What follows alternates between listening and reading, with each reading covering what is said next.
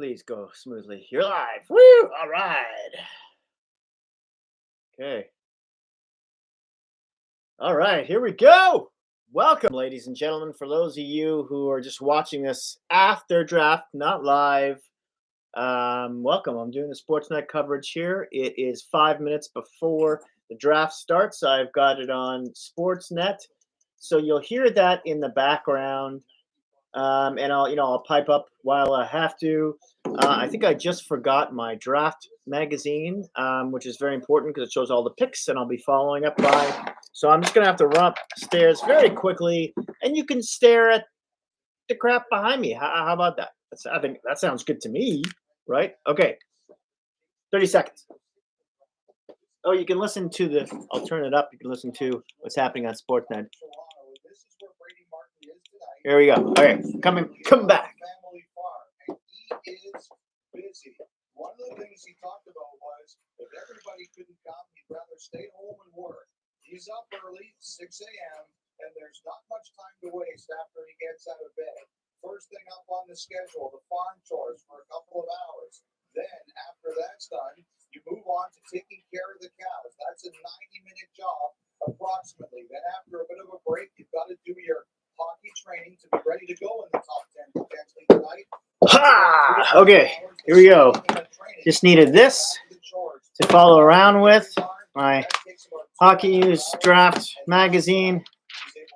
And let's get going here. Some glasses for the first time. You may see these on me on video. What am I forgetting here? I'm forgetting something. Oh, yeah. I'm going to put up my handy dandy do not disturb sign.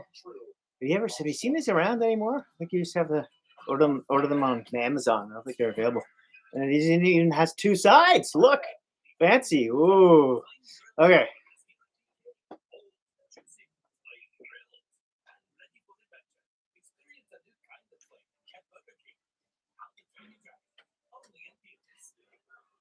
Hey, why isn't this?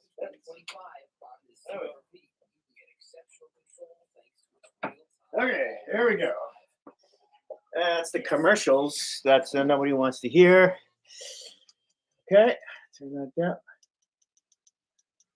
I'll just hit mute there, and I'll take this thing out of my ear. I was listening to Kipper and Bourne. They're from their episode today, which is one of my favorite podcasts to listen to, especially if you're a Leaf fan, obviously. I'm not an Islander fan. Well, I'm wearing this obviously because they have the first pick in today's draft. They also have 3 picks in the first round. I've got my board set up here, and you can see most of it already, which is good. Yeah, they've got the first overall, and they've got the 16th and 17th, the latter of the two available to them after the Noah Dobson trade, which was made today. Huge for Montreal. They've got was it Goulet, Hudson, and now Dobson on the blue line. Never mind Matheson, who I think has become expendable now. Off the top of my head, I don't know how much is left in his contract, but I would think if you're Montreal, you're trying to flip that guy. And one team I'm thinking of, especially for that, being my hometown, Toronto Maple Leafs, as a possibility because they really need a puck mover. Morgan Riley really isn't that. We keep on hearing he's not going to move his no trade clause, but you never know what's happening behind the scenes. In a perfect world, I'd like to have Matheson instead of Riley, playing with Carlo. And, Carlo can help make up for some of Matheson's deficiencies, but Matheson would be much better on the power play. He's a much better puck mover. So maybe we could deal with his drawbacks there. There's a bunch of other trades to talk about, but while I'm waiting, we got 1 minute to showtime here. I'm just going to double check that I have everything on the go. Highlights, shows, in terms of getting some prep here, last minute prep that's happening. Lots of trades happened today. Lots of trades. Well, slash signing. John Tavares, JT, of course, signed at, was it 4.38 million for 4 years? Which why couldn't they have gotten that done like a month ago? What was so big about that contract that they couldn't have done it over a month ago? Like right after the playoffs, boom, here it is. We have it stuck in the desk. Ladies and gentlemen, Tavares is going to be one of your favorite leagues for the next 4 years because he took the discount. Why put the fans through that anxiety? Really, and when I mean the fans, I mean mostly me, probably, and a few others you might know. Yeah, here we go. So it's starting almost any minute. I have it on mute right now, but it's on Sportsnet, which we'll be watching at any second. And it looks like we're here. What does this look like this year? Here we are. So I'll shut up for a second.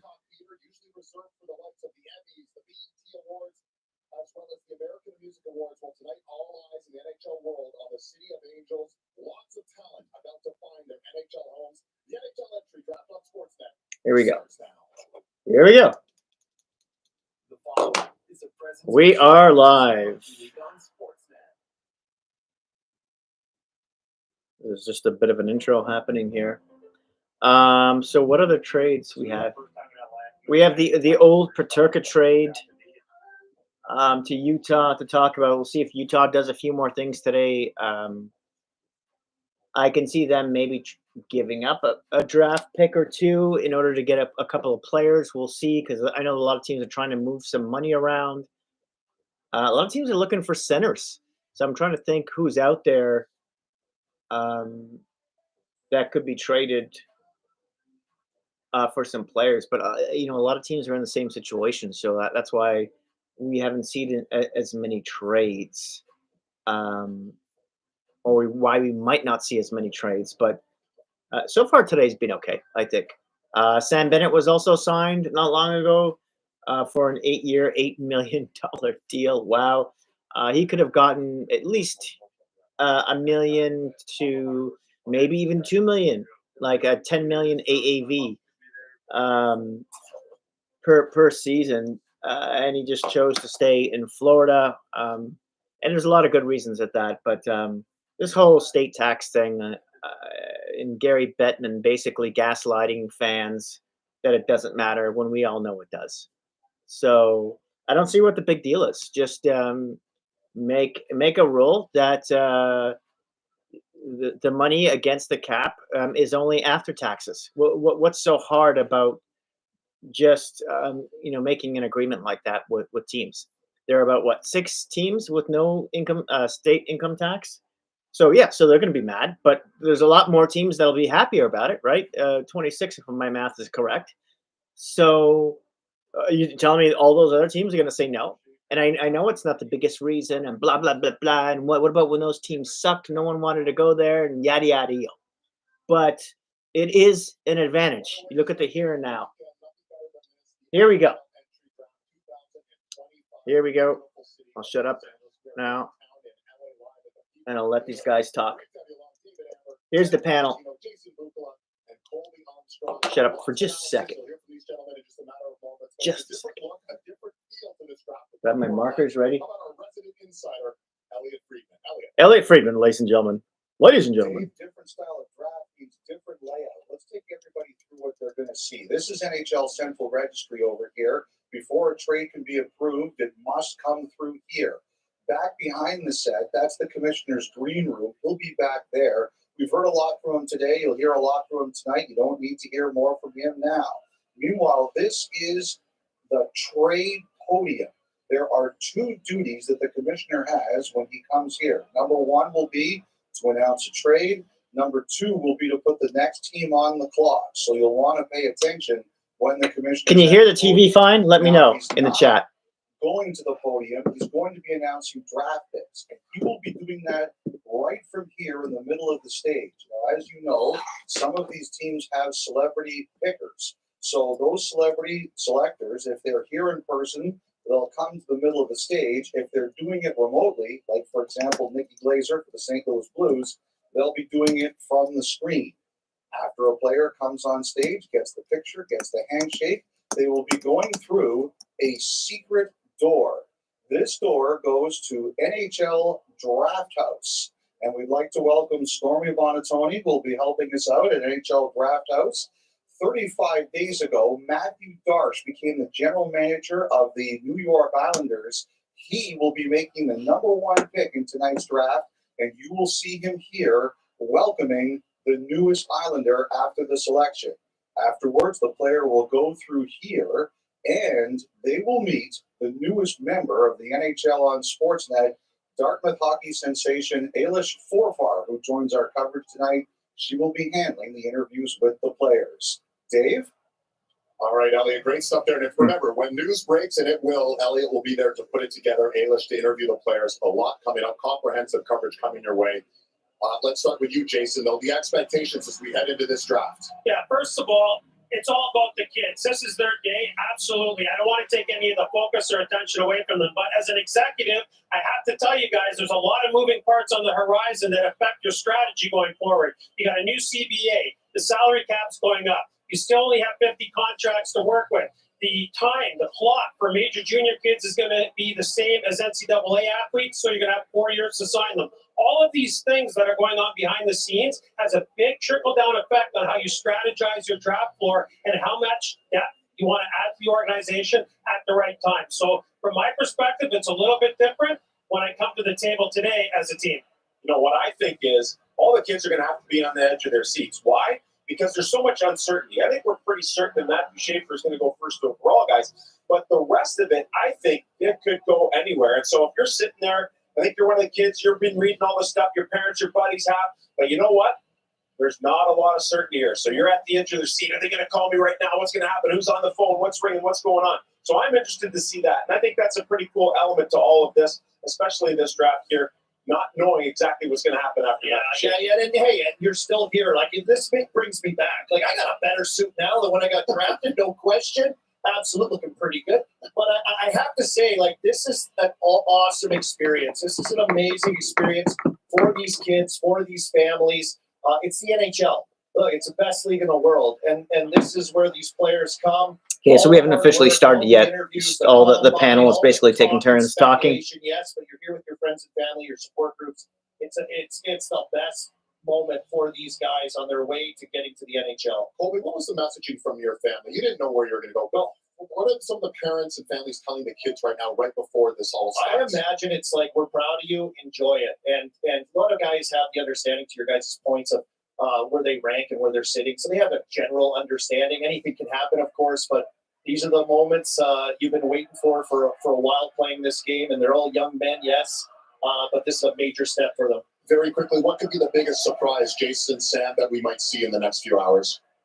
Montreal Canadiens have already made the big deal there. The New York Islanders, curious to see what the Islanders do with those 2 picks, if they look to trade up and possibly add another player, maybe James Higgins to the mix. Let's go. Looking at Desnoyers, looking at Martin, and looking at Roger McQueen. Those 3 guys, I think, can shake up the entire first round. Lots of Canadian content. We had 19 Canadians picked in the first round last year. Do you expect that number to be even higher tonight?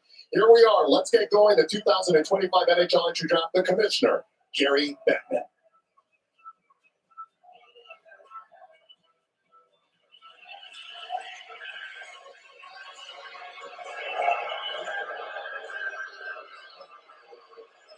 Here we go. Bettman's on the stage. Los Angeles. I love the Southern California vibe. Hey, welcome to the 2025 Upper Deck NHL Draft. Tonight is the night on which lifelong dreams come true. It's also the night on which the building blocks for Stanley Cup champions are put into place. To all of the fans watching us over the next 2 days on ESPN and the NHL Network in the United States, and on SportsNet and TVR in Canada, the NHL thanks you for being the best in sports. And thanks to the thousands of fans attending watch parties in our 32 markets, we love your passion for our teams, and I love the passion here today. Special thanks to the City of Los Angeles and the Los Angeles Kings.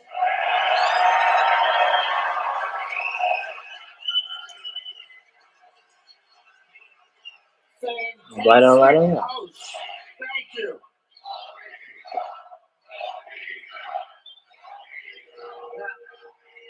Not sure if that's a go Kings go or go Leafs go. Give me a couple more minutes. Much has been written and said about the changes in our draft format this year. It's been called the decentralized draft. Let me give you a little glimpse of what is about to transpire. There are the feeds of all 32 teams' draft rooms around North America. It will feel like they are with us tonight. Actually, they are, albeit virtually. As important, Still sucks. close to 100 prospects whose names will be called tonight and tomorrow. Better than I thought, though. Here with us in this spectacular Peacock Theater. Actually, if you're a draft eligible player in attendance, I ask you to stand right now.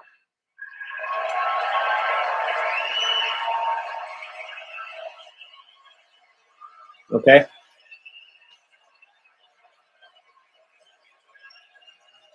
Oh, there's one kid that's just wearing a polo shirt. Gentlemen, He's like, there's no way I'm going. There's no way I'm getting picked. congratulations on getting to this point. They're all in suits except for the one dude. And when your name is called, remember, your parents, siblings, other family members, coaches, teachers, and teammates have supported you at every step along your hockey journey. Please be seated.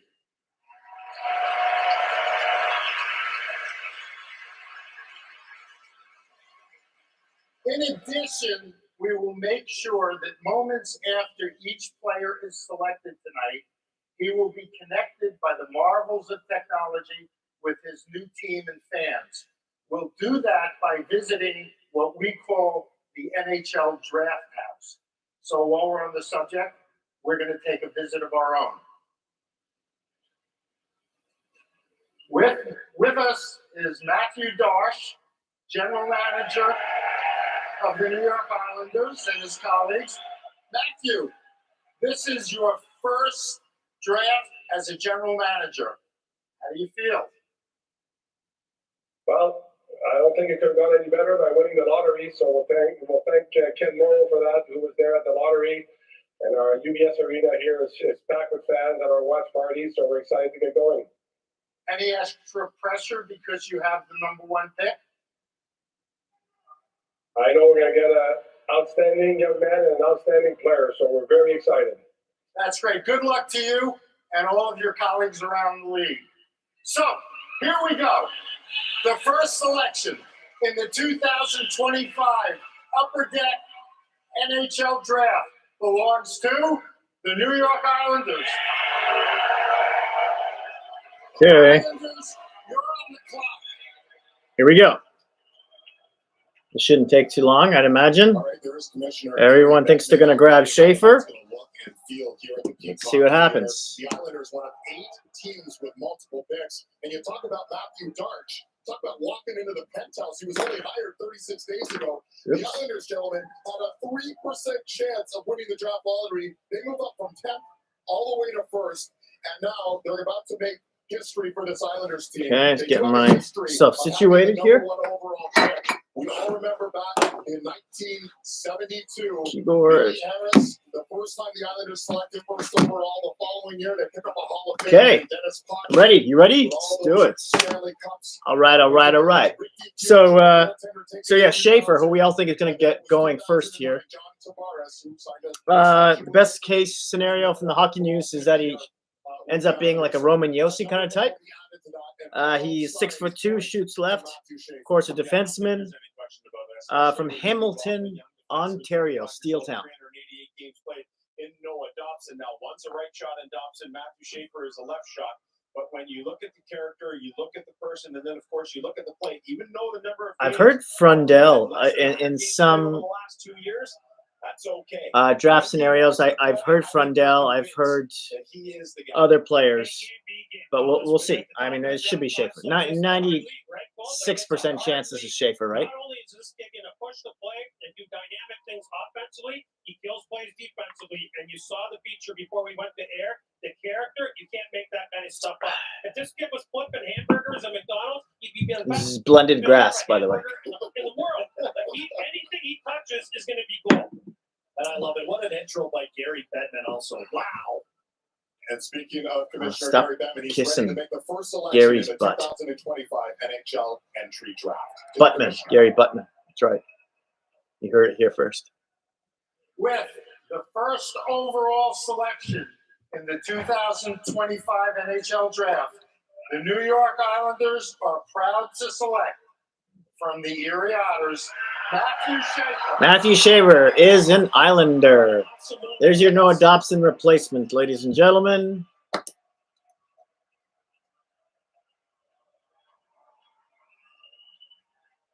And there it is, the emotion in the Schaefer family as they think about the late Okay. Schaefer. One is out of the way. Schaefer's done. With his father, with his brother. 25 friends and family are here with the Schaefer family. Their grandparents, Al and Helen Melisek, they are back in Sault Ste. Marie watching this, and I'm sure there's tears in their eyes as well for Matthew Schaefer, the newest member of the New York Islanders, the first Erie Otter picked first overall since 10 years ago.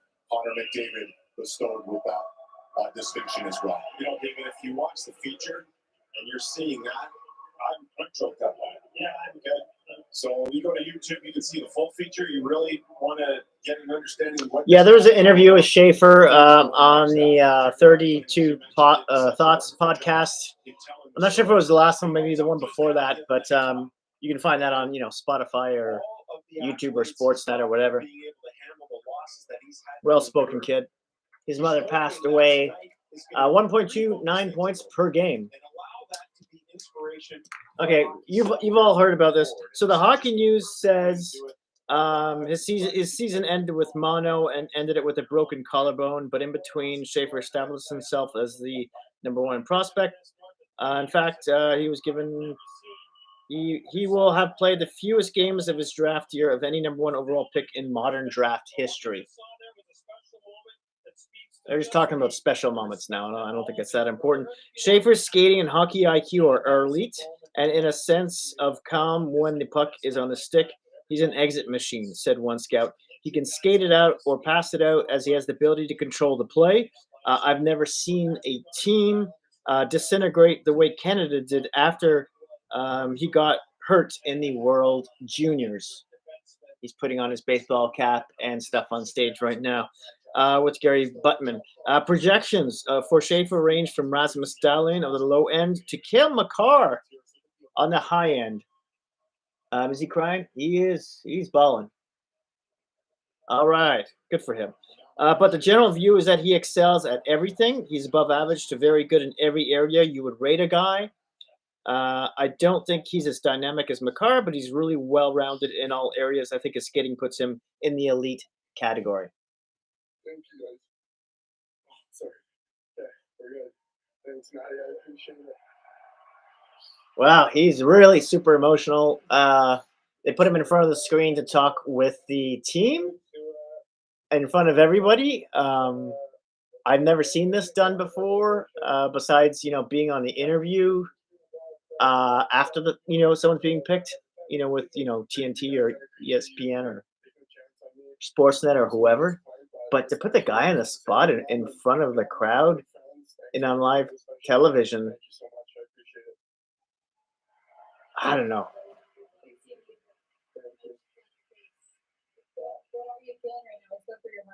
Yeah, I think it's just my mom, for sure. I miss her a lot. What she could be. Oh, it's gonna make me cry. Oh my God. Matthew, I know you were playing pool a little bit earlier, but when you found out that you were going to have this pick, how quickly? Okay, a lot of jibba jabba happening right now. This is all the filler stuff, right? I'm.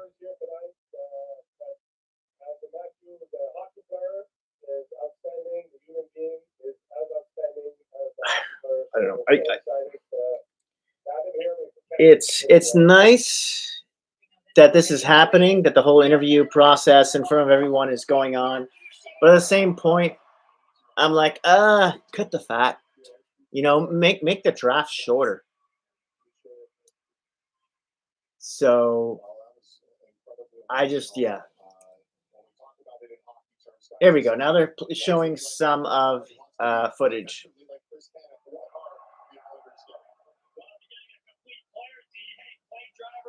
Anyways, so well, I'll shut up for a second. You listen to him talk to about Schaefer. He'll drive it on his own off the rush too, Sammy. The interesting thing about this guy is that when he played in high leverage games, even though he didn't play a lot of them, World Juniors, World Junior pre-tournament games, the CHL, USA Challenge game, he was absolutely dynamite. The best player on the ice. He would have been Canada's best player at the World Junior. You don't see that at that age, at that position.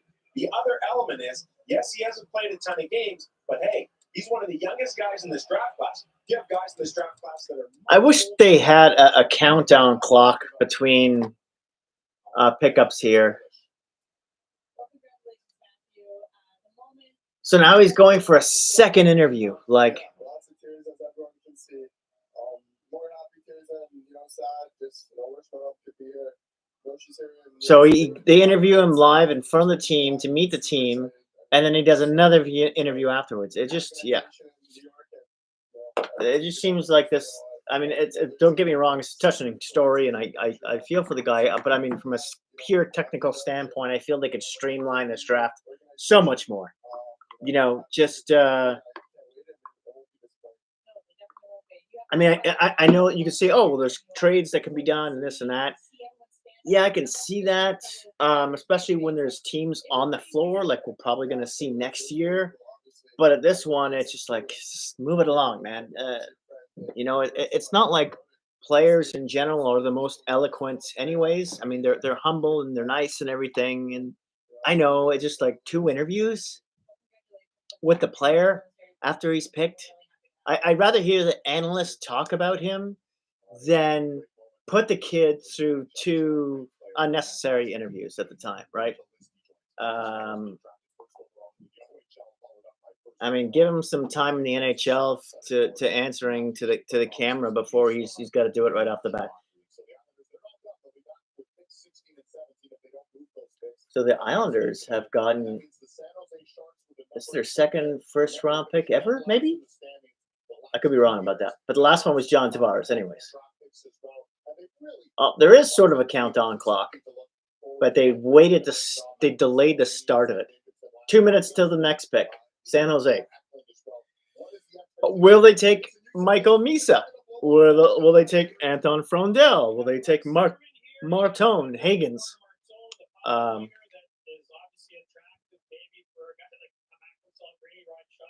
talking about Martone, yeah. Right winger. He's got a Matthew Tkachuk outlook, according to Hockey News. Martone from Peterborough, Ontario.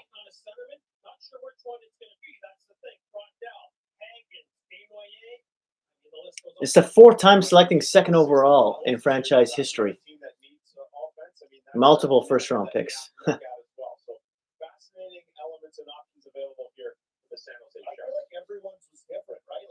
I'll turn this up. I guess I turn this down. I had Frondel second. Who did you have second?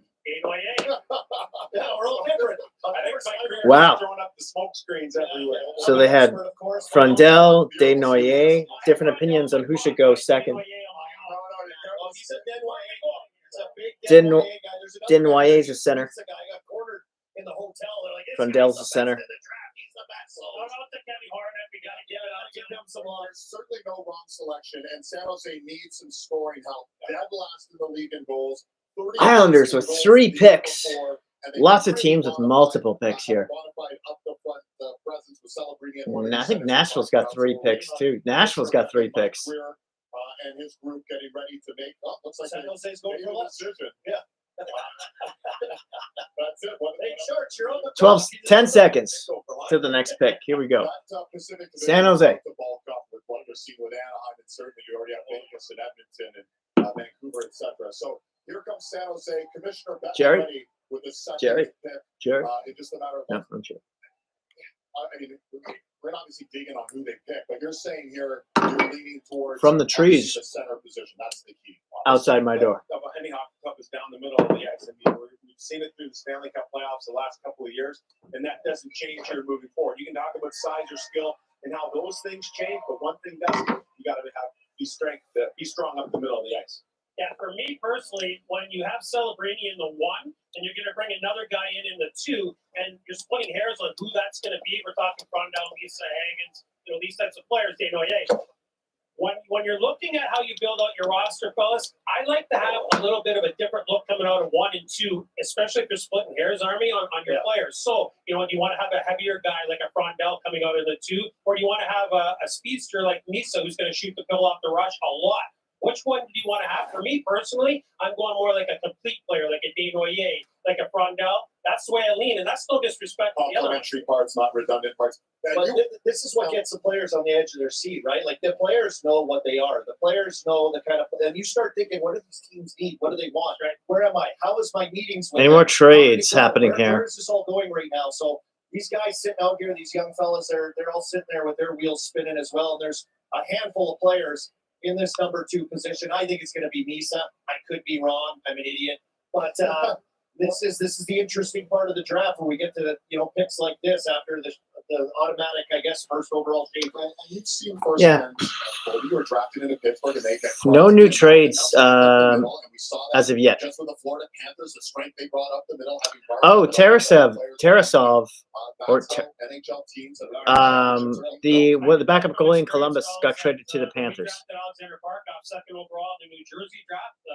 Coyle together with Wood was dealt to the Blue Jackets.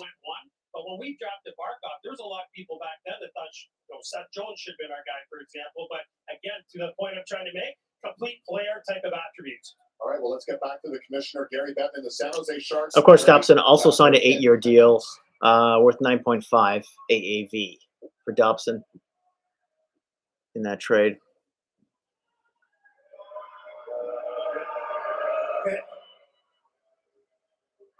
It's time for the second pick in the NHL entry draft. Making the selection for the San Jose Sharks is someone born and raised in San Jose. She's a WWE superstar and 2-time WWE SmackDown champion. I give you Bailey. Okay. I have no idea what this person is. It's a wrestler.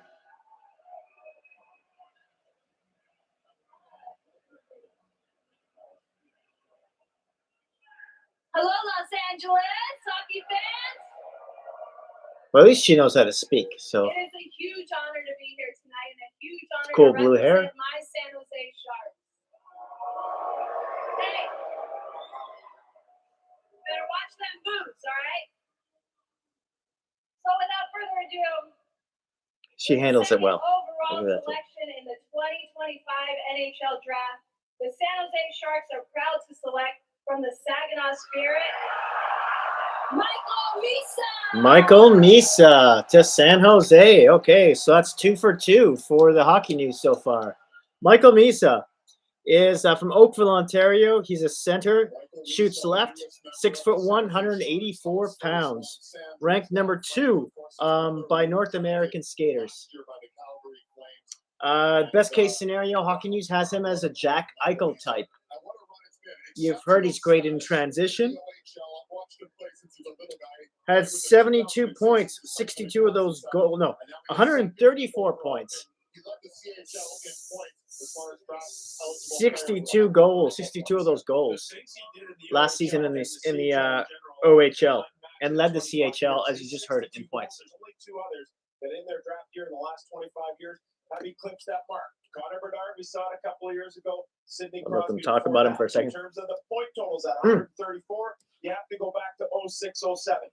Patrick Kane, 145 points for the London Knights in his draft year. Next, this guy right here, Michael Misa. So those numbers in and of themselves, simply amazing. A big part of that is the move from left wing to center. First 2 years in Saginaw, hide him a little bit, get some good matchups. I forgot to write these down. Okay. Center where he played Schaefer. minor hockey, and boom, he took off. Named the youngest captain in Saginaw Spirit franchise history. This is his shining moment.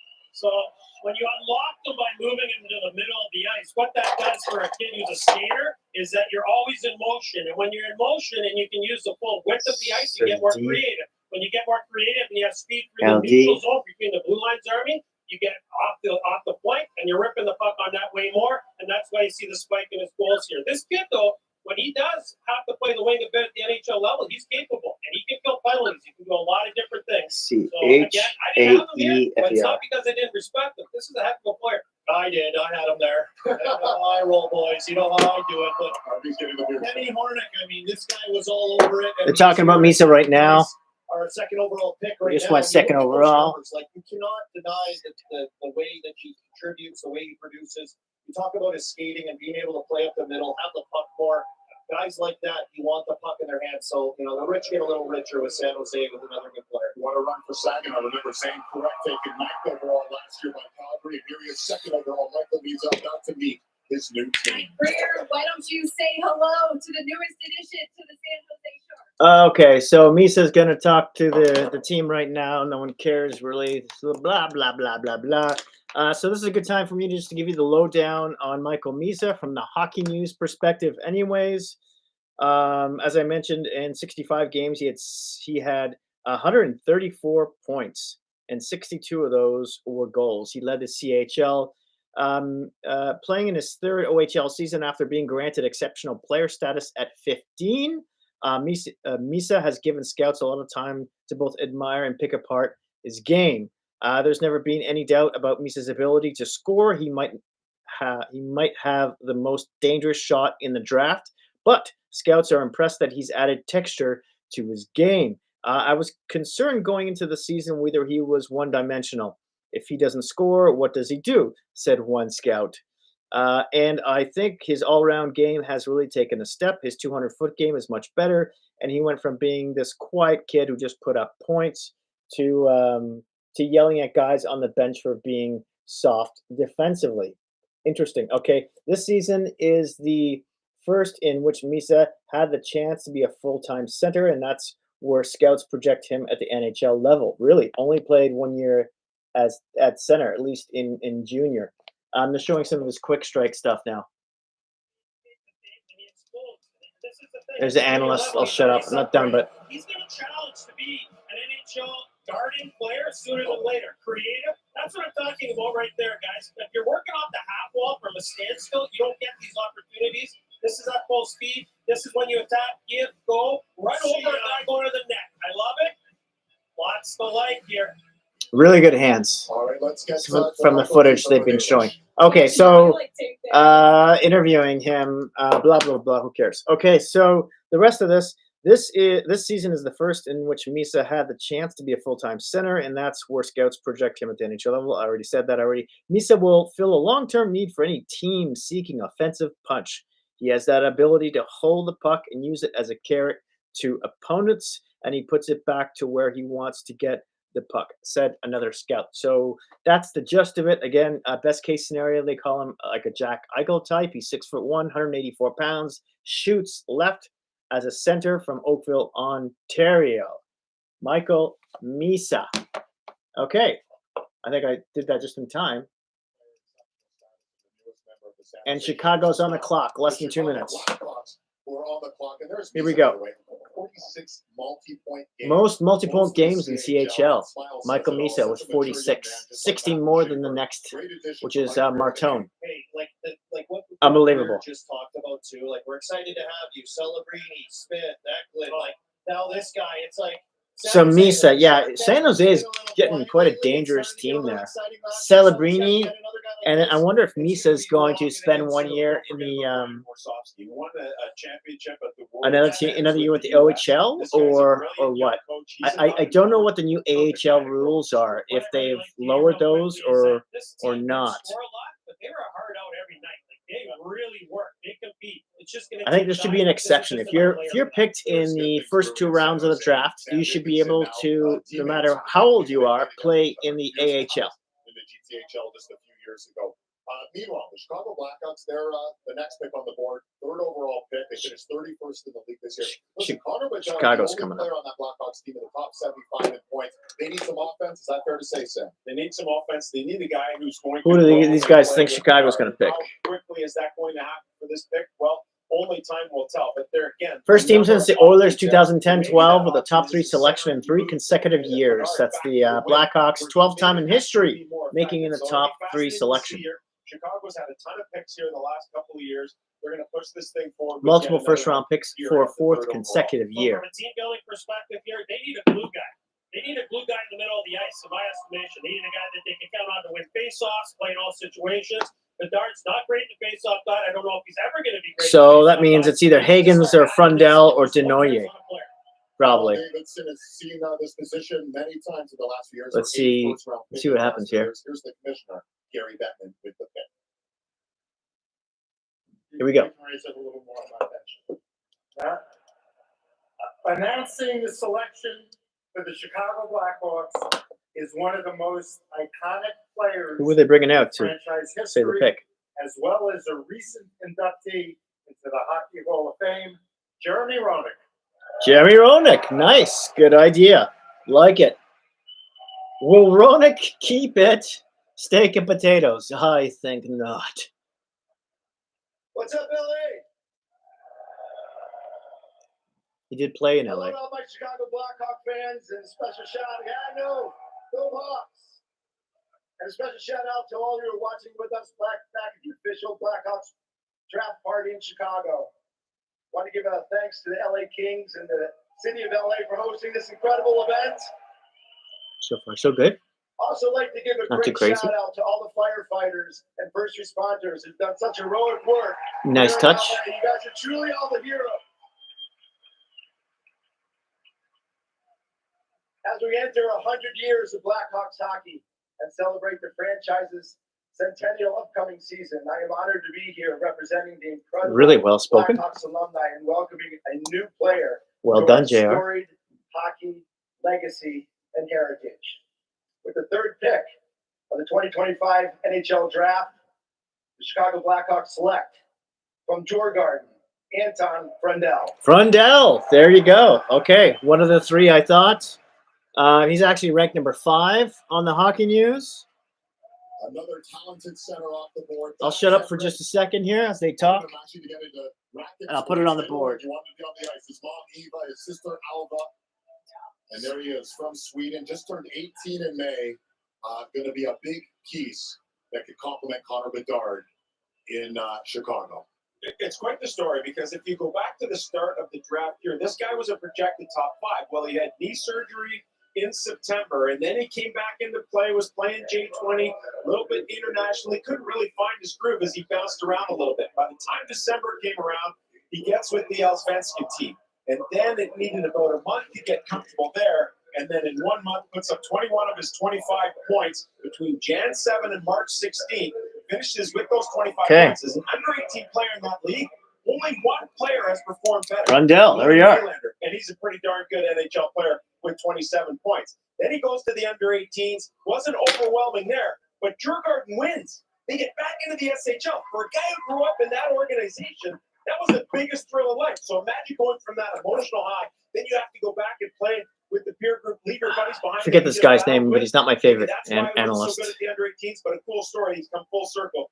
He's a overall little For me, winded. this is the mature pick that I was kind This of guy I trying to like. describe to you guys there. He's a complete player too. Like this kid can kill penalties. He can match up against top 6 opponents. I don't think he's going to score as much as the Misas and the Hagens and even the Denoyers. But what he's going to do is he's going to give you that responsible layer, the bumper, if you will, and it's going to be a real good compliment for the Chicago Blackhawks. Nice pick. Sounds like a Swedish player to me that can do all of that. And that's why I think a lot of NHL teams love the Swedes. They're NHL ready. They big can come in boy. and play Oh my both God. ends of the How rink. I tall spent is he? a year in Sweden as well. So I see the 6'1". Only say he looks taller than that. And tell you what, to go from Maybe just next to Gary Bettman, everyone looks huge, right? Back up to the SHL is a huge deal. For So I'll those give you my teams breakdown in a those cities. second. And for this man, that's almost a heroic move for them in Sweden with their team when you can do that. And look at this. We all know how big JR is. He's bigger than JR. He's 6'1". He is bigger. 200 pounds. Anton Frundell. He's bigger than JR, but hockey players in general. He's only 6'1". It's a great pick and should add to their deep prospect base. So I guess I like this new management team led by Kyle for Chicago. It's a safe pick, I think. It's a good pick. Okay. So now they're talking to the pick. Boring dialogue. Let's just I'll read you off Frundell's stats here. Breakdown off of the Hockey News. Now in the under 18s in 5 games, he had 1 goal, 3 points. In the Dejurgen, I'm probably spelling that, mispronouncing it. But in 29 games there, he had 11 goals, 25 points. And what it says here, again, 6'1" center, 198 pounds, shoots left. He's 2007, just had a birthday in May. What started off as a disaster turned into a triumph as Frundell overcame early adversity to have a fantastic draft year. He missed most of the summer due to injury, then came out of the lineup twice in the first half due to a couple of other maladies. Playing internationally in December helped his return. It was a good decision going to the World Junior A Challenge, said one scout. Okay, they're just recapping here. I thought they were moving on. It's fun to see him at center. I like his approach to the game. He's big, strong, and plays hard. He has a good shot, plays a smart game, and he's very team friendly. There's a natural power to his game. And we're into commercial here on Sportsnet, I think. The screen just went dark. Commercial, yeah. Frundell's second half was punctuated by a scoring tear against pros in the second tier. Allsvenskan, and peaked when he helped Djurgården earn promotion back to the SHL in the postseason, which is important. See postseason games, which was huge for the legendary Stockholm club after 2 failed tries in many years. Here's a big, strong, powerful two-way center, said another scout. He's got the big one-timer on the power play, and I see a middle 6 center all day long. Hence my comment as a safe pick. Hit me up in the chat. I would love to hear from you. If there's any technical things you think I should change, maybe the volume's not as high as you want it to be, for instance, or the angle. I'm sure you can see some of the names that I have so far on the board behind me. Of course, this will all be on YouTube afterwards, so you can check it out. Please don't forget to give me a thumbs up before you go, and hey, subscribe if you're new to the channel. I'd appreciate it. And if I know you, yeah, hit me up in the chat, man. Back to the panel here. Less than 2 minutes for the next pick. Pretty comfortably in that top 10. You might see a deke here and there. You might see a guy a little higher than you expected, but I feel pretty comfortable about those names. Not any huge surprises yet. I mean, Misa and Frundell, we expected them to be in the top 4. We'll see how it shakes down, but I don't think we're going to be overly surprised by what we see in probably the next 4 or 5. Jerry? Again, we're splitting hairs here, aren't we? They're kind of interchangeable. It's like, what's your taste of the day? What's your favorite ice cream? But here, when we get to Utah, Can't eat too many of these, or I heard you might get diarrhea. Are they going to go to the center, or are they going to go to the power winger? For me personally, I have a bias here. Until Caleb Done comes off the board, I'm going to keep. Oh yeah, you love him. I love this guy. I love this guy. I love him as a player. I love him as a person. I mean, this guy's awesome. So Don't sleep on what Boot says. Last year you were playing up Demidov, and we saw glimpses of how great he's going to be, and now you're saying Danoy is the guy. Never got to show anybody at the front of this hat. I had him at 2. He's the best One player. of my favorites. He's a complete player. He's going to do a bit of everything. He's going to be 6'2", 210. I don't want to talk about it too much because he hasn't come off the board yet, but I definitely have a shine on for him. Yeah, it's like Marton, some of these big body guys that can play that style. Look at their team, right? I think of them moving there, the excitement, the new ownership, the opportunity. Like, hey, let's take some swings here. Who's next? Utah. Utah Mammoth are up next. It's like that big body vibe, that big body.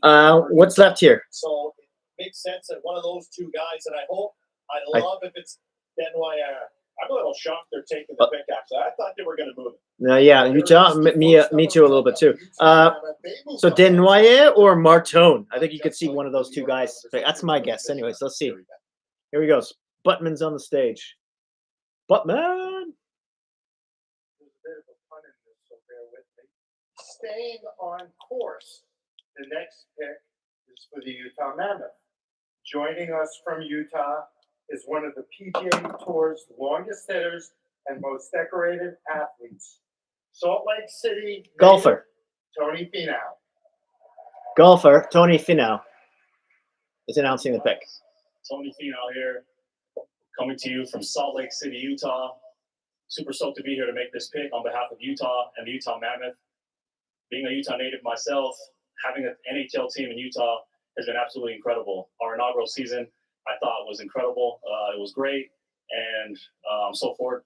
So looking He looks forward genuinely to happy seeing to be the team there. grow with this incredible player. I got to be honest with you guys. When we changed the name to Mammoth, I'm like thinking to myself, what kind of noise does a mammoth make? Well, I don't know what type of noise a mammoth makes, but I know what type of noise we make right here in Utah. Can I get a one more time for those in the back?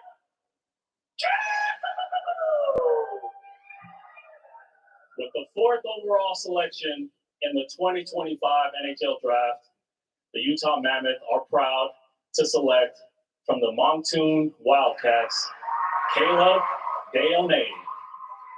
Deone. Okay, there he is. Good pick. Really good pick. Centerman, 6'1", shoots left. Father David, of course, played in the Q and CIS. From His St. brother Hyacinthe, Martin, Quebec. the 2020 fifth-round pick from Philadelphia. Best case scenario, they say Dylan Strome. What he's like now, by the way, not what he was like. I spent some time with him in the gym at our hotel, and what a fine young man. He's putting in the work even now. Dylan So Strome, mature, of the Washington and really Capitals. has high expectations heading to Utah now. David, check this out. Bill Armstrong, the general Let's see what they manager say of about Arizona before that, now Utah. They've made 33 picks in the last 3 years, okay? 13 of 33. He won the championship, the QMJHL championship with Moncton. That's Logan Coolidge. So, you talked about a draft profile. Had a 15-point game streak. They should have took Tony Finau. He's 6'4". Yeah, absolutely.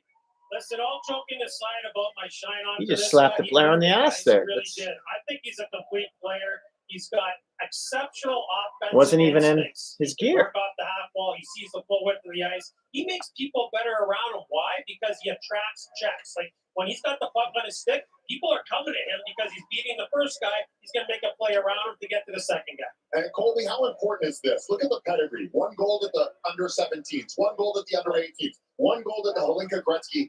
You know, you had a pretty good resume yourself heading into the draft. How important was A lot that of hugs from some of his peers going on the way down to the stage. My team won that. I'll say that was super important. Yeah. And it was big for me to be a winner and come into the draft as a winner. So for him to have the accolades and to have that with him and the MVP of his league and be the player he is, carry himself like he does, slick little Nice smile suit, with that too. sweet suit as well. He's going to be bringing a lot of He just said it at swagger the same as well to time. That's Utah. fine. I mean, that Not all great that for the stuff camera. is super important. So very impressive pick here by Utah. So, Boots, you remember the interview? He walks into the room. Hey, why should an Oh, NHL okay. Let's team put this up on the board here. I win. Right? They're like, see you later. I'm out of here. And he's right. That's what he does, and he's going to help Utah do the same thing. And hats off to the Q as well. They didn't have a first-round pick in the last 2 drafts. I'll give you my breakdown just a second here. When they start the interviews, obviously. Getting selected tonight, but Caleb Deone about to meet his management team. You mentioned Bill Armstrong, and boy, they're ready. They have so many assets in place. They're ready to get back to the postseason and bring that Utah fan base alive. Here he is. How you doing, guys? Okay. Yeah, we're awesome. Hey, so happy to get you. Awkward. These interviews in front of the general managers and stuff is strange. He seems quite confident, though.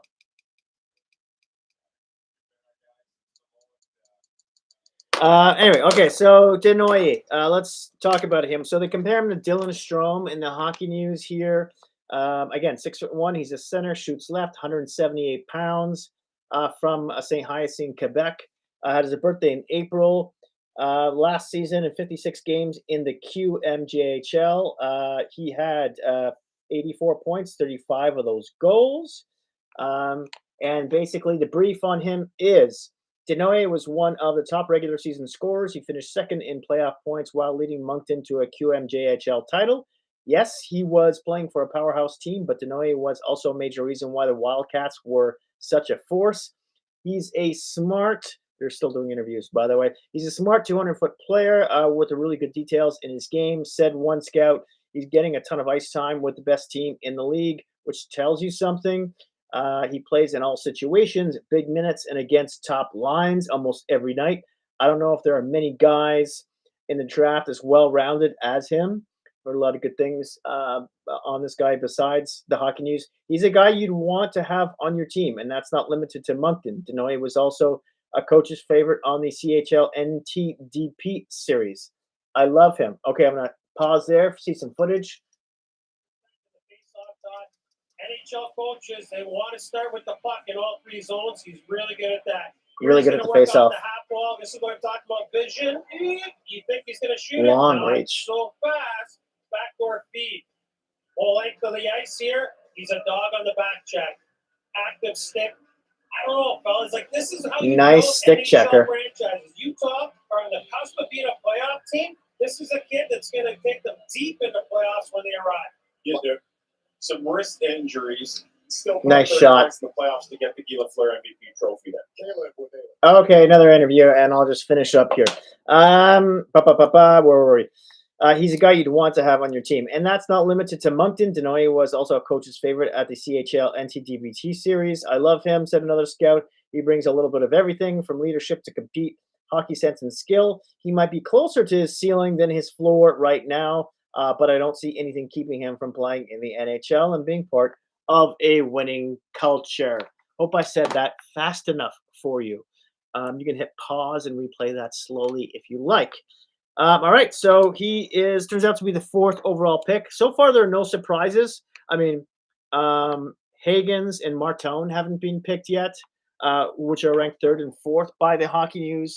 But I mean, you can mix and match basically any pick after number 1. So let's just get Denoye's name up here. Just so you know, the first letter is the position, right? So, well, for the most part, like LD, left defense, and then C is center, and the shot is left, as is Denoye. So, what do we got? DES, NOYERS, NDES, Okay. More highlights from this guy. Here we go. He's got that look of one where he can look off a defender and make plays run wide, slow down, see what's available. Just tell people better around him, Army. Well, yeah, I mean, look at these numbers. Look at this. Talking about Denoye still. 1.58 points per game. The names on that list. Incredible. Brooks, you can wipe the slobber away from your mouth. This is your I feel like walking off right now. The same as Jonathan Huberdeau when he was playing in the queue. Team, right? Clayton Keller, Logan Cooley, Dylan Gunther. At the top of that list is Sidney Crosby, of course. Go down the list. Maturka, who they just added as well. They're Armstrong, and they have so much draft capital because they. All right, so you can see the board. I think everyone can see the board pretty clearly. It's not the best angle, but it'll have to do. Hit me up in the chat. I would love to hear from you. If you have any questions, if you want to talk about trades, I'm trying to keep track of that as well. Just going through my apps. All right. Yeah, Nashville's up next. They've got 3 picks. 3 freaking pricks. Unbelievable. Did I say 3 pricks? 3 picks. 3 picks.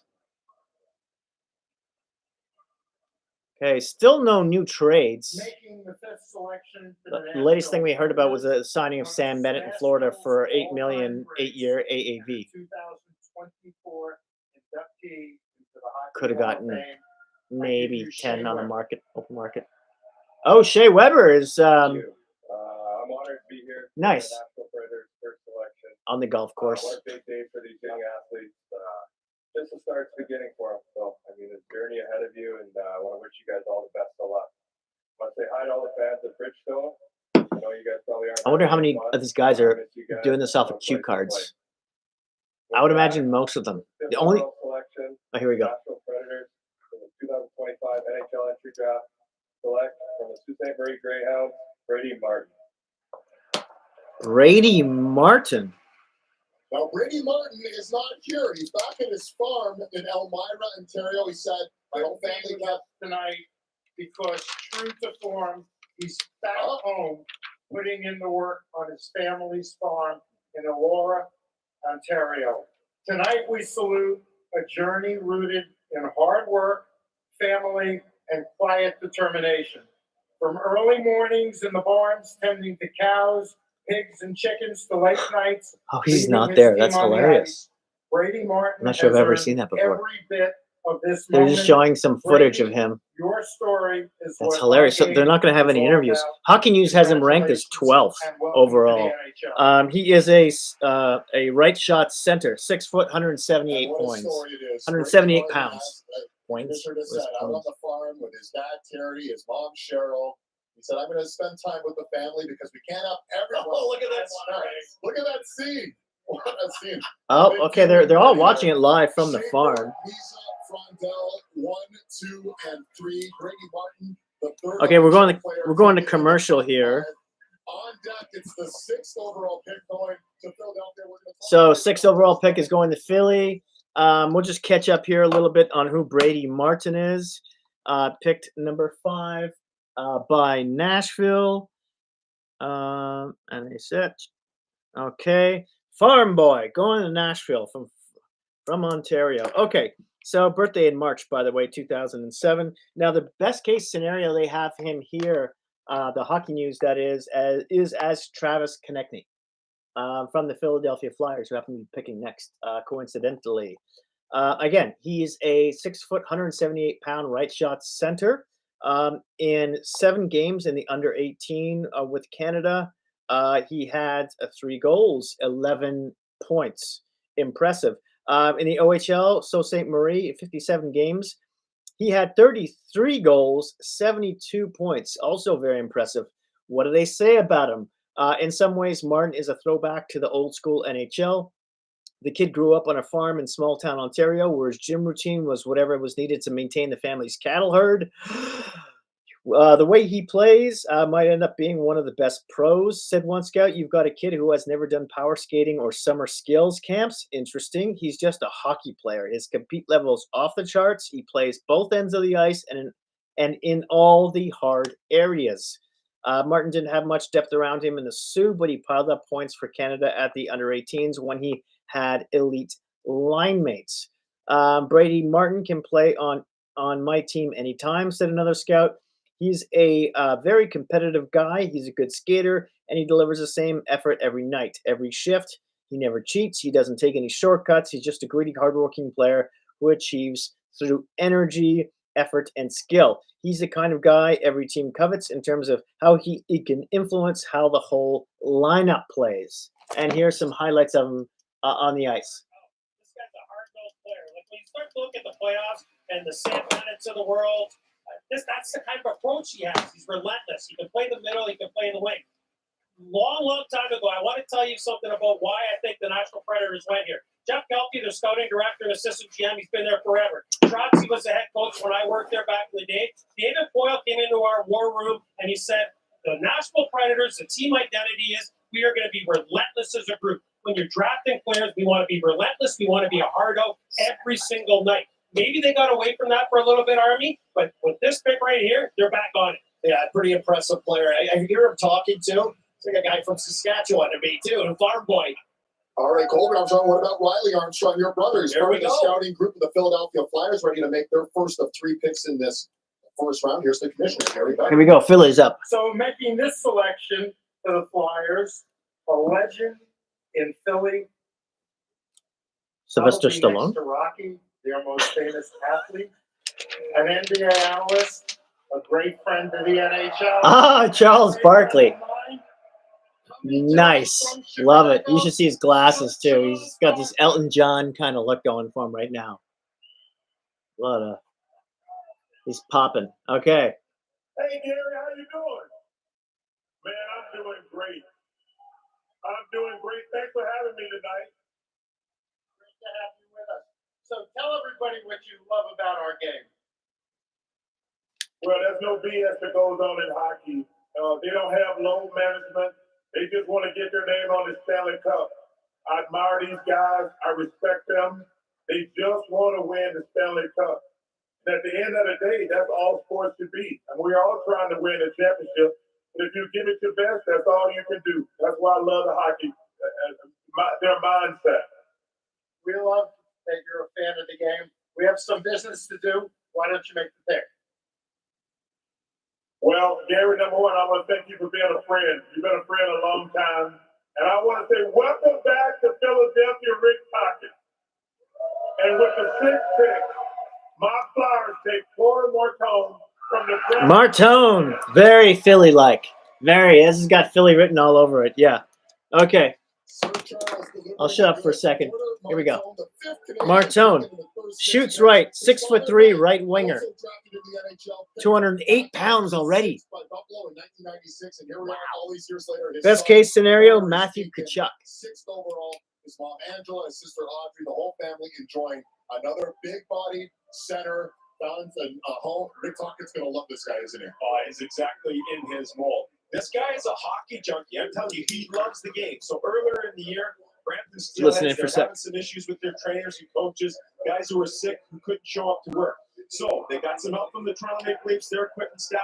Porter Martone helped out too. He knows everyone's skate profile, everyone's stick, curve, and specifications. So who and how much would you have to be dialed in to know all that stuff? He walks into the coach's office, James Richmond. He's having a sandwich. He's like, Coach, you can't be eating that. You need to be eating something a little bit better than that. This guy is dialed in from the second he walks into the rink till the second he leaves. He's got to use Charles Barkley's glasses to protect his eyes when he's sharpening skates. Yeah. I mean, it's an unbelievable run, though. We talk about the resumes that some of these gentlemen have. He was the captain in Brampton, captain of Canada's under-18 team. He also played at the World Championship under the tutelage of the likes of Sidney Crosby and Ryan O'Reilly. How much does that factor in, Jason? Well, any high leverage situations that you can get in front of as a young athlete, the better it is. And I'm going to tell you, this kid right here, I'm looking at what Philadelphia has done this week, bringing Zegras over there and now adding Martone as well. You can see how they're starting to build up, top up that lineup, if you will. What do you got here? You got a power shooter, big body. We talked about him in the pregame. This is a huge ad. Colby, really quickly, your brother is part of the scouting group. Did you know this was happening? I had no clue. He doesn't tell you anything, does he? Thanks, Riles. He's no help to me. It's great to see him and hang out with him. And Johnny Leclerc's here with him as well. Great flyer legend. But what a moment here for Martone. Big power forward, Philly-style player. And now he gets to meet the management Well, group. Danny, you made it official. Why don't you welcome in your newest member to the Flyers? Okay. So interview. All right. So let's go over this guy real quickly here.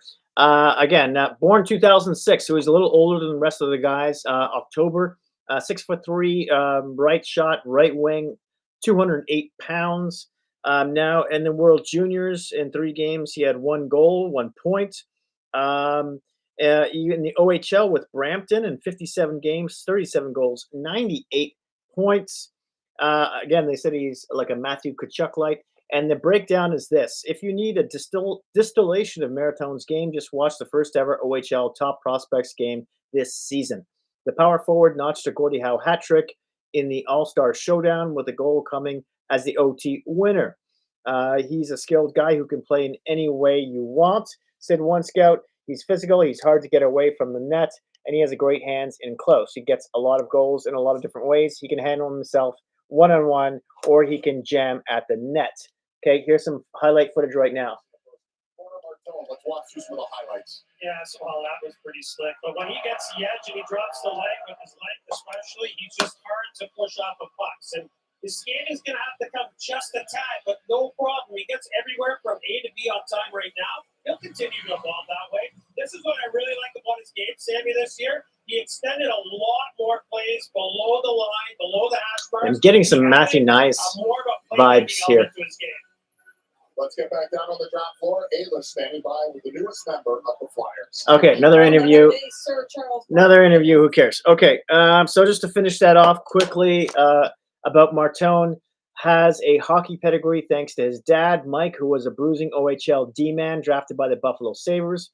Porter also found more consistency as the season progressed. Some games you would see his physicality, said another scout. Some games you would see his hockey sense and play with the puck. But he put the whole package together, and his potential to be the quintessential power forward. The nice thing is his skating still needs to be cleaned up a bit, which will be no issue once he gets bigger and stronger. They're still interviewing him right now. So yeah, one of the older draft pickups in this round. So maybe he's ready a little earlier. He was playing for the Brampton, I want to say the Brampton Steelheads in the OHL. And the interview is about over, and back to the panel here. Boston's next. The Bees are next on the board for the 7th pick, but let's put a bow on Martone. Bowen It Martone. won't be too long before we go to the PWHL draft and hear Audrey's name being called there. She's playing as a 15-year-old, the U22 league in Aurora, Ontario. Dad, Mike, we know about his exploits going back to '96. Is Martone's sister? What are they talking about? Mother Angela couldn't be more proud. I had the great pleasure of being able to fly down with them. Have some wonderful Okay, conversations. all this They're so fluff, proud like, of Porter. this They're young. analyst drives me nuts. That he played with at World Championships, Flyers. It's like Illuminati stuff. Everything's coming together. He's got the Kobe at least is funny, you know, like when he talks about stuff like that. Martone got in, and he's, oh man, we could really use Forrester. Like, you're in the lineup because of him being injured, buddy. You got to love this right now. So, to your point, the ultimate team guy, sharpening skates, he's doing it all. A good fit and a nice looking player to be putting on that Flyers logo and jersey. Flyer, that one. The more hard outs you get, like when you build around your skill guys, like Konechny's a hard out, but he's a smaller, he's a rat. Like, let's not get ourselves. It's really hard to play against, but when you get a little bit bigger and you get more hard out with skill in your lineup, it just your team evolves a lot quicker. Good scout. Let's get their guy next up, the Boston Bruins. This is a bit of a surprise. They do not pick in the top 10 very often. In fact, this is their first top 10 pick since they took Dougie Hamilton back in 2011. Wow. We're closing in on what the Bruins are going to do here. What do you think they need here, Sam? Well, it's fascinating stuff for me. The Bruins picking here, you haven't done it in a while, and so you're sending guys everywhere because you don't want to get it wrong. This is an organization here that's trying to still rebuild, but understand and respect that they're still right there in terms of competing and contending for a playoff spot.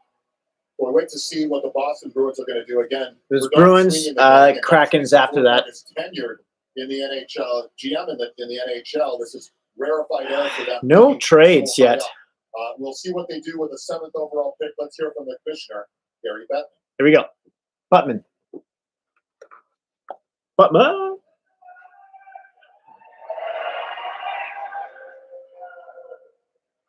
Making the selection for the Boston Bruins, we have a special guest, an award-winning comedian, actor, golfer, Colin Quinn. and lifelong Bruins fan. Colin Quinn. My name Adam Sandler. Oh my God.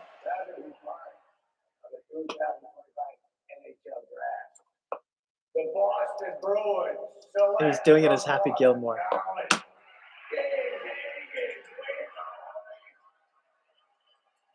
Hagens. That's awesome. To be drafted by Adam Sandler. Wow. What a great pickup that was. So far, that is the best. He didn't say much. His presence alone as Happy Gilmore. That's fantastic. I love it. Love every minute of it. The Boston Bruins have definitely hit the jackpot at number 7. That's a great Ranked number 4 by the Hockey News. Sorry for the guy because He's a left left shot center. That started to slip away from. We're talking to him at the combine, and he's almost apologizing for playing. And Brooks and I are sitting there saying, no, you're an unbelievable player. Like, you are really, really good. I think the issue for him was Not a big guy, though. Game in college this year. You go back to celebrating last year. 32 goals, 64 points. Wins the Hobie as the youngest guy to do it. So automatically, when you're looked at as being the number 1 guy, you're compared to that standard. But he's in his own right. This guy's unbelievable. He's at all the international marks, World Juniors, driving the top line. Kid Bro, he's having a great time right now watching this guy get drafted. So too is Ryan Leonard. Both those guys made their NHL debuts, and I think James will make his NHL debut this year as I'm well. going to keep this really short. Everybody was talking about Gabe Perreault and Ryan Leonard, the wingers on James Hagen's line, and how great they were. And they're fantastic players.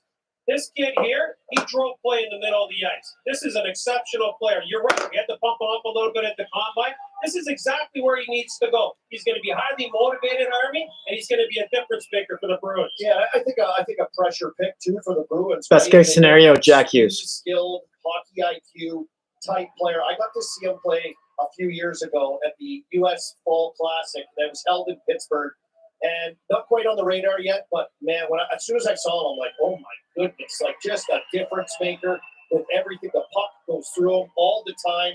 He makes things happen, and he's going to do that as a Boston Bruin. I got to imagine with all the turmoil and the craziness in Boston over the last few years, their fans will be happy with a player like this. Boston college guy, Yes. to Boston. So it's important, I think, when you have all your executives and all your people, and probably your coaches. Boston and so college on, guy too. the Okay. opportunity to go and look at this player. And now we get the chance to meet Don. No, from Sweeney and he's the from management team. well from Boston College, but he's from New York. Happy Gilmore welcomes your player to the organization, but why don't you guys say hello to James Hagen?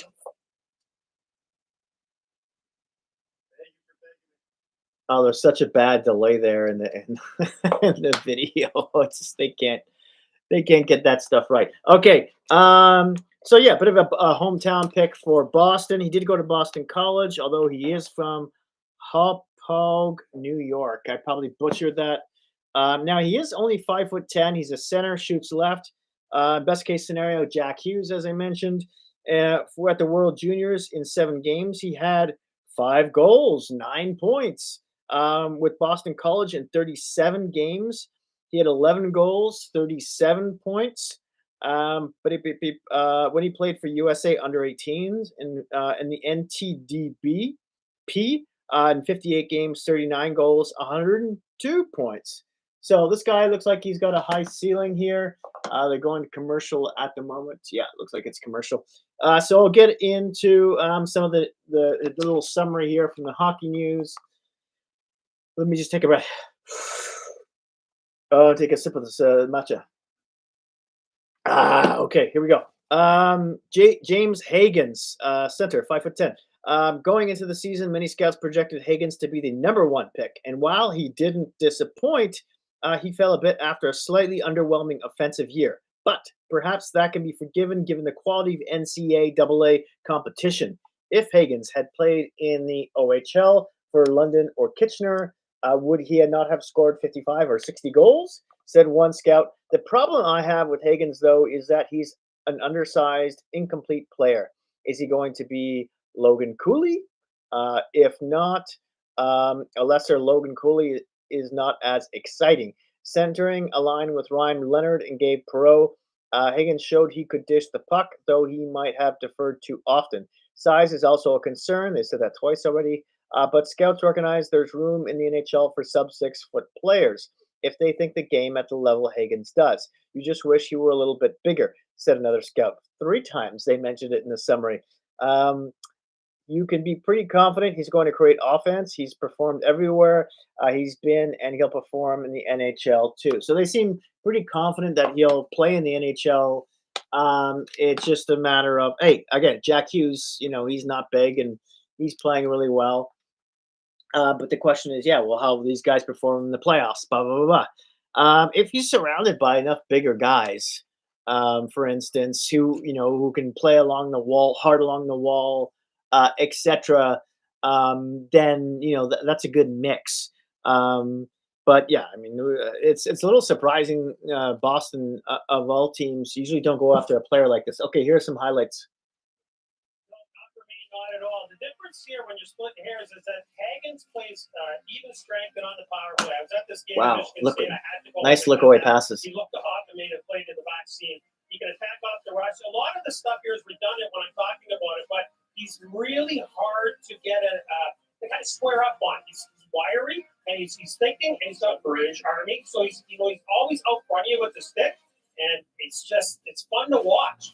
He's super aware. You see on all those highlights, head is up and he's ready to go. Kucherov, second place only to this guy at the under 18s going back to last year. He's got the record at the under 17s and all, by the way, okay. 9 points in 7 games at this year's World Junior. Most points in a single tournament, World Under 18 Championship, 22 An exceptional in 2024. for James Hagens as he goes number 7 overall for the Boston Bruins. We move forward to Seattle at number 8.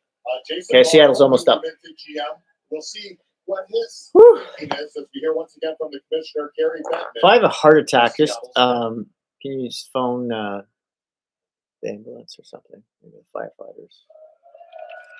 That would be cool. Next up, Seattle. It's a big week for Okay, our next there we go. selector. His movie F1 is in theaters everywhere. Bruckenheimer? I'm Special hoping presenter? At some point, I can persuade him to make a hockey movie. But for now, It's got to be Bruckenheimer, please right? welcome Jerry Frankenheimer? Bruckheimer to Bruckenheimer. make the next selection.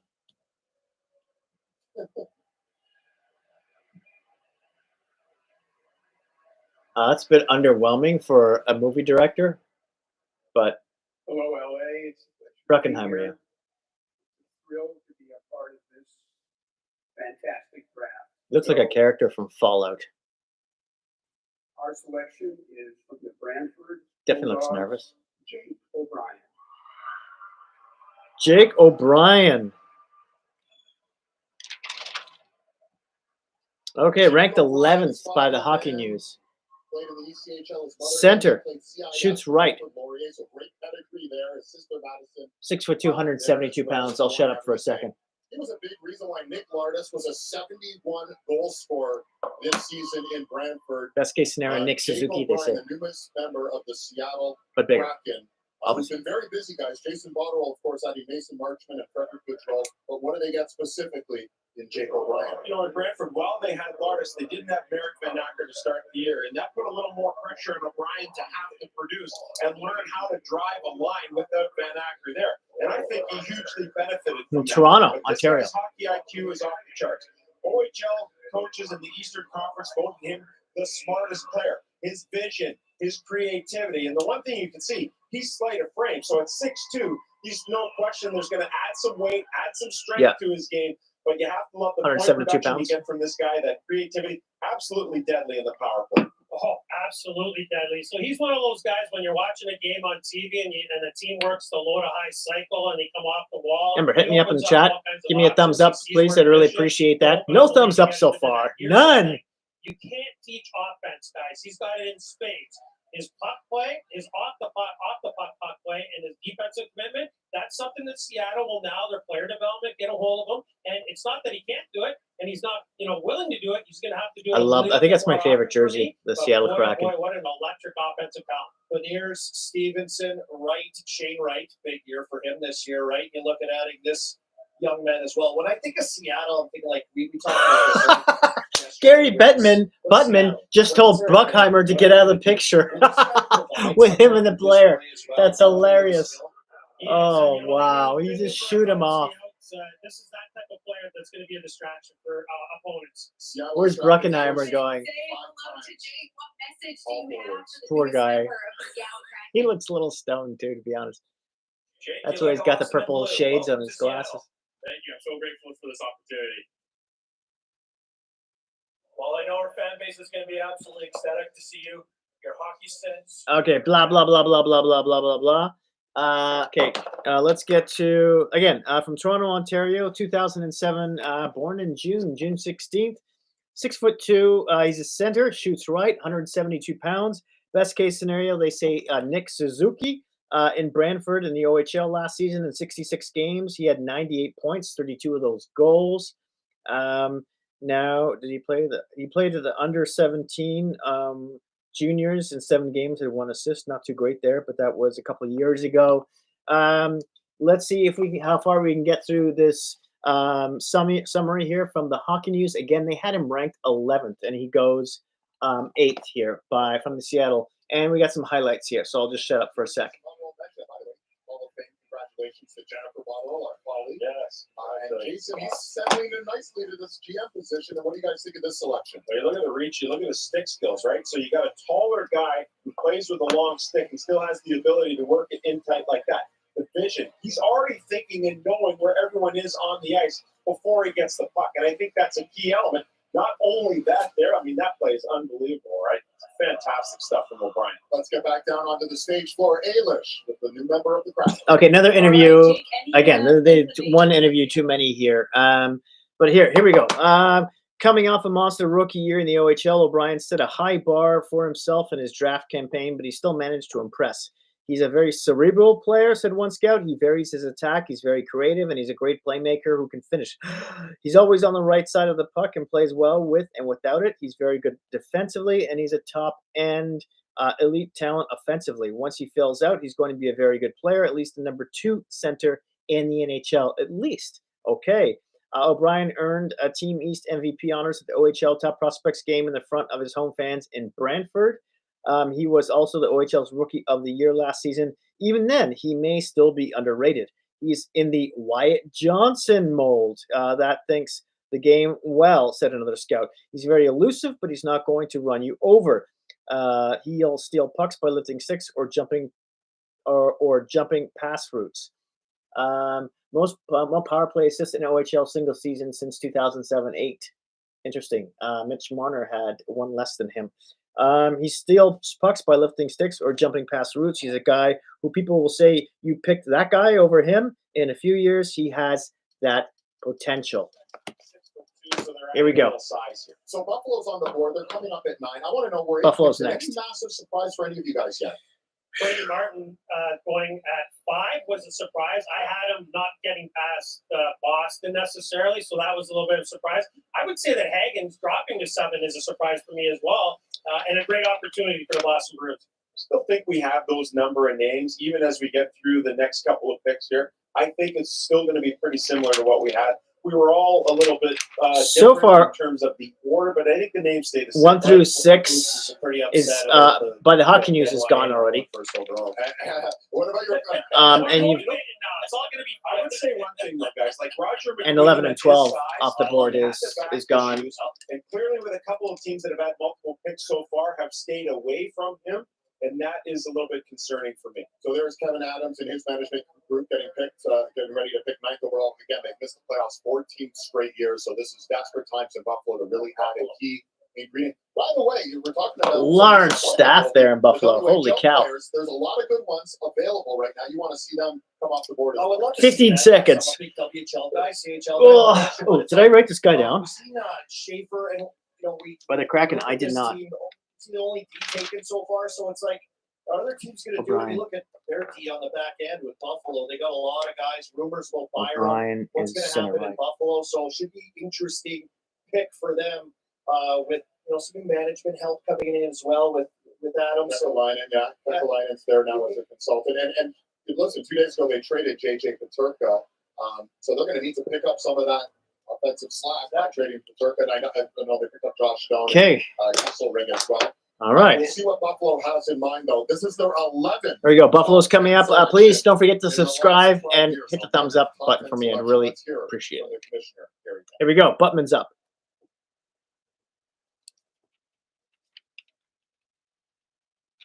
Making the selection for the Sabres are members of the Goo Goo Dolls, a band that got its start in Buffalo.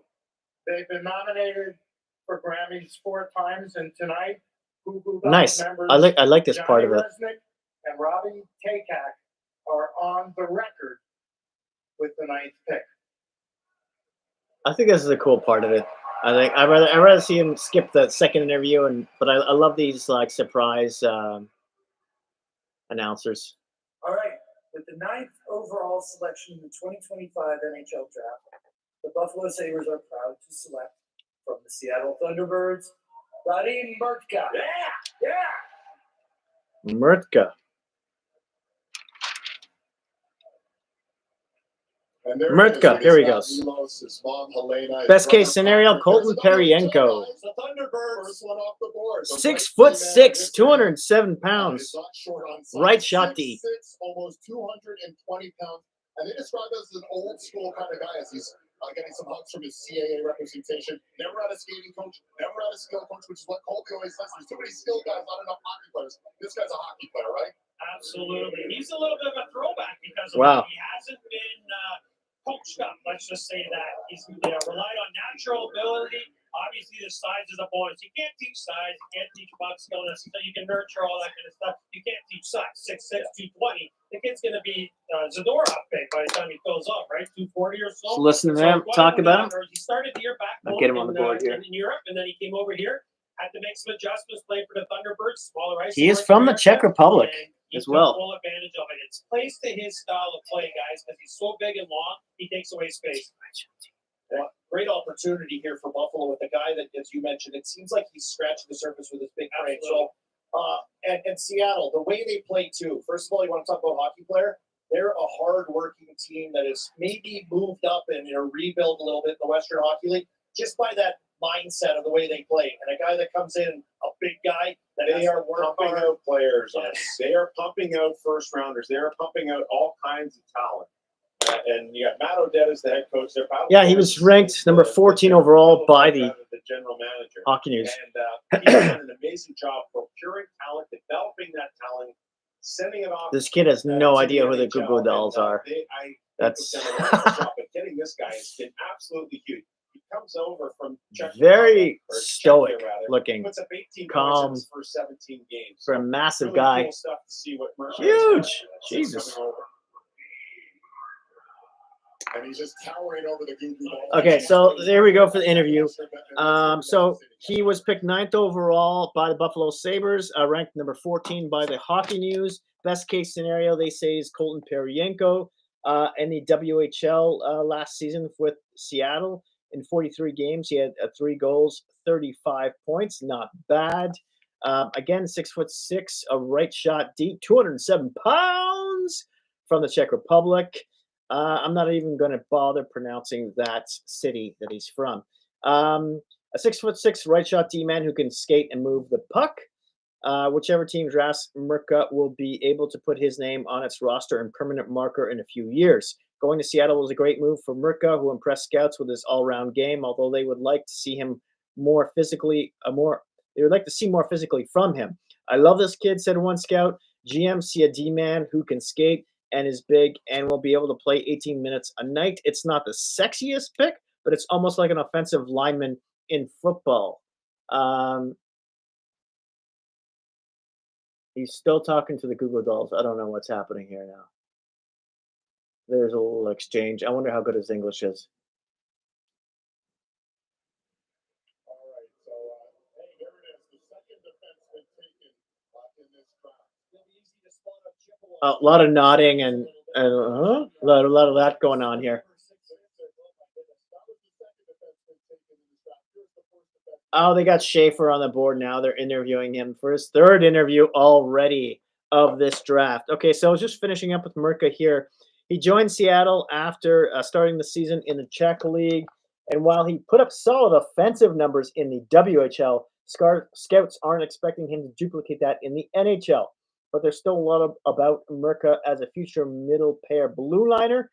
I don't think his offensive game will translate to the next level, but I think transitionally it will, said another scout. But he'll move the puck really well. He's a well-rounded shutdown guy with a good transitional game. That means playoffs to me. So, I mean, he sounds like a good player. I don't know if he's worth picking at 9th overall. Does Buffalo have more than one pick? I don't think they do. I think they just have yeah. So I think I was expecting a team with multiple picks to grab this guy. But hey, he's a big man. Buffalo seems to be definitely going hard at defensemen. It seems to be turning into a defenseman factory over there. They draft them, they trade for them. Look for a trade for Bowen Byram. I would love to see Bowen Byram to the Leafs. I wouldn't mind that as well. I've mentioned that earlier. He's a left shot. They need someone to replace Riley. Although they need another right shot defender. No, Dobson, for instance, would have been nice. But if there's any chance whatsoever that they trade a lefty, especially if it happens to be Riley, I would love a Byram to step in there for certain. Leafs, by the way, don't have a number 1 draft pick today, which might be one of the reasons why my numbers are not so good this season. They've never been that good, but right now, yeah, a decentralized draft I don't think really helps things. They're still interviewing Schaefer at the moment. How dare I eat with the sound not turned on? Okay, so who we got next? We have the Ducks. The Ducks are going up next at number 10. Very interested to see if they start picking positionally here because they have so many young prospects, blue chippers, and picks overall. And the Ducks only have the 1 pick. Yes, that's the only one in the first round right now. So that is a little surprising. But again, just to wrap a bow on it, Buffalo 9th overall picks Radim Murtka who the Hockey News had ranked number 14th overall, right shot D-man. Biggest guy so far at 6'6", whose best case scenario is Colton Perianko. And we look like we're ready for the Ducks here. Let's do it. Making the selection for Anaheim, two of the original cast members from the 1992 Disney hit movie, The Mighty Ducks. Okay, Joshua fine. Jackson and Marguerite Moreau. I know it's an unpopular statement, but I didn't like the Mighty Ducks. I think there are so many better hockey movies out there. It's my subscriber rate just drops through the floor. Oh, it's Josh something. Who's Canadian. With duct tape gear, no coach, and From zero chance of winning BC until too. we got a lawyer with community service. Joshua hours Jackson. on the limit. He's from British I Columbia, think pretty sure. what we're talking about is 33 years ago, Disney made a movie about a scrappy Pee Wee hockey team from District 5. And then somehow it turned into Flying Bees and Knuckle Pucks and maybe even a very special Triple D. Oh, Thank they're you. acting on Man, it's good to be here with stage. you guys tonight. Oh my. All right, Ducks fans, let's do this. With the 10th overall selection in the 2025 NHL Draft, the Anaheim Ducks are proud to select from the Brandon Wheat Kings, Roger McQueen. Roger McQueen, a movie name, to say the least. The irony. Okay. He's ranked number 8th overall by the Hockey News. He's a 6'5" right shot centerman. A couple of days leading up to this, so he's getting a little bit familiar with the area. I know he's going to be very familiar wearing the Anaheim sweater. And just like we have Matthew Schaefer here, it was an injury derailing his season as well, gentlemen, right? I'll let you listen in here while they talk about him for a second. Best case scenario, Tage Thompson. I have to tell you that there is such a wide divergence in the people that I talked to in terms of the medicals. There were some teams that said no. There were other teams that said, yeah, maybe later. There were other teams that said multi-pick. And other teams were saying, if he's there for us, we are taking him. So Anaheim is obviously that team. You can see this is a Pat Verbeek type of player. What you're getting is a big guy down the middle of the ice. He can skate. He's got tons of skill. He can shoot the puck extremely well. But you see the smile on his face? This guy is not fake. He's got that gregarious personality. And similar to Schaefer, when he walks into a room, he shakes your hand, he looks you in the eye, he's happy to be there. This type of character, I love what McQueen brings to the table. And 197 pounds, too. Because we're just coming off the Caden I Lindstrom think this is a good pick thing. Played at the end of for the the year. Ducks. But he needed a lot of time to get back. It looks like all signs Oh, point no to him being socks. healthy right now. But we just had Merca go at 6'6". He's 6'5", so he doesn't look everyone in the eye. Everyone's wearing, has their blazer lined with pictures of their family and stuff now. It's You know what? My dad used to coach his. almost every player has that now. A few times and through Bantam with Scott McQueen and ended up. Scott McQueen. How does everybody feel about the new Duck jerseys, the bright orange? Junior player, some good genes I there have as mixed well. feelings. Great I don't know. athlete in Saskatoon Let as me know what well. you think in the I chat. don't know what's in the water, but I'm so proud and happy for this family and this young man coming up. I think my mom. Joshua Jackson. Did he watch the Anaheim Anaheim Ducks movie? Maybe. So, congratulations. Oh, to the Gary McQueen just like family and their did crew one of down these. here. Get off the stage, actors. I gotta take my picture with this player. Forward, guys. Maybe risky if you stay with the injury, but a hell of a player. He says his health is a 10 out of 10. Well, again, I like it. They were actors, even though it's not my great favorite movie. I still like. Okay. Anyways, so here is the interview. Let's go over the nuts and bolts here quickly. Again, he is a right shot center, 6'5", 197 pounds.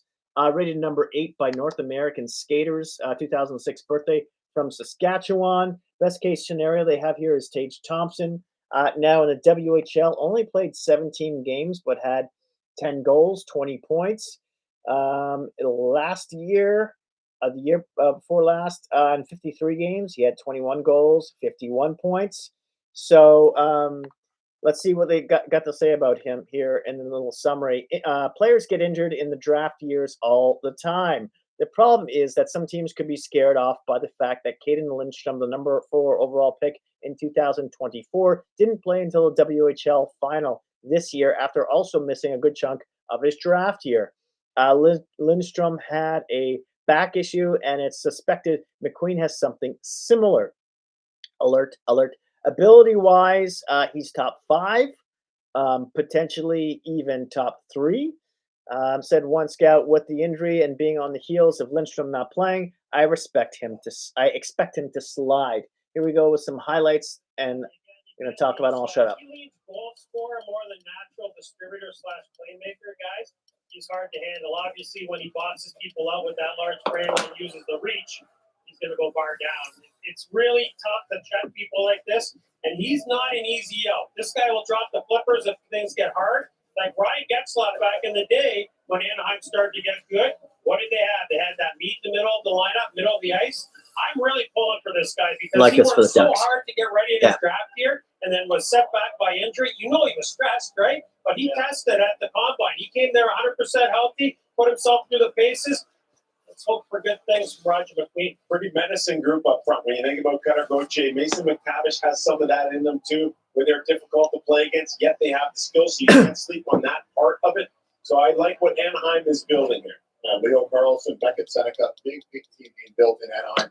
Another 2 years maximum. Anaheim could have a really good team. Definitely make the playoffs.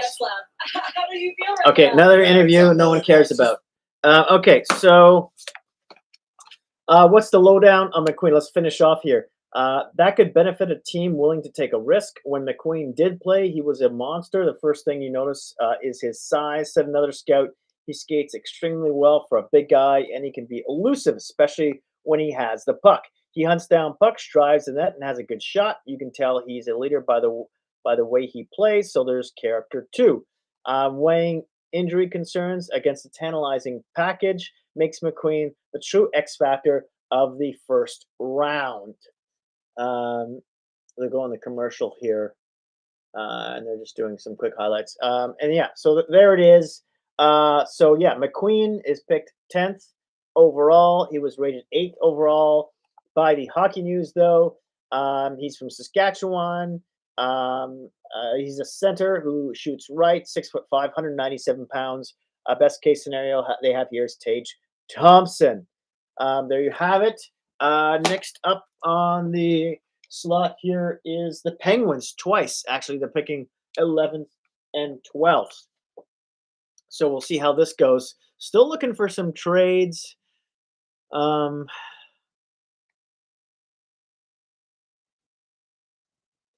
Don't see anything. It looks like the trades are all paused. I don't know. Maybe we'll see more trades from 15 on. Let's hope. I will be here, by the way, for everyone on July 1st when free agency opens up. I'll be doing a minimum 3-hour show, maybe a 4. Yeah, July 1st. So circle that on your calendar. Peacock Theater. And it's been great. It's been a bevy of celebrities. So 9 a.m. Pacific. It's been a lot of fun. It's been awesome. It's been 12 p.m. Eastern, I want to say. On these kids' faces and, of course, on their family faces as well. Pittsburgh, by the way, picking 11 and 12.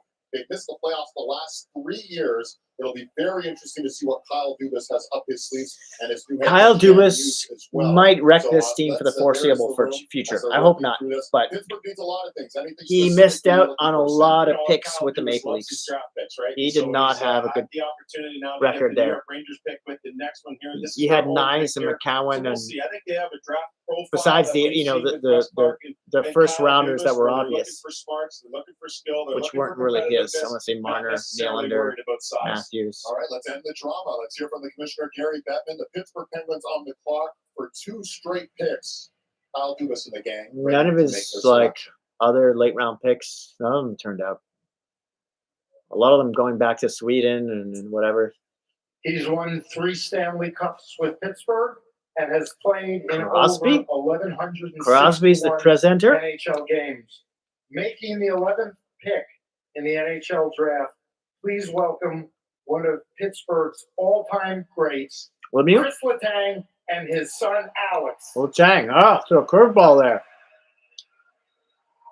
Letang, okay. Who may be out.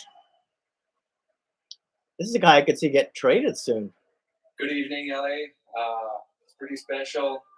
Never had a chance to be drafted, so I guess the Penguins sent me here to announce it, and it's a great experience for my son. So without further ado, the Pittsburgh Penguins are proud to select. That's nice. That's From sweet. the Calgary Hitmen, Benjamin Kindle.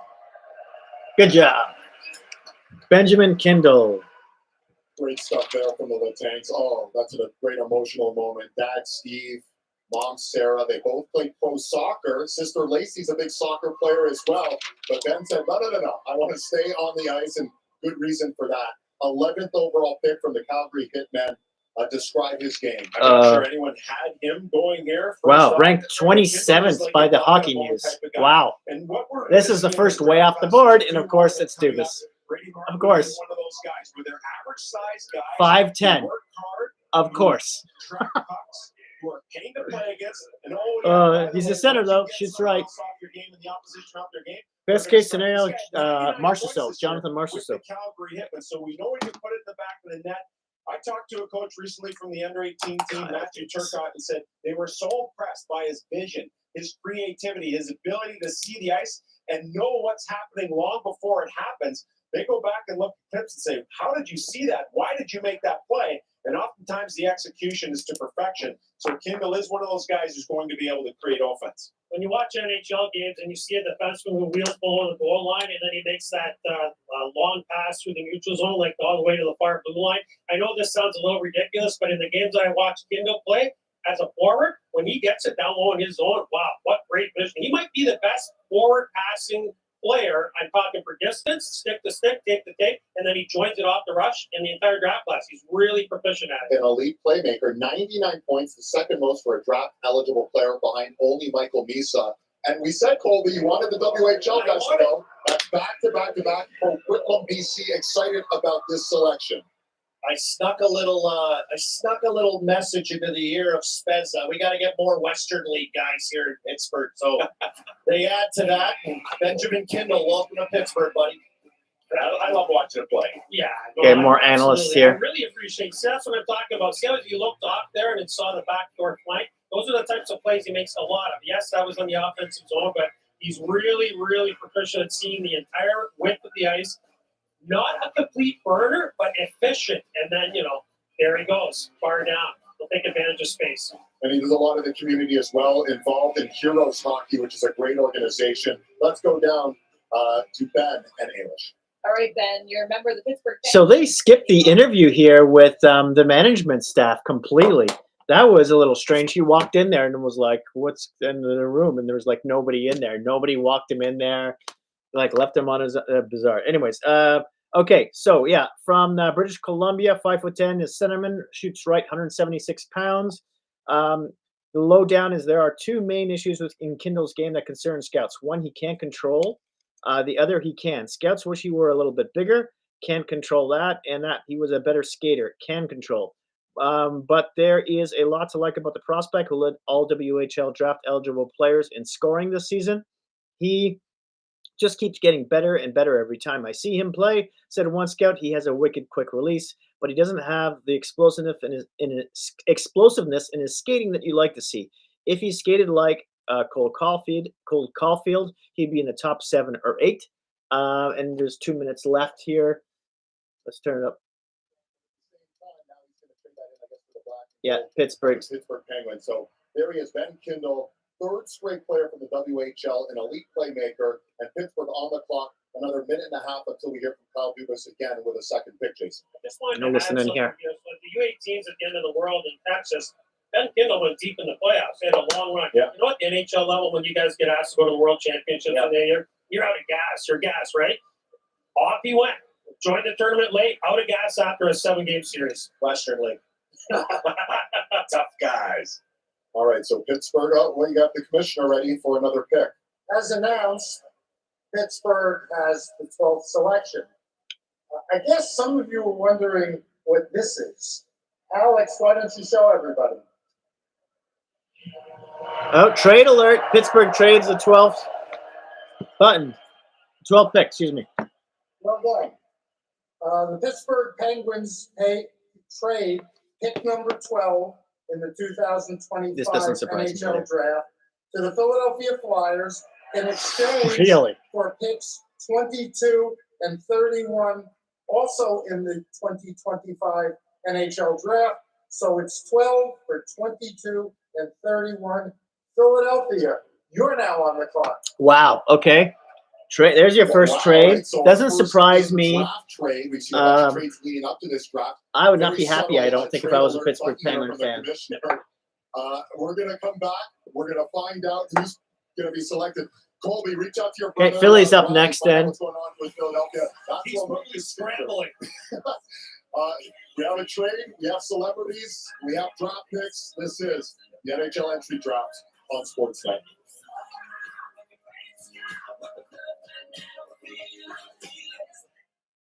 Okay. Who do you think you are? Who do you think you are? Okay, I'll be right back. We're in commercial. I'm Yvonne Osmack, and this is Everything I need. All in the SportsNet app. Okay. Breaking news. Okay, all right. Sorry, commercials. All right, so let's just get through the Kindle. Not a bad player. I just being their only pick now in the top 12.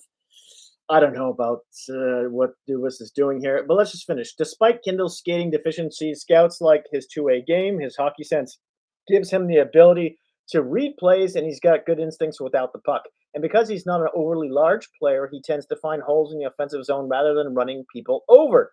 He's got a really good engine, but size is a bit of an issue, said another scout. That's twice. He's a real competitor, and he has really good offensive instincts. Now, in the WHL last season, in 65 games with Calgary, had 35 goals, 99 points. Impressive. And yeah, there you go. Again, best case scenario is Jonathan Marchessault. He's a right shot center, 5'10", 176 pounds, ranked number 21 by North American skaters. And he's originally from Coquitlam, BC, and has a 2007 April birthday.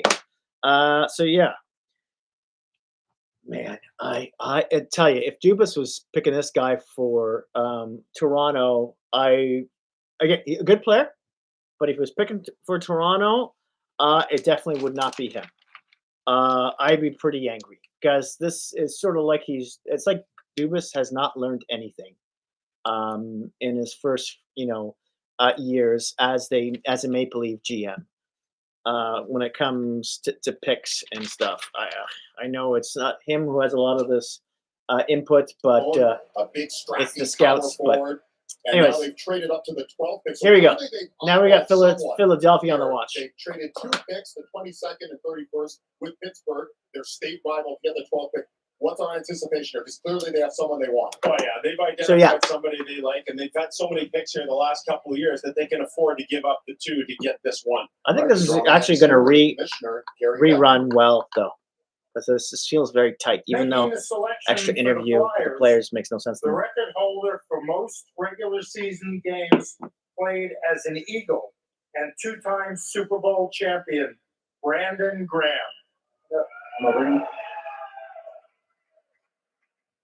What's up, Philly? Hey, y'all. Hey, y'all know 2-time Super Bowl champions, Philadelphia Flyers. I'm telling you, they making great picks right now. Feeling good in Philly. Just wanted to say, with the 12th pick in the NHL Draft, the Philadelphia Flyers select Jack Nesbitt. Jack Nesbitt. Oh, you left a little surprise. A big ovation as Jack Nesbitt is the newest member of the Flyers from Sonya's mom Melissa, his dad Chris, his brother Brady. Nesbitt. With our senior executive producer. Okay, ranked 20th overall by the Hockey News. Bit of a jump. Trained in Toronto, and Joel's Start upset. feeding him nails, Joel Darling, because he's going to Philly. Joel's going to be increasing the rent apparently now. And cheesesteaks, only cheesesteaks. But here we are, 6'4", 185 pounds, and he won gold, of course, on Canada's U18 team. What are they picking? Very different picks, though. Well, scouts like Team guys Pittsburgh and that go Philly. from the start of the year to the end of the year and show market improvement, and that's what Both Nesbitt centers did very right different in from the size. start of the season. He got off to a great start, 7 shots on goal, picks up a couple of goals in their first game, and then he continues playing. And by the end of the year, they're in a battle with Kitchener. Game 7, this guy has strep throat. He can barely get out of the wrapper. So what does he do? He finds a way. He goes in. They lose 2-1 in overtime. This is the guy who scores the only goal in the game. You're sick? Yeah, no problem. Canada's calling. You know what? I'm going to figure it out. Gets on a plane, goes to Texas, ends up playing in more of a spare parts role there for Canada, but still effective at the net front. His hand-eye coordination, absolutely brilliant. I think this guy is just scratching the surface for what he could be with Greg Walters and the Windsor Spitfires. Take a look at what they've done here, the Flyers, fellas. Porter Martone at 6, big power winger. Jack Nesbitt in the middle, 6'4". He's going to be 215 or so as long as he moves out to the Darlings household and he starts eating more. But the thing of it is here that this is a player type that they clearly want to build around. And he can play in all situations.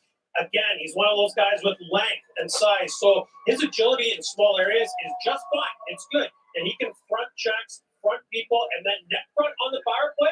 Great on touch. And Rick talking us to love all the size going. I mean, we're also on down some skill earlier this week with Zegras. So it's been a real facelift here for the Philadelphia Flyers.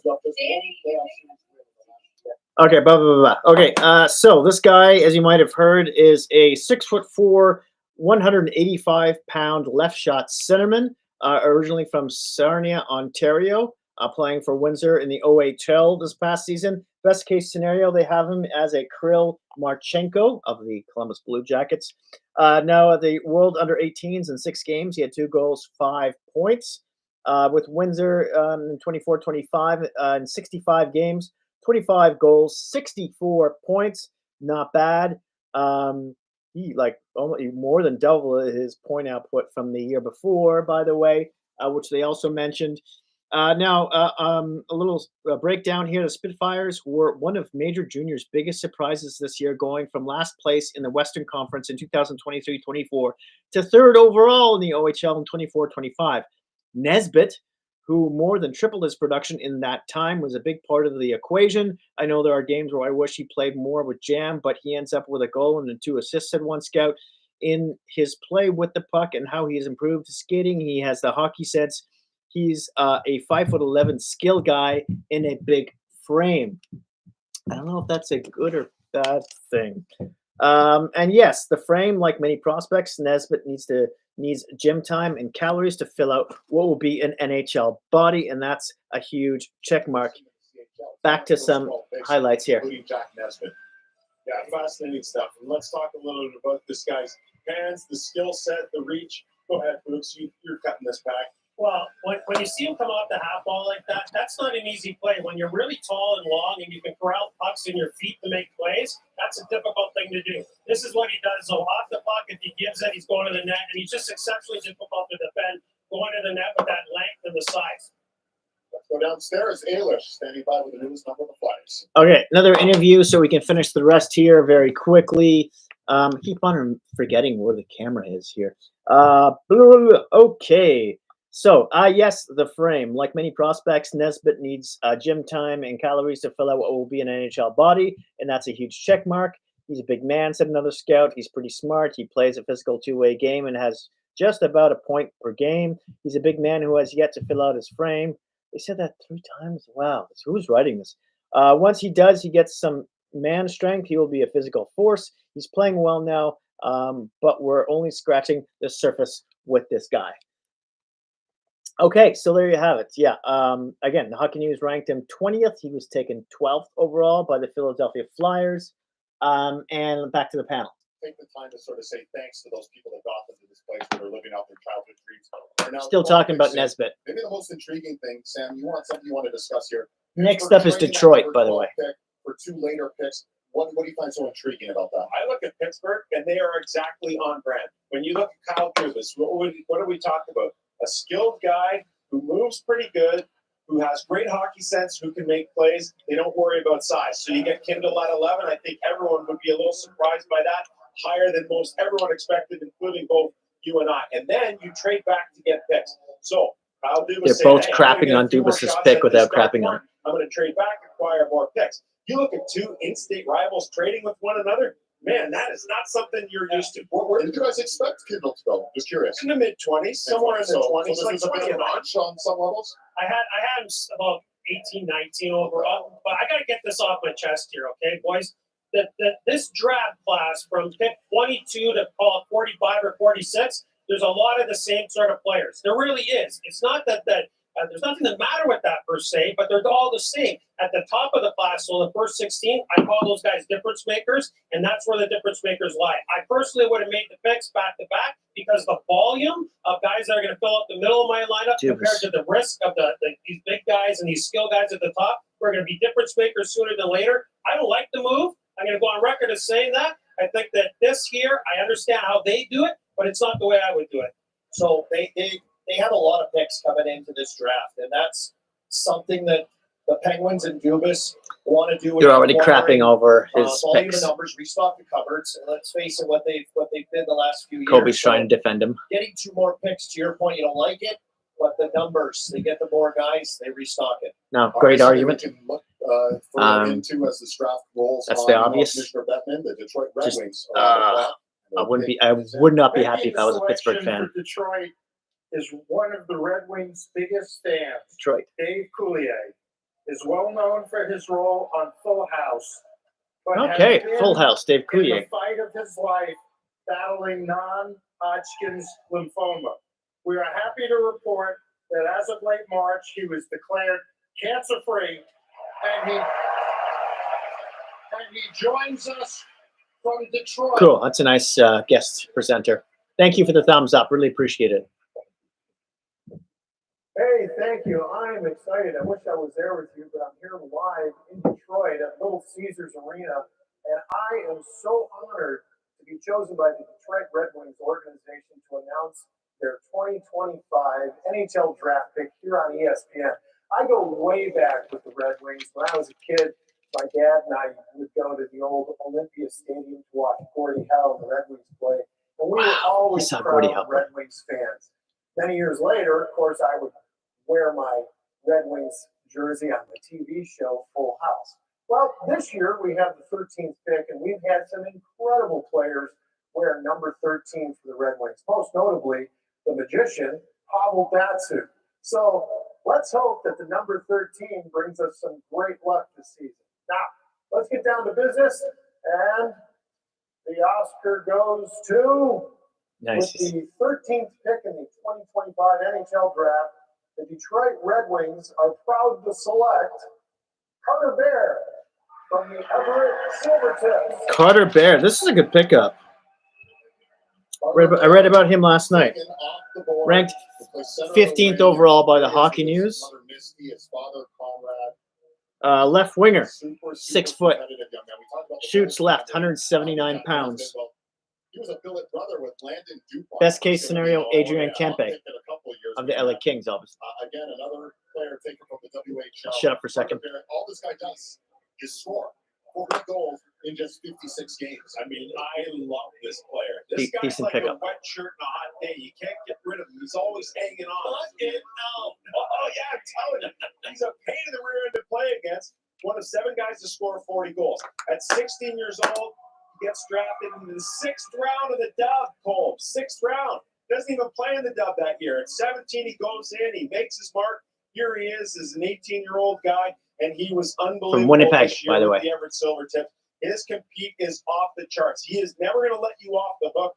I like the wet Older shirt player, 2006, November birthday. I love it. How about all the vests these kids are wearing? They look fantastic up there. I'm the only guy. Well, no, you and me, DA. But anyways, this kid he handles the puck really well in traffic. Again, he's a guy that when it's around the net, he's got that ability to find quiet ice. And when he gets the puck in scoring areas, boom, it's in the back of the cage. Hey, Colby, how important is that? You heard what Sam said about him having to grind, right? A 6th round draft pick into the WHL.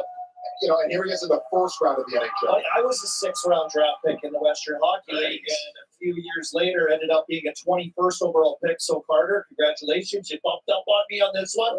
Things happen fast. Development pops. And this guy will look great in a Detroit. Not too many wingers, right? Mostly centerman, defenseman. Gentlemen, we see you over there in Detroit. Why don't we say hello to the new? Okay, so interview with the team. Blah blah blah. Okay, again, so he's a left winger, 6 foot, 179 pounds, left shot from Winnipeg, Manitoba. Born early in 2006 in November. Best case scenario is Adrian Kempe. The lowdown on this kid. Bears draft year came to an abrupt and crushing end when he sustained a lacerated Achilles, ouch, in early March. But before that happened, he was putting up gaudy numbers, and he ended up leading the Silvertips in points despite missing 12 games. He kind of came out of nowhere, said one scout. I don't think anyone had him as a first rounder at the start of the season, but then he started scoring and just never stopped. Like a lot of forwards in this year's draft, Bear is a tad undersized, but there's nothing in his play to suggest he's afraid of going to the scoring areas and absorbing the requisite punishment once he gets there. Scouts project him as a 60-point top 6 forward at the NHL level, and he'll get there on a combination of skills and compete. For me, this kid is easy projection, said another scout. He'll be a guy who plays in all situations. If you're winning or losing by a goal, he'll be the type of guy who is on the ice on both of those situations. Now, in the WHL in 24-25, in 56 games, he had, 40 goals and 82 points in 56 games. Impressive. That's almost a 30-point jump from the year before that. And yeah, best case scenario, they had him as Adrian Kempe, and picked 13th overall, ranked 15th overall by the Hockey News. Highlights. Let's listen in. The last 7 years, but this time they choose out of West St. Paul, Manitoba, Carter Bear. That small area there where he picked the pocket of his opponent. Here's another one. See that little spin? Look at that. Nice play. He's not the heaviest guy at 180 pounds, but he leverages very, very well. And he can shoot the puck backhand. Heavy for his height at that age. Awesome pick. We'll head down to the floor. Let's hear from him. He's with English. All right, Carter, lucky number. Another interview. Okay, blah, blah, blah, blah, blah.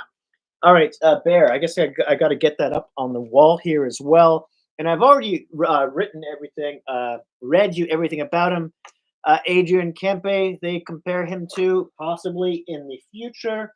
Another winger. Detroit seems to be missing a lot of these picks in the past years under Yzerman, which scares me a bit. I mean, they don't getting, of course, oh my God, the defenseman, the right shot defenseman, the German.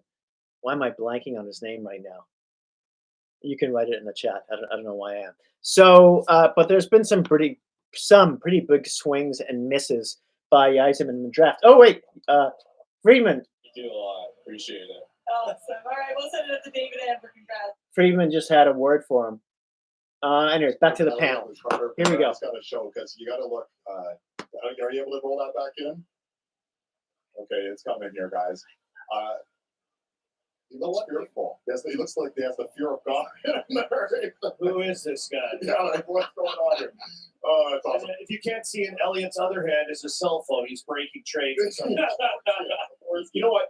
It's so genuine with him. So when we had him in the combine room, I remember after, like, we're doing stuff for TV, right? Like, hey, I'm Carter Bear, the NHL Draft and SportsNet. So he asked us to take his personal phone after. He asked Ailish, I think, and said, hey, can you just use my phone to record this again? This guy is so humble. He's still overwhelmed by being asked to play in the CHL USA Prospects game, by being here, by being selected. Columbus up next, by the way. I mean, this guy is still so overwhelmed and so humble that he still doesn't even believe he should be here. So I think there's just huge things on the horizon for this guy. You talk to his coach, Steve Hamilton and Everett.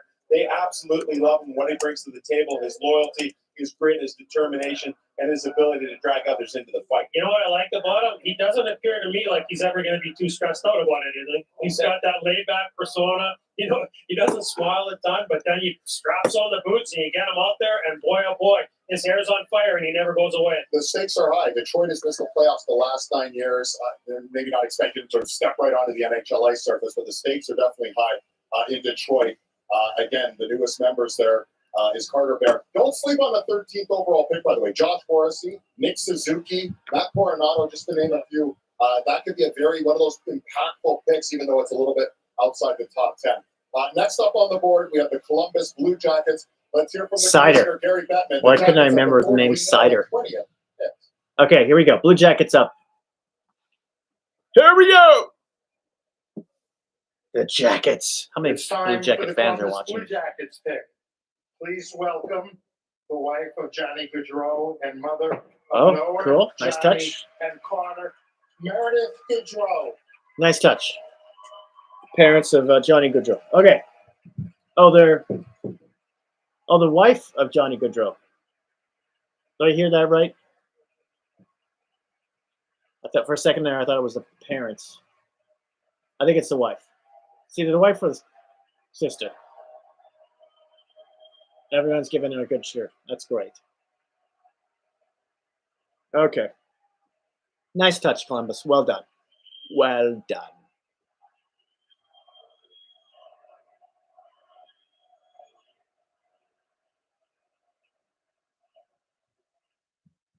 Thank you. I just wanted to take this time to thank every single team and every single fan base for your support for my family this past season. It's truly an honor to be here, and from the bottom of my heart, I thank you. Good for her for doing this. Wow. Yeah. That's great.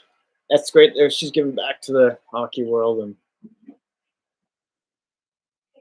with the 14th overall selection in the 2025 NHL Draft, the Columbus Blue Jackets are proud to select from the Tri-City Americans, Jackson Smith. Jackson Smith. Okay. And there it is, Jackson ranked Smith, number 10th overall by the Hockey News. His father, Wade, of course, played in the Pick number 14. Championship with Swift Current.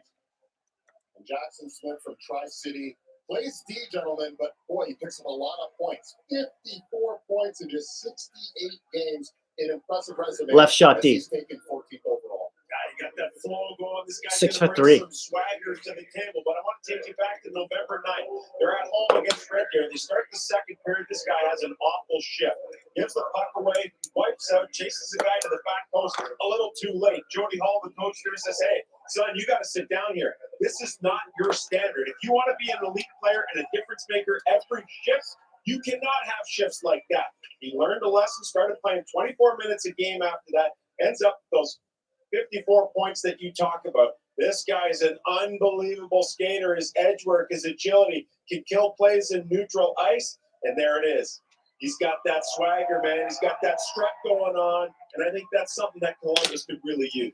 From Calgary, Alberta. Really big and strong. So I know you guys get bored of it, but I always 195 thought about pounds. the game. I'm not so sure which way it goes yet. So when he plays for Team Canada, he's a shutdown guy, takes away space, uses his feet and his length and his body type to body up and make life miserable on opponents. When he plays Major Junior, he transports. Look at the back of that vest. I love it. The Canadians brought that. Another I got distracted. I lost my train of thought here all of a sudden. But when he's playing Major Junior, he transports it more. He walks the offensive blue line because he's got that agility and he rips it on net. So when he gets Told Gary Bettman to not sure hold his what's hat. gonna be. Let's call Take it a this. 2-8D right now. But isn't it nice to know that he can play the game a variety of ways? Yeah, and Matachuk there. You look at Werenski and other. I wonder guys if that play. Gary Bettman is going to shoo the wife away. Another addition for these guys, and he'll be close. Oh, he did shoo her away. NCAA, so not too far away from. Bettman is And remember, Columbus lost out on the Noah Dobson sweepstakes. It was the Montreal soulless. That's the word. So maybe Had there's to something we didn't get that modified come up with right this. now, but we got something coming down the pipeline. A here good enough in Jackson Smith. word. Let's hear what he has to say. Okay, so yeah, blah, blah, blah. The interview is happening right now. Jackson Smith. Okay, so he's a left shot defenseman, 6'3", 195 pounds, ranked number 13 by North American skaters from Calgary, Alberta.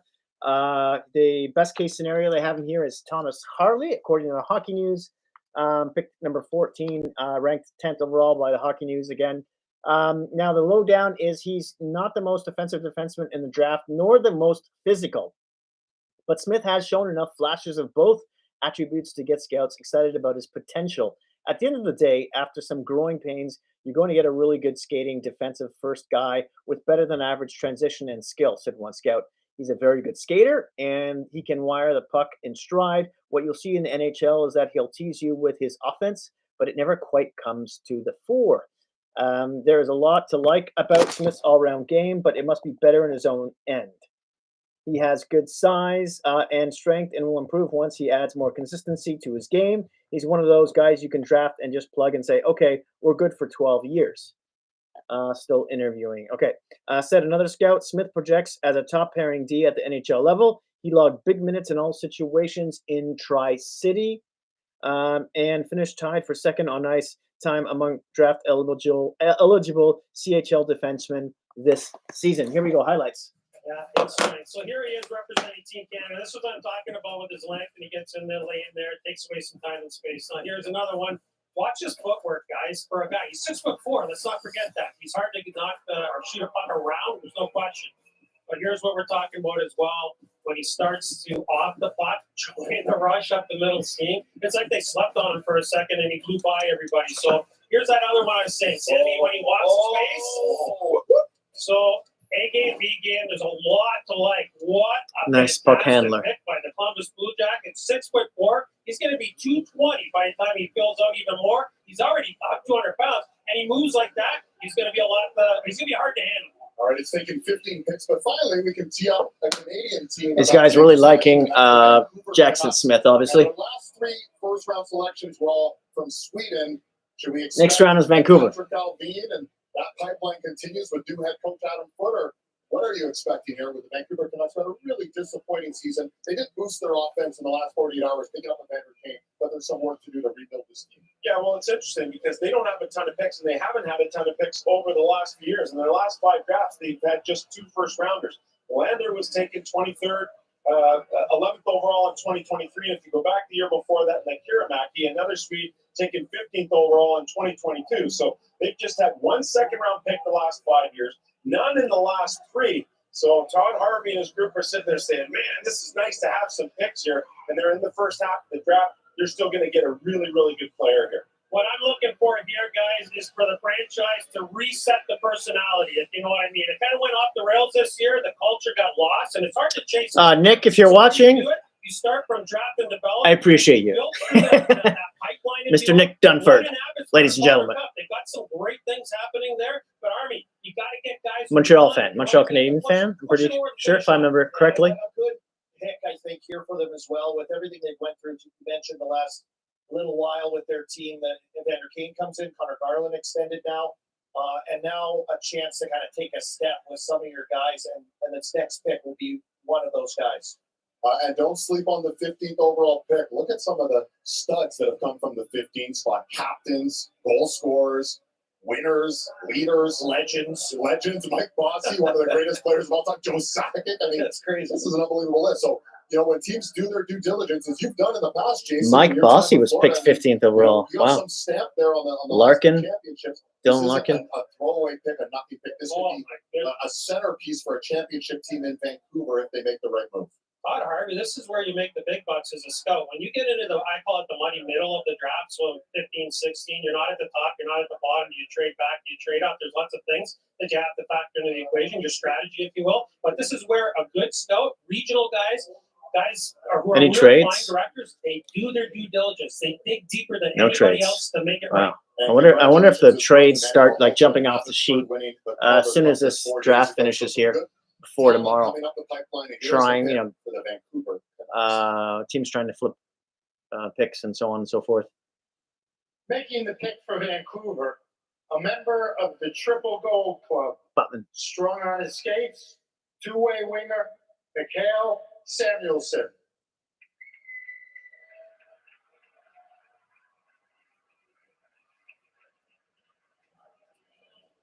Huh?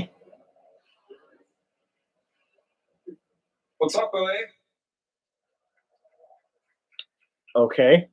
That's I'd interesting. like to thank LA for hosting this great event. Interesting pick for Also presenter. wants to give a shout out to all our fans back in Vancouver. Thank you for your support. They got to be picking a Swedish guy, I'd imagine. Also want to say congrats Maybe to the not, Florida but- Panthers. Back-to-back Stanley Cups. First guy to Where congratulate the about- Panthers. Funny enough. All right. With the 15th selection in the 2025 NHL Sweet, Draft, sweet. the Vancouver Canucks are proud to select from the Seattle Thunderbirds, Brandon Coates. Don't think that's a sweet. Colt. Braden Coots, selected Coots. Oh, by the Coots. Vancouver Canucks from Sherwood Coots, Park, Coots, Alberta. Coots, Coots. This guy has leadership written all over him. Captain in Seattle. Coots, Braden Coots. Met with 2017. From Sherwood Park, Alberta. Was the captain of Canada's U18 team, a bona fide leader for a team that's looking for more leadership. And you know what? It started Center, back when he right was shot. 15 years old. He was exposed 5'11". to the 2023 WHL 183 pounds, though. That's thick. Thunderbirds team, and that had produced a lot Thick of for a boy that first-round size at guys, this a ton age. of guys. So they got a little time in between playoff rounds there. They Best played a case scenario, 3-on-3 Anthony tournament. Cirelli. Everyone at 15 years old wants Coots on their team. So his 3-on-3 team ends up winning that little mini tournament. They go to the Memorial Cup, and after every game, they're gravitating around this guy, just like everybody has, just like he's doing in Seattle now, just like he did with Team Canada. The excitement, the energy, the passion, the compete that he plays with rubs off on everybody around him, and it started at 15 years old. Well done, Todd Harvey. Well done. This is going to be one of the best picks in the middle of this draft. They really like this potentially pick. in the first round of this draft class. He's not going to be a Misa. He's not going to be a Crondell. But you know what he's going to do? He's going to drive the bus for this franchise going forward. And when they get into Stanley Cup winning contention, and I know they're trying to get there right now, but in a couple of years when they're there with the youngsters that they got coming through, this kid here, he's going to be the future captain of Vancouver Canucks. This is an awesome pick. Were you a captain, by the way, when in the Dove? Yeah, I was for a short time. I gave it up, let's just say. Who got sick? Somebody got sick. I just felt another guy was more suited for the situation. Well, he's the youngest captain in the WHL, so to bestow that on a draft eligible player, Interesting. you You don't hear see that? too frequently. Youngest captain It speaks volumes in to the who he is. WHL. Amazing. And another, think about the identity of Seattle. We're talking Merca pick, the way they play, hard-nosed style. Like, this guy is the way they play. Hey. And young leader. Sounds like they sincerely like this guy. A great pick. Seattle, another first-round pick. Jim Rutherford, Patrick Alpine, very. Okay. Yeah, they sincerely seem like they like this guy. You can tell when they don't really like that guy, they try and say nice things about him. Anyways, so yeah, Anthony Cirelli, best case scenario, what the Hockey News has. They said he would be 13. He's picked 15th overall. So good for the Canucks, I guess. Again, from Alberta, 5'11" centerman, shoots right, 183 pounds right now, thick boy. Great leadership skills. What do they say? We dare you to try to find someone who will say something bad about Coots. The Thunderbird star has an excellent WHL season before running roughshod over the competition at the Under-18 Worlds with Team Canada. What was his points, by the way? Under-18, 7 games. Wow, 6 goals, 12 points in a WHL. In 60 games, 26 goals, 63 points. Not bad at all. Going back, it says here, he's one of my favorites, said one scout. He doesn't have anyone to play with and gets the tough matchups, and he still makes things happen. He's really smart with deceptive skill. He skates well and plays hard. He checks all the boxes. In draft class that isn't seen as very strong, Coots has a chance to go pretty high as there aren't many flaws to his game. Heck, if he were 3 inches taller and 15 pounds heavier, we might be talking about him in the top 5. It's just the way he goes about the game, said another scout. He plays first PK, first PP. I know you like that word. Acronym, and he has excellent hands. He can pick up a puck in the neutral zone. I'll shut up. Beat their 2 guys back to the net, and honestly, I knew the guy was probably going to hit me, maybe not that hard, but I knew I had to get it to the net. Made a quick reaction, just I knew I had to get it up, and kind of went flying into the net, but just trying to. He's describing his own highlight. That's fun. Oh, what a clip. When I come to LA, when the Arm Dog's here, he's going dog hunting. That is a dog right there. Let's hear him with Ailish. Oh, you just said that guy's a beaut. Okay, so yeah, another boring interview. Okay, as I was saying, he plays first PK, first power play, and has excellent hands. He can pick up the puck in the neutral zone and move up swiftly down the wall and then go wide to the net. He can find players with accurate passes. He's one of those players who has it all with his skating, skill, and sense. So yeah, 5'11". Maybe the kid grows, an inch or two. Who knows? 2007 February birthday.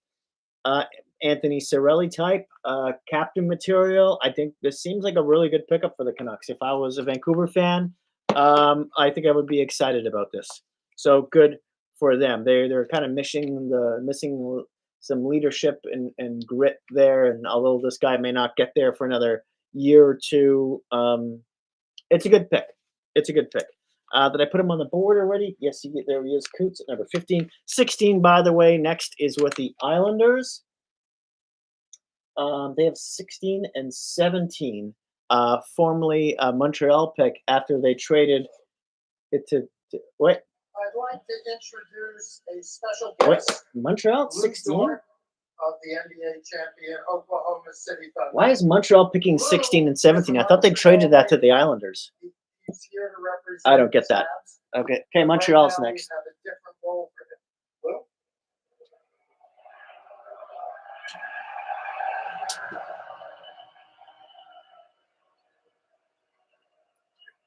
Okay, yeah, they're announcing a late trade is We what have they're a doing. trade. The Montreal Canadiens trade Emil Heinemann, this pick number 16, and pick number 17 For Noah Dobson. in this year's draft to the New York Islanders in exchange for Noah Dobson. Yeah, okay, so this is they're just regurgitating a trade that already happened, which is why I was right in the first place, and they were wrong.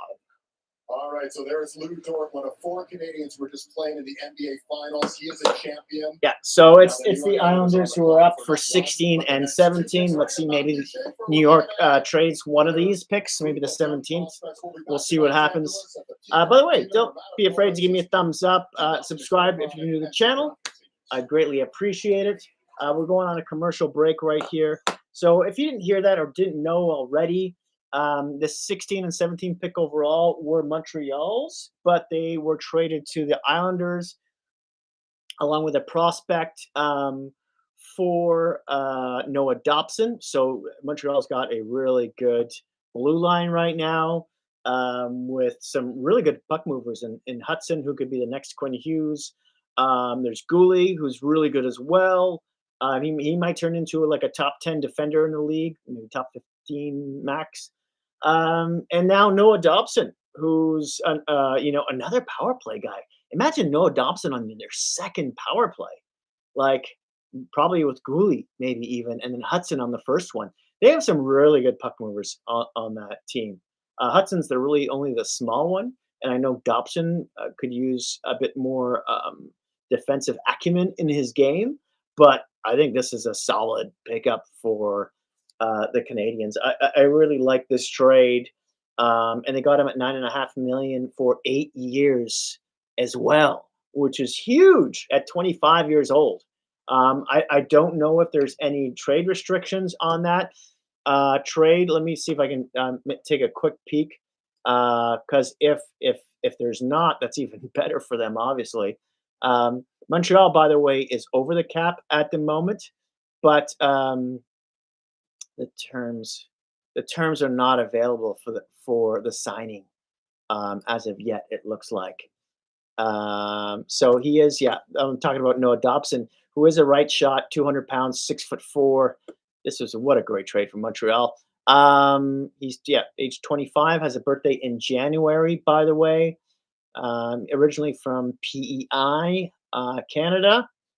9.5 million. I mean, there was talk out there that this kid wanted $10 million, on the open market, and I thought that's a little rich for Noah Dobson.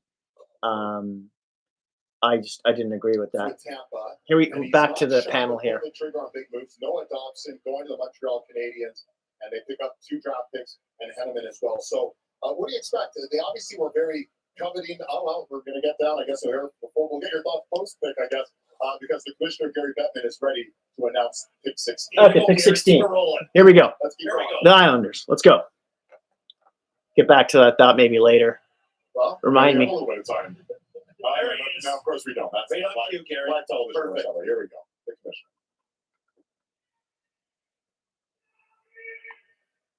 Wants to Making the next scream Buttman. selection for the New Buttman! York Islanders is perhaps the team's biggest fan. He's best known for his role as It's not Eric me. Murphy in Entourage. After selecting Matthew Schaefer with the first pick, now please welcome Kevin Connolly. Kevin Connolly. Oh, it's okay, yeah, you said Entourage. Yeah, I didn't recognize the name, but the face, I recognize the face. Oh, he's getting booed a little bit here. Yeah, Los Angeles is my home now, but best years of my life spent on Long Island. Shout out to the draft party at UBS Arena. Everybody there. Wish I could be there. Hope you guys are all having a good time. And with that, the 16th overall selection of the 2025 NHL Draft, the New York Islanders are proud to select from Djurgården, Victor Uckland. Victor Uckland, finally off the board. He was the only guy in the top. The second Swede taken so far at the entry draft. In the top, second last guy in the top 10 that hadn't been picked. So there you go. He's a left winger. Shoots right though. 161 pounds. 5'11". That seems to be a theme here. You have the Nylanders, the Sedins, and now we have the Eklunds brothers in the National Hockey League. Eklund brothers. His other brother plays in San Jose, as you probably know. This guy, well, really competitive too. Like he's stealth. He plays with his heads up. He finds open ice, and when he gets the opportunity to find that open ice, he can strike. Best case scenario, Jesper Bratt by the Hockey News. Making good plays to the unexpected or letting it rip. He'll backtrack on pucks and go into the corners and dirty areas. You know, I asked him, like, how is this going to work out for you? You're watching the playoffs right now. It's a big game. He said, don't worry. I'm going to go in there. I'm going to use my stick. I'm going to come out. I'm going to use my slipperiness, and I'm going to win battles. That's all there is to it. I love that determination about this guy. His skill is awesome, but I love the way he just stealthily goes around the ice. So when you're scouting around the world, fellas, you have to take into account the different leagues, whether you're in Finland, scouting Liga. So, Army, you played in the SHL. And so Djurgården is in the Allsvenskan, which is the second level in Sweden. But I'm going to tell you something. This kid scored 19 goals in 42 pro games. How do you score 19 when you're at this side? Can you hear the TV? Let me know if you can. You never give up on pucks. You never give up on plays. I think you can clearly hear it. Somebody in open ice, you rip it on the net, and he does it exceptionally well. This is a great pick. Don't sleep on his size. It doesn't matter. He's a bulldog. And yeah, I talked about Coop's last pick with being a dog, right? And being a hound. It's nice to have the skill. And we saw that with the Florida Panthers this year, right? So you're getting a guy, yes, he has skill. Yes, he's stealthy going around the ice. He's got that Swedish defensive mindset too as well to his game. But he, to your point, he doesn't go away. He hounds. He's on it. He's a hockey player. Another Eklund to the NHL. And there he is. A brother team going again to the NHL. His brother in San Jose. Let's hear him now.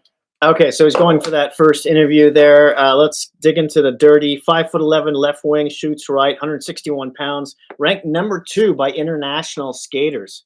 Interesting. Best case scenario, Jesper Bratt. Oh wait, they're doing the highlights already. Okay, they're skipping the interview and just. Here, he's going to hop to open ice at the top. Work that. Everybody in the NHL does this. The low to high cycle, right? Everybody does it. That's a heck of a pass by the way. But you got to finish it, and boom, he does. Victor now with English. All right. Well, here Okay, interview. Okay, second. They skipped to the second interview. All right, so really quick here. Jesper Bratt, best case scenario. The youngest member of Sweden's World Junior squad, Eklund was also one of the most effective players on the team, using his motor and skill to put up 6 points in 7 games. Continuing on the theme of playing above his age, Eklund also helped Desjardins earn promotion up to the SHL from Alverkaskan. I'm butchering all these names. He plays so hard every shift, said one scout. He plays with passion. He competes. He wants to get inside. He plays with the energy, and he wants to play fast. There's just a little more projection with Eklund than with Frundell in terms of when he adds weight and how his game translates. True to size isn't ideal, but he has a pedigree as the younger brother of San Jose's William Eklund, and the results are the results. Okay, back to the panel here. Become a pretty key part of a good young nucleus in San Jose. Could Victor elevate his game to be sort of a 7 games in the World Juniors. He had 6 points, 2 goals. Because of the determination that he shows, but they're also going to like playing with him because he has the ability to score or get pucks to other players. And this kind of determination he has, you see it in Djurgården. You know, they get that promotion back into the SHL. Like, that's huge news over there in Sweden. That's absolutely huge. It's of epic proportions, and he was a big part of it. So here's where I'm going to go with an undersized player. There's undersized players in the National Hockey League who require people around them to do some heavy lifting so they can be the best version of themselves. Then you get undersized guys like Eklund who do it themselves. And the players around him will appreciate that because he's going to be under checks. He's going to be on it. And he's going to open up space despite his stature for everybody else. He can't teach that kind of compete, fellas. All right, we mentioned the whole brotherhood that we find in Sweden, and there's the graphic to prove it. Daniel and Henrik, of course, that great maneuver pulled off by Brian Burke back in 1999, getting them second and third overall. William and Alex Nylander, both of them top. Okay, yeah, they're just talking about brothers. Lastly here, you want him to be a little bit bigger, but he continues to prove in size. Size isn't a deterrent for him, so trust what you see, said another scout. 6 days. Drake Noah Dobson, selects Matthew Schaefer, selects Victor Eklund, and now they're back on the clock. What's going to happen here, Sam? Well, it's pretty cool that he has the opportunity to make these things happen. He's got skill, determination, good pace, and he can play on the wall. At the end of the day, he plays bigger than he is, and he'll fill out in time. Just basically what the guy said. That would have been a storybook ending for Hagens and for the Islanders. And now we have another Islander pick at 17 here. Nashville went down that road. Let's see if they trade this or not. And now here they are getting 2 kicks. So now the top 8 in the Hockey News are picked. If you're going to get rid of Noah Dobson, you better get a couple of. What a last few days! What a last few days for Darsh coming in and. Best case scenario for Islanders if they were going for picks, right? Probably the highest they could get with 2 of them in the first round. Here's the commissioner. Once again, the Islanders Okay. on the clock. Here's Commissioner Bevan. Same presenter. They're bringing him back. Kevin did such a good job with the last pick. I said, let's do it again. Yeah, I'm here all night. No, I'm kidding. Oh, okay. With the 17th overall selection in the 2025 NHL Draft, the New York Islanders are proud to select from the Barrie Colts, Keyshawn Aitchison. Interesting. 2 guys have been passed up so far that were ranked high by the Hockey News. Left shot defenseman. He's a weapon. You hear that? From Toronto, Ontario. 22 teams. And a real 6'1", left shot He deep. did a lot of stuff. He's a graduate with a hockey equality group. That's Anthony Stewart. His wife, Shut up for a Sean second. Kay. And this guy's an absolute. Best case scenario, Jacob Trouba. 26 goals in 64 games with Barrie. 26 goals. Third round OHL pick. He goes into camp with Barrie at 16. And they're like, yeah, we think we're going to send you to tier 2. He says, no, I'm staying. He ends up getting 23 games. That's the same year that Brant Clark came back. And Brant Clark was a different guy. He showed a lot of maturity coming back from LA. He took Keyshawn under his wing, helped him with some of the skill stuff, walking the blue line, floating pucks in. And it worked out really well because he had his 26 goals this year. This guy said at the start of the year, and he was head coach and general Listen manager, in for a Marty second. Williamson, I want to be a top 10 pick. The Marty man right Williamson there. looked at him and said, Number 9. well, you had great progression, but yeah, that's good for you. Go be a top 10 pick. Now, it's not top 10. Here it is at 17, not too far off. That smile, it's infectious. That personality, it's infectious. Ask Jay McKee. He coached the OHL East team at the OHL All-Star Game. Couldn't thank this guy enough for what he brought to the room. Most points by a draft-eligible D-man, and he likes to throw his body around. I had dinner with Anthony Stewart. He said, hey, he's from Scarborough. He's Scarborough top. So there he is. I'm from Scarborough. Keyshawn Aitchison, 17th overall. Any surprise here, though? They have the left-handed shot defenseman and Matthew Schaefer, and now they're doubling their pleasure here. No surprise. Lived most of my life in Toronto, but I'm from DNA Scarborough. of this kid right here. He's leaking out of that suit for a reason. He's a beast. This kid is as tough as they come. I don't believe. I want to temper a few things here. Let's see He's some not highlights. just 420 in the National Hockey League, okay? But Pink he's gonna suit, get everywhere but sharp. on time, and he's going to make life miserable on his opponents. This guy is just fun to be around. He's a two-way D, shut down probably more than offense, and I'll tell you, he's going to be in the grill of people all night long. And that suit's out of the Elliott Friedman collection. And that's a great Very suit. much so is. He doesn't mind the spotlight. This guy just would like Elliott. stuff Elliott Friedman in his back pocket, though. Absolute weapon, physical, just an absolute bolt of electricity with the way he plays. I saw a hit of him this year during the season. I was drooling. Oh my God. Please, this guy's unbelievable. In the Metro Division, of course. I live in Pittsburgh. Gonna see lots. But you know what though? Like, let's face it, the Islanders have had a bit of vanilla history. This guy is anything but that. He is going to bring to the table the swagger, the trash talk, and all the things that you like. Put your team in double interview. Doing work. Oh, they're doing a double interview. Okay, with the two players. All right. Anyway, so the butcher here is he's from Toronto, Ontario. Is an older guy, 2006 September birthday. A left shot D, 6'1", 196 pounds. Best case scenario, as I said, was Jacob Trouba. Last season in the OHL in 64 games, 26 goals, 59 points. Impressive. Yet he's seen as a shutdown guy. Good open ice checks in 7 games in the under 18, 1 goal, 3 points. And basically the short riff here is that he's coming into the season. Aitchison, if I'm saying that properly, looked like a nasty physical blue liner. He was indeed that this year, but he also exploded offensively, putting up nearly a point per game on a strong Colts team. He's a gamer, said one scout. The guy is very physical. He loves to join the rush and the attack. He can play in every type of game. He can be competitive and physical or be active and offensive. Taking a breath. He has great attitude toward the game. If you go see him, he's easy to find. He leads with compete and effort, and those are likable traits. Hopefully, he'll be a Toronto Maple Leaf one day. NHL teams also love Aitchison off the ice, seeing him as a great interview with a good family behind him. Last year, okay, here's some highlights here. Here we go. And now see this. Watch this, like no second hesitation. Oh, like wow, this. what a hit. It's an absolute heat-seeking Helmet person off. when he wants to be. Big body kid, can skate, can move. But we saw the Florida Panthers. They did what they want to do. They bullied themselves around the league, back-to-back Stanley Cup champs. And this kid will sacrifice his body and play that style of game. Then you look at the production, too. He has 2 that block level shots to on his one game. play. He's not going to do that at NHL level. Hard to expect him to do that. But you can't teach this kind of stuff as well with the physicality and the ability to produce. So Islanders did some pretty good business on Blocking shots, hitting guys open ice, scoring goals. All I've seen for the last 4 minutes. Okay, interview. All right, so let's just finish off what they say about him here. NHL teams also love Aitchison off the ice, seeing him as a great interview with a good family behind him. Last year, I thought he was a high-energy kid who competed his butt off and had some skill, said another scout. He's the same kid now, but what I really like is he's calmed his game down and he's not running around. He's playing such a smarter game originally. You could say he'd be top 6. Now you'd say top 4 or maybe even top pairing. There you have it. Again, best case scenario, Jacob Trouba from Toronto, Ontario, 2006, birthday in September. Left shot D, 6'1", 196 pounds. Number 9 skater ranked in North America. Back to the panel here.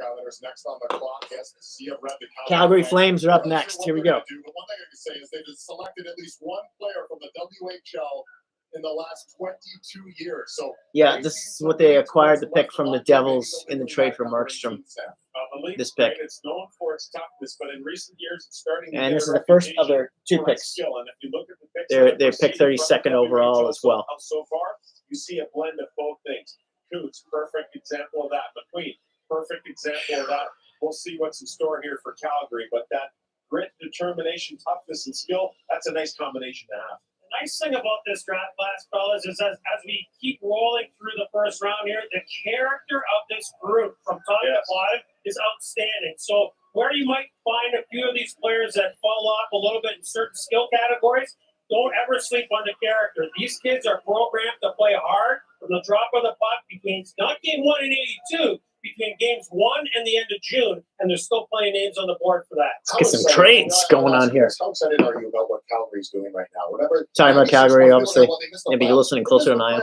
In a tiebreaker with St. Louis regulation wins. I mean, we were on the cusp of the playoffs. A team that a lot of exceeded the expectations, and a lot of these young guys played a role. Yeah, after everyone fled the city of Calgary. I mean, there's guys flying out of there left and right, and much of it is on the backs of some of this talent that they put in there. Some of the veterans that they have, and wanted to stick around and wanted to stay through this as well. That's character, that's leadership, and so they're starting to build some kind of momentum here. With They need the way some they want sentiment. to play, and the way So who do we got left? So their hockey team as well. no one in the top 15 ranked by the Hockey News is left, by the way. All right, well, the first 2 picks, 18th overall, and they also have the So Hockey News kudos to you. Been pretty accurate. Here's the commissioner again. Here we go for Calgary. Next up for the Calgary Flames, co-captain of their 1989 Stanley Cup championship team and a 1992 Hockey Hall of Fame inductee, Lanny McDonald. Nice. Lanny. Can't get enough Lanny. All right. Saw him once without a mustache. Thank you very much to the LA Kings and the National Hockey League for their hospitality. We'd also like to thank Great Maple Leafs as well. special thanks to our fans and especially our season Who I was ticket very mad at holders when they traded him in to Calgary. and those attending the draft party at the Scotiabank Saddle Dome and hanging out in the Telus Club. We'd also like to say it's going to be one hell of a party of the Sea of Red when the draft picks go in tonight. With the 18th pick in the 2025 National Hockey League How old is he Draft, now? the He's Calgary 80s? Flames are very proud Late to 70s. select from the Victoria Royals, Cole Reshny.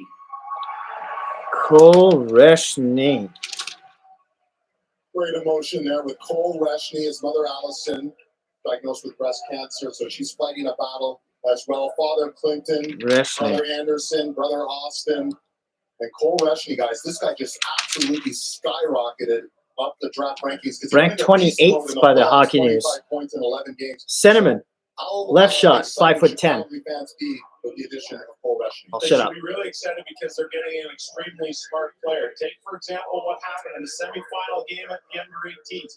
They're up 1-0 against Slovakia. They're trying to figure out what to do in the power play. He goes into the coach's office, which is also where the backup goalies were as well, and says, hey, why don't we try this? Get me off my one-time side. Get me laid down towards the net. See what happens. First power play in the third period, they score 10 seconds in. They go 3 for 3 on the power play in that third period. They win 4-0.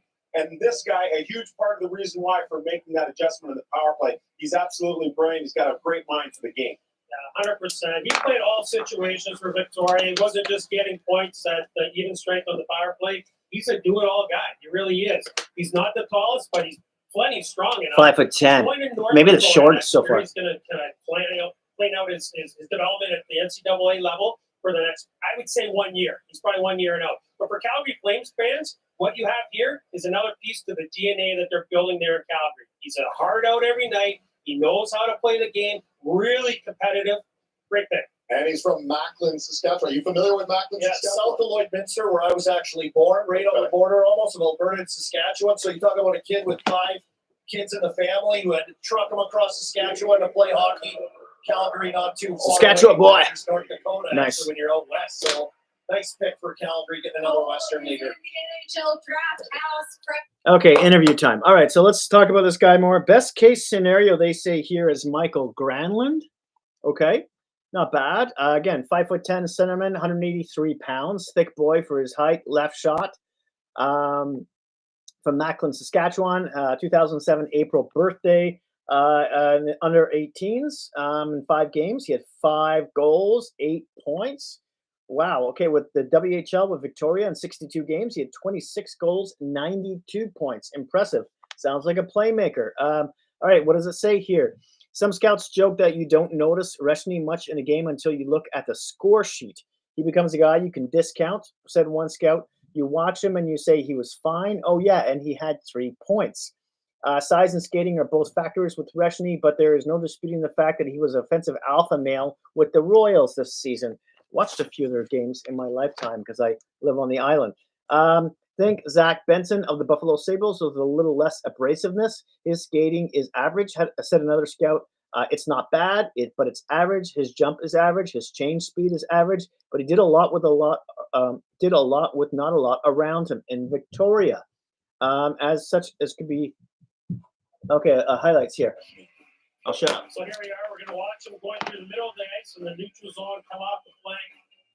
He's a distraction, guys. Like, he makes plays and he's a distraction. Here again, this is what you're talking about, Sammy, working the flank.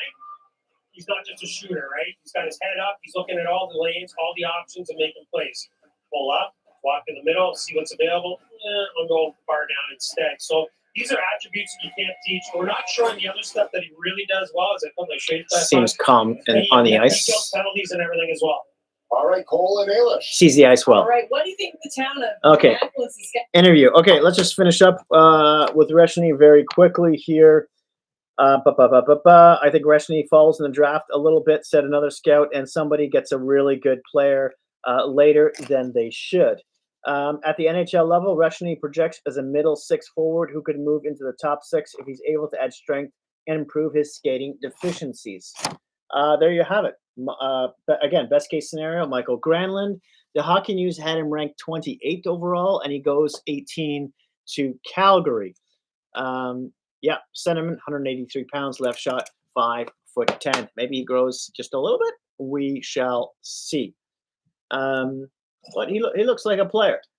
It's very special, I mean. And then we still got the interview happening here. Okay, so who's up next? St. Louis with their only pick of the draft. And we're back to the panel. Oh my goodness! So he's gonna have to trade it. Highest points per game in 2025 WHL playoffs at 2.27. We can't wait till next year's draft. This guy's just a phenom. Right Gavin behind him, McKenna Paul hasn't beat, is the only one. This is so cool. I played for the Saskatoon Blazers, midget AAA back home. Nice. So did young Cole Reshny, and I actually spent money on the internet to stream his Air Canada Cup final when their Blazers team walked all the way there. He was really, they were a young team, and he was a big-time player on that team.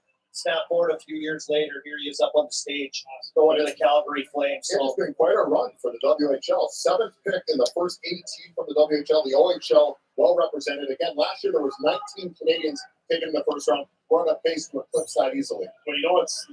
Well, there's a great debate now. Like the NCAA, It is, yeah, a lot of and the Canadians. CHL. Sure. And what we're seeing from the CHL, where all these players have been developed, is going to be pretty good promotion for that league. Jerry? Having said that, there Jerry? might be, and we've started to see a defection, if you will, to the NCAA, which also offers a ton of benefits in terms of the developmental model. In my opinion, you're younger, you need to play games. The CHL offers more of that. And as you physically grow and mature, then I think the path is, hey, if college becomes the next thing for you, to continue to compete and to continue to work on your body and play a different. I think I agree with that statement. That's the way I would go about it. But we are in a brave new CHL world is sort of here, the guys. prep So what's to happened is a lot of these kids college have gone to the to get the NCAA. reps Their clock was different in major, junior. in the They're gonna be on CHL. the same clock going forward. 4 years, not 2 years. That's going to make a difference.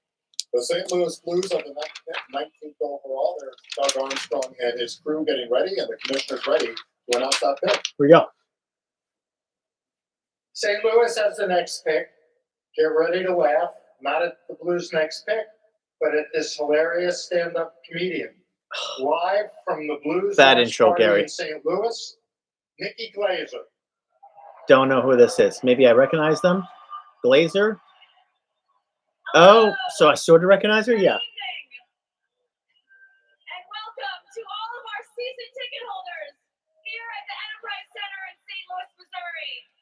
And to all the Blues fans watching at home on your couches, eating Nemo's pizza, let's go Blues. Yes, I'm Nikki Glazer. I am a proud St. Louisan. I literally live right down the street, so I am so happy to be here. I mean, I'm happier than Brett Hall at an open bar, you know? We went Blues. So, I really am honored to be here to announce the 19th draft pick for the St. Louis Blues. Fun fact about me in high school, I was actually my prom date's 19th pick, so, and I was traded after the first dance. But enough about me. Let's get to this. Not bad humor. With the 19th overall selection in the 2025 NHL entry draft, the St. Louis Blues are proud to select from the Blainville-Bois-Grande Armada right winger Justin Carbonneau. Justin Carlos, a famous hockey name anyway. But no. Oh, Justin won't forget that Nikki Glazer. Thankfully, she didn't start roasting him, but she certainly announced. Okay, ranked 21st overall by the Hockey News. Father Pascal, brother Jeremy. Right winger, shoots right, 6'1", 191 pounds. Known as a great playmaker, fantastic shot, and from the Q, nice representation there. The Blues get their guy. This guy really appreciates inspiration. So he was a second-round Q pick that inspired him. Picked by Ruin, Miranda moved to Blandville because Blandville had more opportunity. Ruin was trying to go for it. He had the opportunity to grow there. Take, for example, this year. He's playing with Jonathan Beauchamp, the leading scorer in the league. He gets dealt to Rimouski for their Memorial Cup run. So now Carbonell's on his own to try and drive the bus for the rest of this group. January 10th, they're playing Rimouski. He struggles in the game. They got a 6-5 situation to try and tie it. He's sitting on the bench. Matthew Turcotte, the coach, says, hey, man, your effort wasn't good enough here. What happens? Next 4 games, puts up 10 points. He becomes the player of the week that week in the Quebec Maritimes Junior Hockey League, and the rest of his season absolutely brilliant. This guy is a goal scorer extraordinaire. Years ago, the St. Louis Blues selected a player out of the Quebec League named David Perron, okay? And I fast forward to today, Justin Carbonell could be the next coming of David Perron for the St. Louis Blues organization. That's how good he is. They're both not the most fleet of foot, but they get everywhere on time. What they have in spades is compete, and they make From Levi, plays in Quebec. a phone, like through guys' skates, like in traffic. They get all those things done, and the puck's in the back of the net. He leans goal scorer, but don't sleep on his playmaking as well, guys. And I can tell you this, from being around the league and being in different dressing rooms, the culture and what they have in there with this St. Louis Blues team, Brayden Schenn and his leadership with this group. What a great right down hockey the name. line, Family name, with Carbonell. Montgomery as the coach. I mean, this team, it's so Like the easy to Sutters. walk in there. He's going to have the best time. Guaranteed Brayden Schenn's calling his phone right now, all ready to welcome him. He's that kind of guy. And so it's going to be an easy fit for him and his personality to easily fit in there. They'll get the most out of him. Only Michael Visa scored more goals for draft-eligible players. He's about to meet Doug Armstrong. Okay, so interview time. All right, so let's look at this guy from Levi, Quebec, 2006 November birthday, so he's an older one. Best case scenario, they say Ryan Donato. I hope they just mean his last season, because other than that, it's like, so you have a third, fourth liner maybe, but they seem to have more hopes for him as they were speaking of him. But let's look at this more closely. At the Q, in 62 games, he had 46 goals, 89 points. Wow. Okay. Didn't play for the under 18 juniors, but there is a lot to like in Carbonell. Power forward who put up impressive offensive numbers in the Q this season, but like a lot of young players, Carbonell has issues with consistency. If he can get a handle of that, he'll have a solid future in the NHL. I saw games where he did everything I wanted him to do in terms of showing care and tenacity, said one scout. But in the playoffs, I didn't see him do those things. Alert. If he's the right type of kid, with his body, his powerful skating, and his shot, he will be successful at the NHL level. Still doing the interview. Oh, no, it's going to commercial. Okay, so I can finish. Carbonell managed just 3 points in 5 playoff games, but he had 14 goals in his final 16 regular season games and finished tied for second in goals in the Q with 46. So there is potential offense to go with his power game. Although some scouts struggle to find a clear identity, Carbonell definitely has an upside. He is an elite thinker, said one hockey scout. His hockey IQ is very good. His feet are going to pick up as he moves along. Still in commercial here. I got to say this from what I'm reading and hearing so far, besides his name, I'm not that excited about this pick. Yeah, 6'1", right winger, shoots right. He's ranked number 16 among North American skaters. Again, picked number 19th overall, ranked 21st by the Hockey News. Not much difference there. And best case scenario they said was Ryan Donato, which is not great, but he did score a lot and put up a lot of points.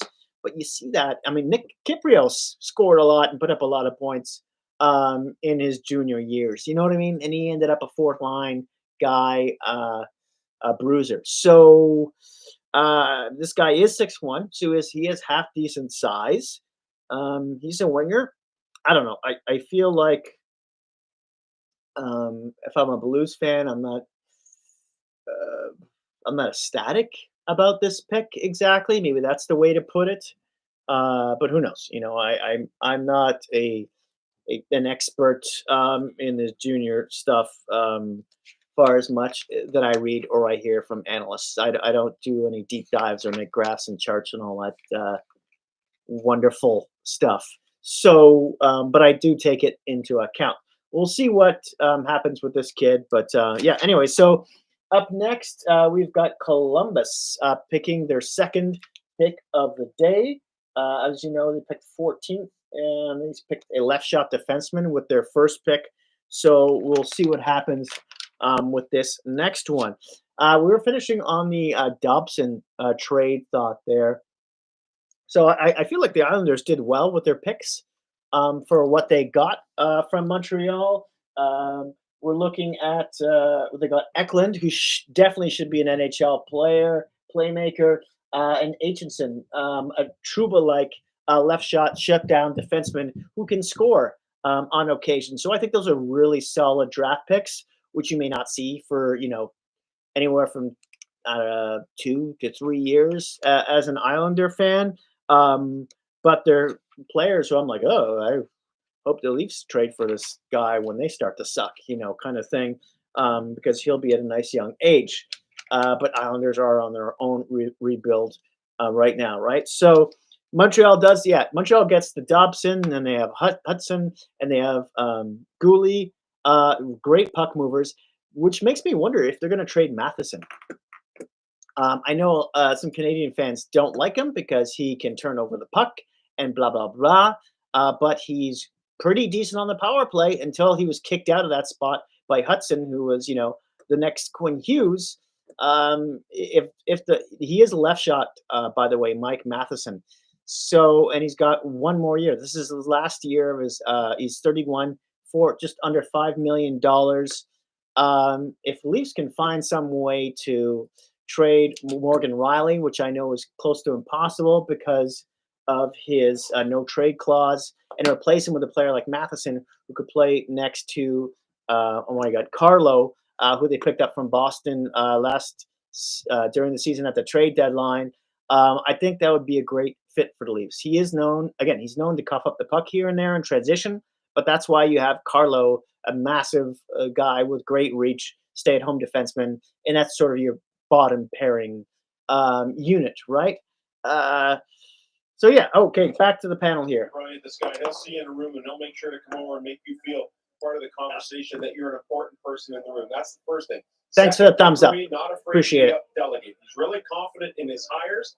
Joe McDonnell being one of those guys who's been with him for a long time now and allows him to do his thing, unabated. Just go out and do your thing. I trust you, and I think that's hugely important in any organization. The Dallas Stars are one of the classiest organizations in hockey ops in the entire league. I can tell you that by experience. Joe McDonnell's a mentor of mine, and he was with Jim Nill in Detroit with Kenny Holland back in the day. The staff that they have there and the infrastructure that they built for continuity reasons, it's special, and good on them. This is a fantastic recognition for keeping things together. Yeah, they're going to change the name of the award to the Jim Nill Award. Like, it's over. Oh, did he just win the GM of the Year of the award again? Columbus back on the board. That's why they're talking about Neil from the Dallas Stars, the GM? I missed that. But it wouldn't surprise me, though. It's a decent pick. Okay, the Goudreau's wife, I believe, not his sister, is up on the stage again to pick for Columbus. Making the pick for the Columbus Blue Jackets with the 20th selection. Another warm welcome from Meredith Goudreau. Best cheer of all the guests, which is great. Thank you, everyone. And again, I just wanted to give a quick shout out to the fifth line back in Columbus. Hope you guys are having a fun night. And I want to give a very special shout out to our babies, Noah, baby Johnny, and baby Carter. We love you. So, okay, so that's his wife. So I just, wasn't obvious already. Here we go. The 20th overall selection in the 2025 NHL Draft, the Columbus Blue Jackets are proud to select from the Chiska Juniors, Peter Andreanov.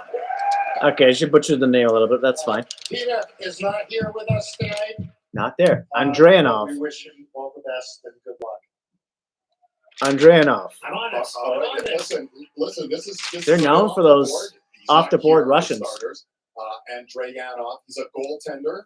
20th Goaltender. overall by the Columbus Blue Jackets.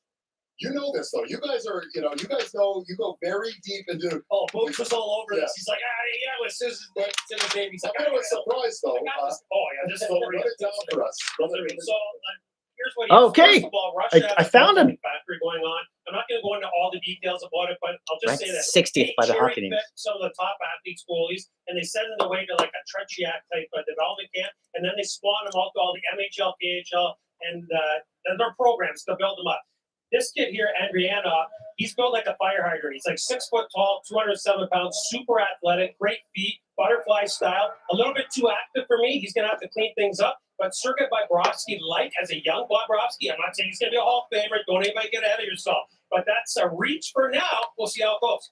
All right, well, let's get back down to our draft floor because Elliot Friedman has some more. Yes, this reminds me of something. Columbus picking in the 20s. Hockey League, Yegor Chinakov. Oh, I'm sweating. That's completely off the board for me. I saw Sam looking through his paper. I saw Mike looking through his paper. And I said, we are off the board. Yes, I was, yes. I'm going with Berkey. He's a winger. Yes, I remember that well. Full disclosure, I prepped 60 guys based on all your guys' information. I think I could have prepped maybe 160. I still might have gotten here because the look of surprise on your guys' faces. You remember that Chinnikov moment? Is this? I never gets old, Sandy, by the way. Never gets old. Thanks, guys. Yeah, it is. It is a Chinnikov moment, and here's the reason why. You've got Josh Ravensbergen, who's the top-ranked goalie. With the Sam You've Butter. got Jack Ivankovic, who's won everything there is with Canada. You got Lucas Beckman. Okay, then you got Semyon Frolov.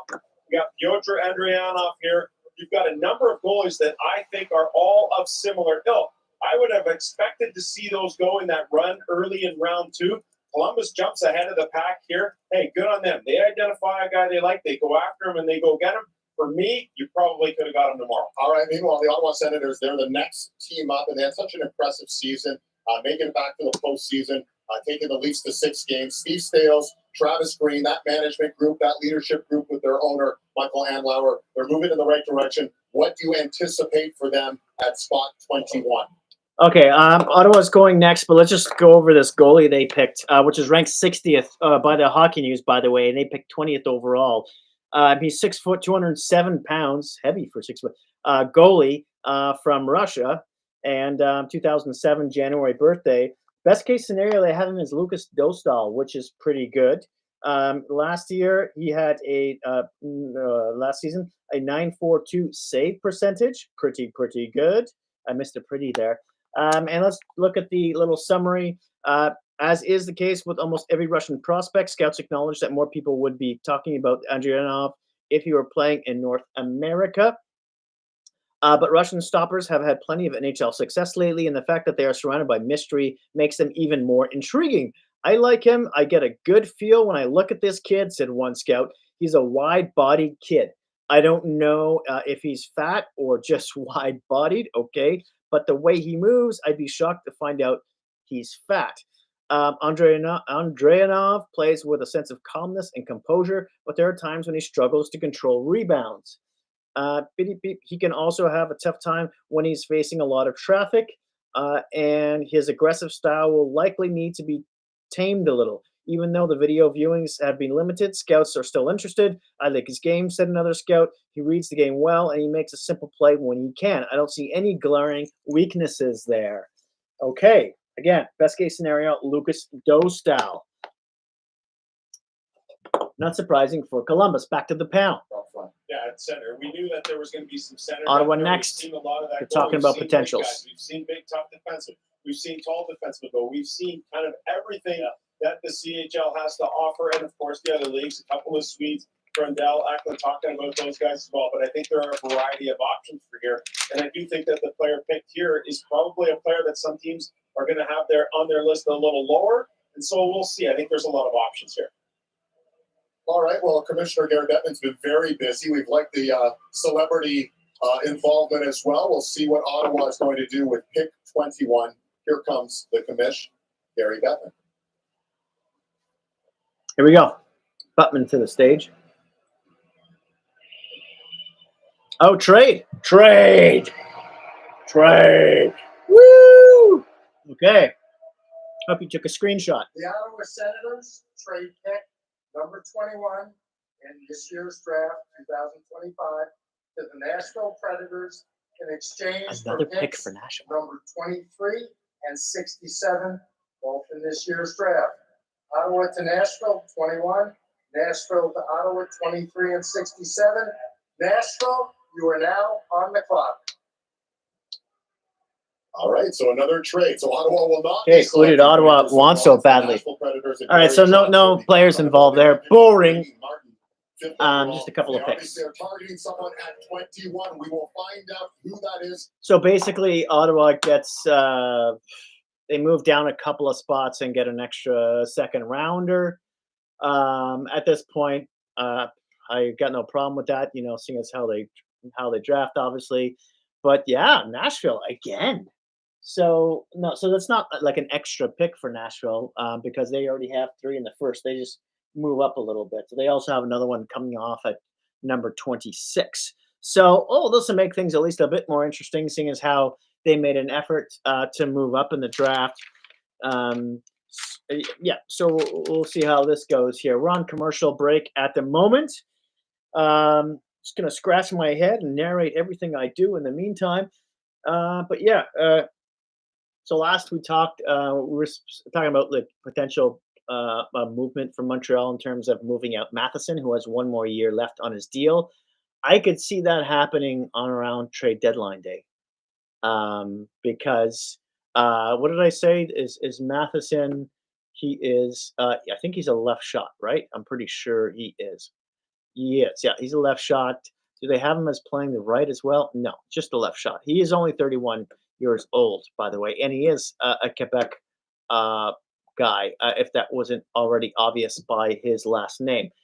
So yeah, what kind of points did Matheson get last season? This season past, he put up beep. He put up 31 points, 6 of them being goals. That was pretty good. Well, that was okay. It was okay.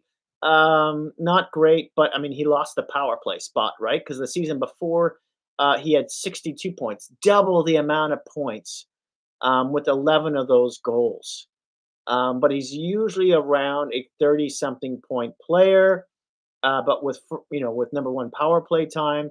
And it's funny, yeah, because he played almost the same amount of time, just over 25 minutes a game in the last 2 seasons, but his point percentage went down hugely because Hudson took over the first power play. All right, back to the panel here.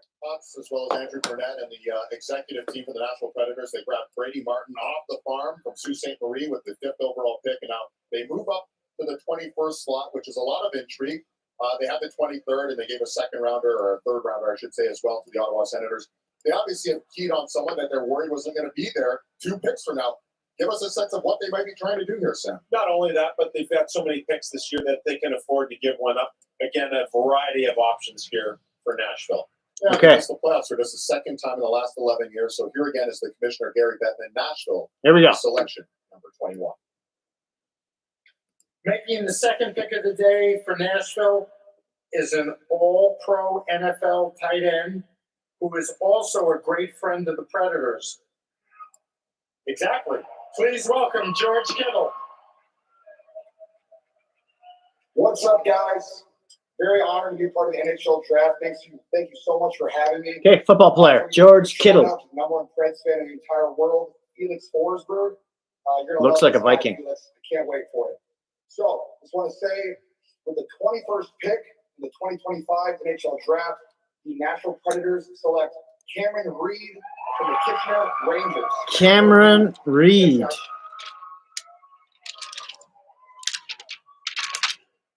About 20 feet from us, there was a large contingent here. Ranked 17th overall by the Hockey News. Friends, and they just let out a big roar as 6 foot left shot defenseman. 193 pounds. Thick boy. That was just you, Archie. From Elmer, Ontario. Second most points for an eligible D-man, so clearly he likes to get up on the rush, mobility, and skill. Best case scenario, Philip Hronik. One of the smoothest skaters in this draft class. So what's the issue when you look at this guy? 2-3 guy. Learning to defend, and that's something that's increased all year long. You get into a game 7 against the Windsor Spitfires in their round. They were down 3-0. They come all the way back. They make a switch in their defensive coverage. Him and his partner, Matthew Amidovsky, go up against Protus and Greentree. That top line for Windsor, big guys. They had 1 goal throughout the rest of the series after about I think it was the fourth game in the series. And that changed the entire thing around. They come back from down 3-0. They win the series. Tied 6th among OHL defensemen with 14 goals. Which is not something that we were used to seeing in the regular season. So when you're starting to scout defensemen specifically who are 5'11", 6 feet tall, there's a couple of things you got to look at as a scout. So when a puck gets chipped in over one of their shoulders, when they pivot, do they have the continuation pace to arrive ahead of their opponent army so they can launch it right back up the ice really quickly? He does that in spades. Offensive blue line, really creative. He can escape when the pressure comes out to him, make plays. Defending from the net front to the corner, he's not like the Radim Merck guy where he's got the length and all that. He's got to keep the play in front of him a little bit longer. He's got the hockey IQ to do that as well. He's a leader. This is a really nice pick. So good offensively, but needs to manage the defensive game a bit. It's just going to be timing. You can't jump out at a check on the half wall too quick because when you're a little bit smaller and they spin off you, they're laying to the net. You don't have the length, so you have to keep it in front of you. Yeah, so this is something that's teachable, coachable. Obviously, as you mature and trust your game, know your strengths, know the angles. So you start to identify that. This is a guy you can work with. If you've got that scoring touch and that skating, it's from a great spot. That's the foundation for which he's going to be successful. His ability to get back, retrieve pucks, move them quickly, and then continue to support the rush. Let's hear what Barry Trotz and the management team have to say to their newest predator, and that is Cameron Reed. Psych. Good job, DA. Keep it up. You're on fire tonight. Okay, is he going for the interview or what? TV with no bathroom breaks. The Ottawa Senators did there. Sure, and look at this, by the way, the emotion here. This is Okay, blah, blah, blah. Okay, I think he's being interviewed. They're watching the parents right now or something. Okay, so best case scenario, Filip Hronek. I said that already. In the OHL last season, in 67 games, he had 54 points, 14 of those goals. Impressive. Again, 6 foot, left shot defenseman, 193 pounds, ranked number 23 among North American skaters. He's being interviewed at the moment. Let's have his breakdown here. 2007 April birthday, by the way, from Almer in Ontario. Reed, who finished behind only Kashawan Aitchison in CHL scoring, the Trouba guy, among draft-eligible defensemen, has shown this season that he can put up points from the back end, but scouts are not projecting the undersized rear guard to do the same thing at the next level. He is good, a solid player, but his 6 feet, said one scout, and you can be a good solid player in the OHL when you're 6 feet. He's kind of a tweener for me. That doesn't necessarily mean Reed has no future as an effective NHL player, particularly with his high-level skating and good stick skills. Back to the panel here. Hold on. Remember they had that trade with Philadelphia, so they picked up the 22nd overall pick. Sorry, Jason, we left you on a thought there. What was it? What I was about to say is that the Ottawa Senators, when you trade back in this area of the draft, that means that on your draft list, you have a minimum of 3 guys that you're comfortable with, that you're going to get one of those 3. And when you split hairs, it's like, I'm going to be equally satisfied. Okay, just jargon there. There's definitely a place in the league for players with those traits. He's kind of a new breed NHL defenseman, said another scout. His transitions more with his feet than his brain. I don't know if that's a good thing or not. And he closes the gap really well. I think his tools are going to lead him to be a very good defensive guy in the vein of Brock Faber, but not quite as good. There's not enough offense to get him on the first power play. Okay. How that he has exhibited throughout the course of his Talking about now about Pittsburgh, who's picking next. It was too. They played a really quick game, puck control, quick game. Sheldon Keefe was the head coach in the Sioux back then, and you see how he coached at the pro level. Same sort of style of play. So we'll see where they go here. This is a big deal here, Army. This pick, and the next one. They're in that mold where they got to hit on these guys. Yeah, 11, 12, traded 12 to get a couple more picks here. So it's they're acquiring assets, and I know Kyle likes to do that as well. That was big talk heading into this draft. Look at what Washington did. Sorry, Dave, but one of the most difficult things to do in hockey is you have an older team, and you're not impressed with Pittsburgh so far. Spencer Carter, what they've done there, Chris Patrick, Ross Mahoney, absolutely. Not because I dislike Kyle Dubas, but because I dislike Kyle Dubas. No, I just generally don't like it. Didn't like what he did with Toronto, for the most part, not completely, but. Ben Heindl at 11 and now they add another. I mean, Jake McCabe was his best trade. 22, yeah. Are they gonna hit the trade button? Yeah. Only his last 2 picks were the best ones that he made. Cowan, Nyes. Alex and Chris. I don't think it was really him who even grabbed those guys. Okay. With the 22nd overall selection in the 2025 NHL Draft, the Pittsburgh Penguins are proud to select from the Honda Huskies, Bill Zonin. Bill Zonin. There he is from Montreal, Bill Zonin. Moved to center this year, and it's paid dividends. Impressed a lot of people at the combine, right? He led everyone with the pull-ups. Ranked 29th overall by the Hockey News. Teams. I've had a chance to talk to him, an impressive young man, and here he is. Left shot centerman. Used to be a defenseman. Interesting. So that's an important piece, like moving to center. All right, Steve Hartley's the head coach in Miranda and said this guy's played the wing the last couple of years. He moved to center this year. The one thing that I know from the wing, I thought they said D. Is the skating and getting off the mark. Well, by playing center, you're more of a flow game, fewer stops and starts, and I think that helped aid him for the kind of season he had. He's got magic mitts, this guy, and he gets to where he has to go without any issues in doing so. But I think there are some mechanical things skating-wise that you can correct here to improve that first step quickness. So I reached out to his agent, Phil McCabe, a couple months ago, and I said, I really love this kid. I'm worried about his mechanics. And then he took me through the process of how hard he's working to improve it. The thing with this, though, guys, is that at the center ice position in the NHL, it's such a large sheet so fast, you got to track on time, all the time in all 3 zones. I'm not so sure with how hard he plays and how heavy he plays. He's got the skill for sure. I'm not so sure in the NHL he's not a winger, and he's just like battling along the wall to extend plays and then go to the paint and clean up some garbage or hunt tips and rebounds. Buddy, he's a dog. The arm dog's got it. He's a dog, and he plays that way. Yeah, sure, winger. Yeah, sure, centerman. We'll see where he fits in. Obviously has not scratching the surface, maybe of a finished product, no question, when you look at him. But when you look at the Penguins and you look at the style of play, you guys were talking about with Kyle Dubas, the skill, the smaller guy size is an issue. They get a big body presence here with this guy that has that, and that's important for the Penguins in the future here. Yeah, 6'2", just I mean, listen, 190. That's it's right picks up some size. Okay. He's committed to the program though. At a young age, he goes to prep school. Why? He had to play better hockey, but also to learn the English language. Not a problem for the guy, but I love a kid who has his path clearly defined by himself, making that decision, move away from his family, and he's just starting to mature and grow into his own now. I really like the player. Third player taken from the queue, and it's worth noticing that Adrian Kempe and Matthew Nyes are the 2 players he looks up to, wants to style his game around. I like that. Kempe and Nyes, he looks who he looks up to. He can really rip it.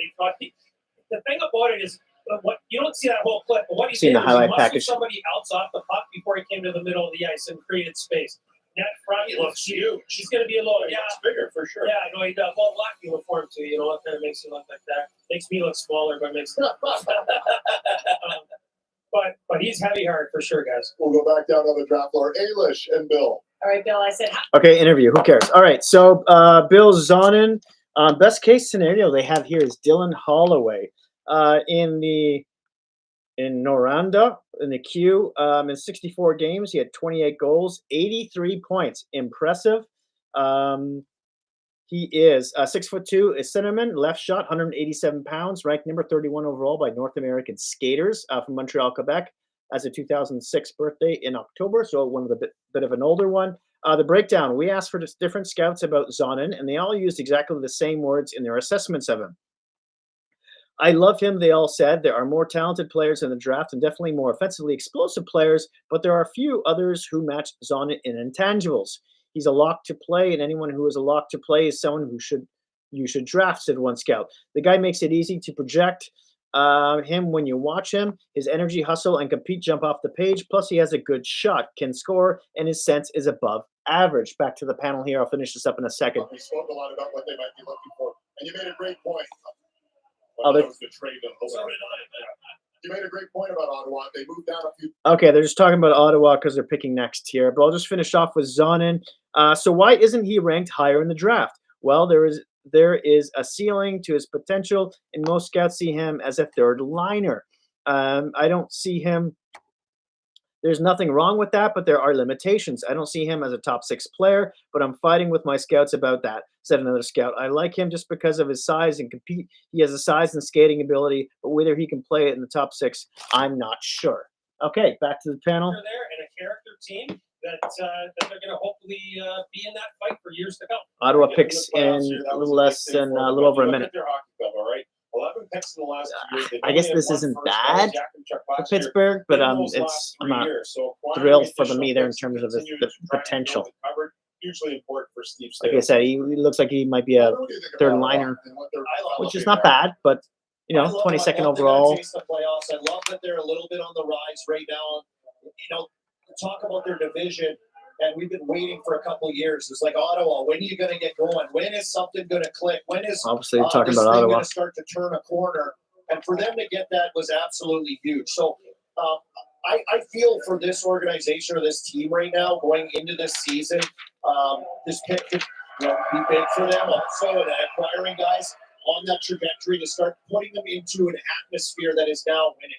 And that is now a different team, and that is now a team on the rise, and they have to. That division, as you talked about, they got a lot of teams in the hunt, and so they're going to have to be like that. So I'm excited about them. I think they're a fun team to watch. I think they can play a lot of different ways as well, but they've got some key players in there. Whoever they pick, they can beat on.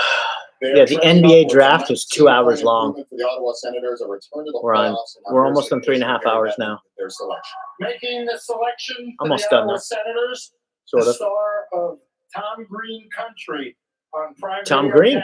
Canada. Ottawa native Tom Green. Tom Green. Okay, cool. Hello, Tom Green here.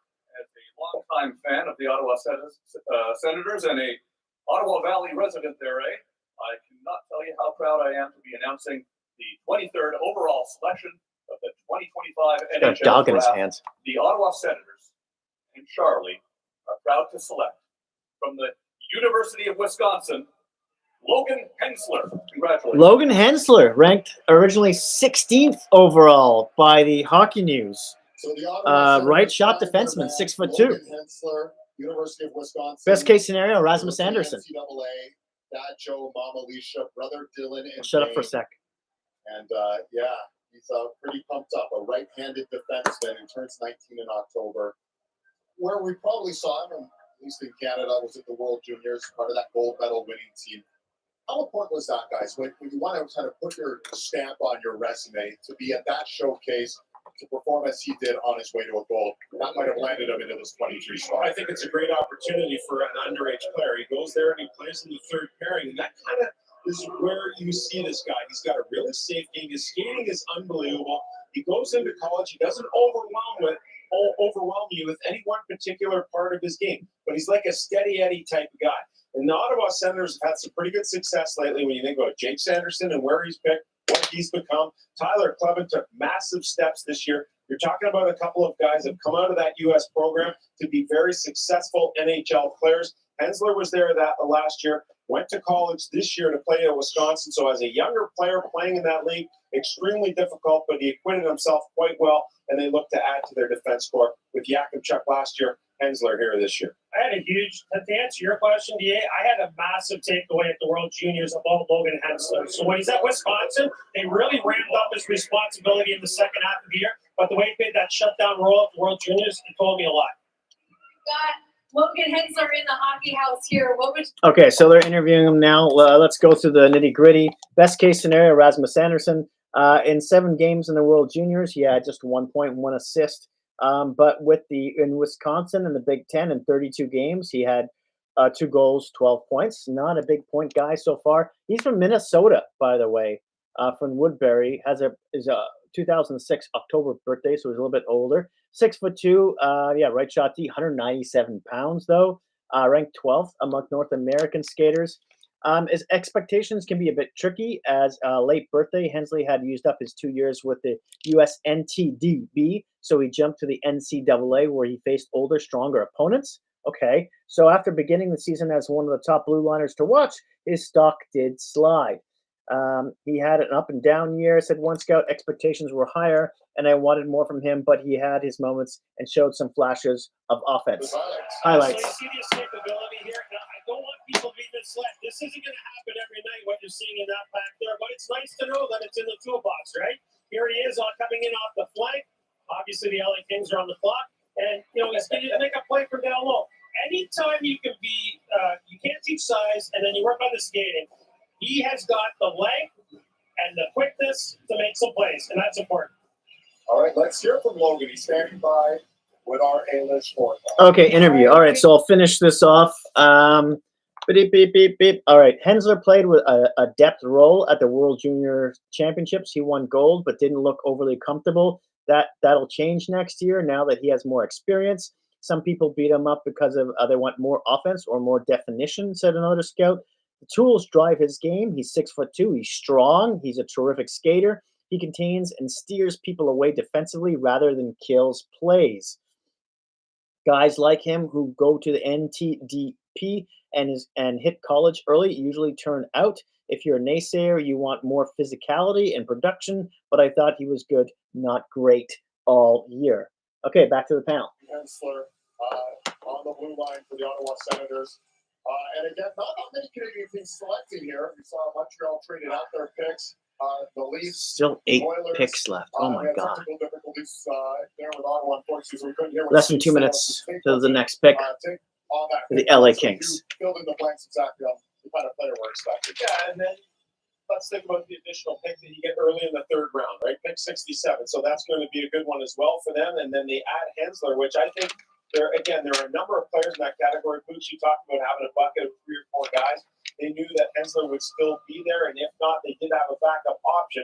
But again, the acquisition of that extra third-round pick is huge for a team that hasn't had a ton of picks the last few years. And if I'm a player, right, player perspective, if I'm a kid or I'm an agent talking to that kid, I'm going, you're going to a team at the right time. Yeah.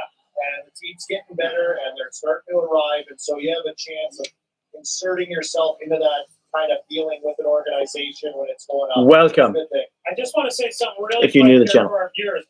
As you see surprise If you're not new to the hits channel, happen, and if it no happens welcome. 3, 4, 5 times, But I'm glad you're here. everybody's list starts to bump up every time that happens. So as we get into the end of the first, second round tomorrow, you're going to have like 5 or 10 slots potentially. It makes a difference. And when Ottawa trades back, that means that somebody else on their list is bumping up while surprise picks are being made ahead of them. If that makes sense. And we're waiting for the whole I love hearing that. LA Kings to make the 24th selection. LA, by the way, Okay. new GM, very familiar to Canadians because it's Ken Holland, who was hired on May 14th.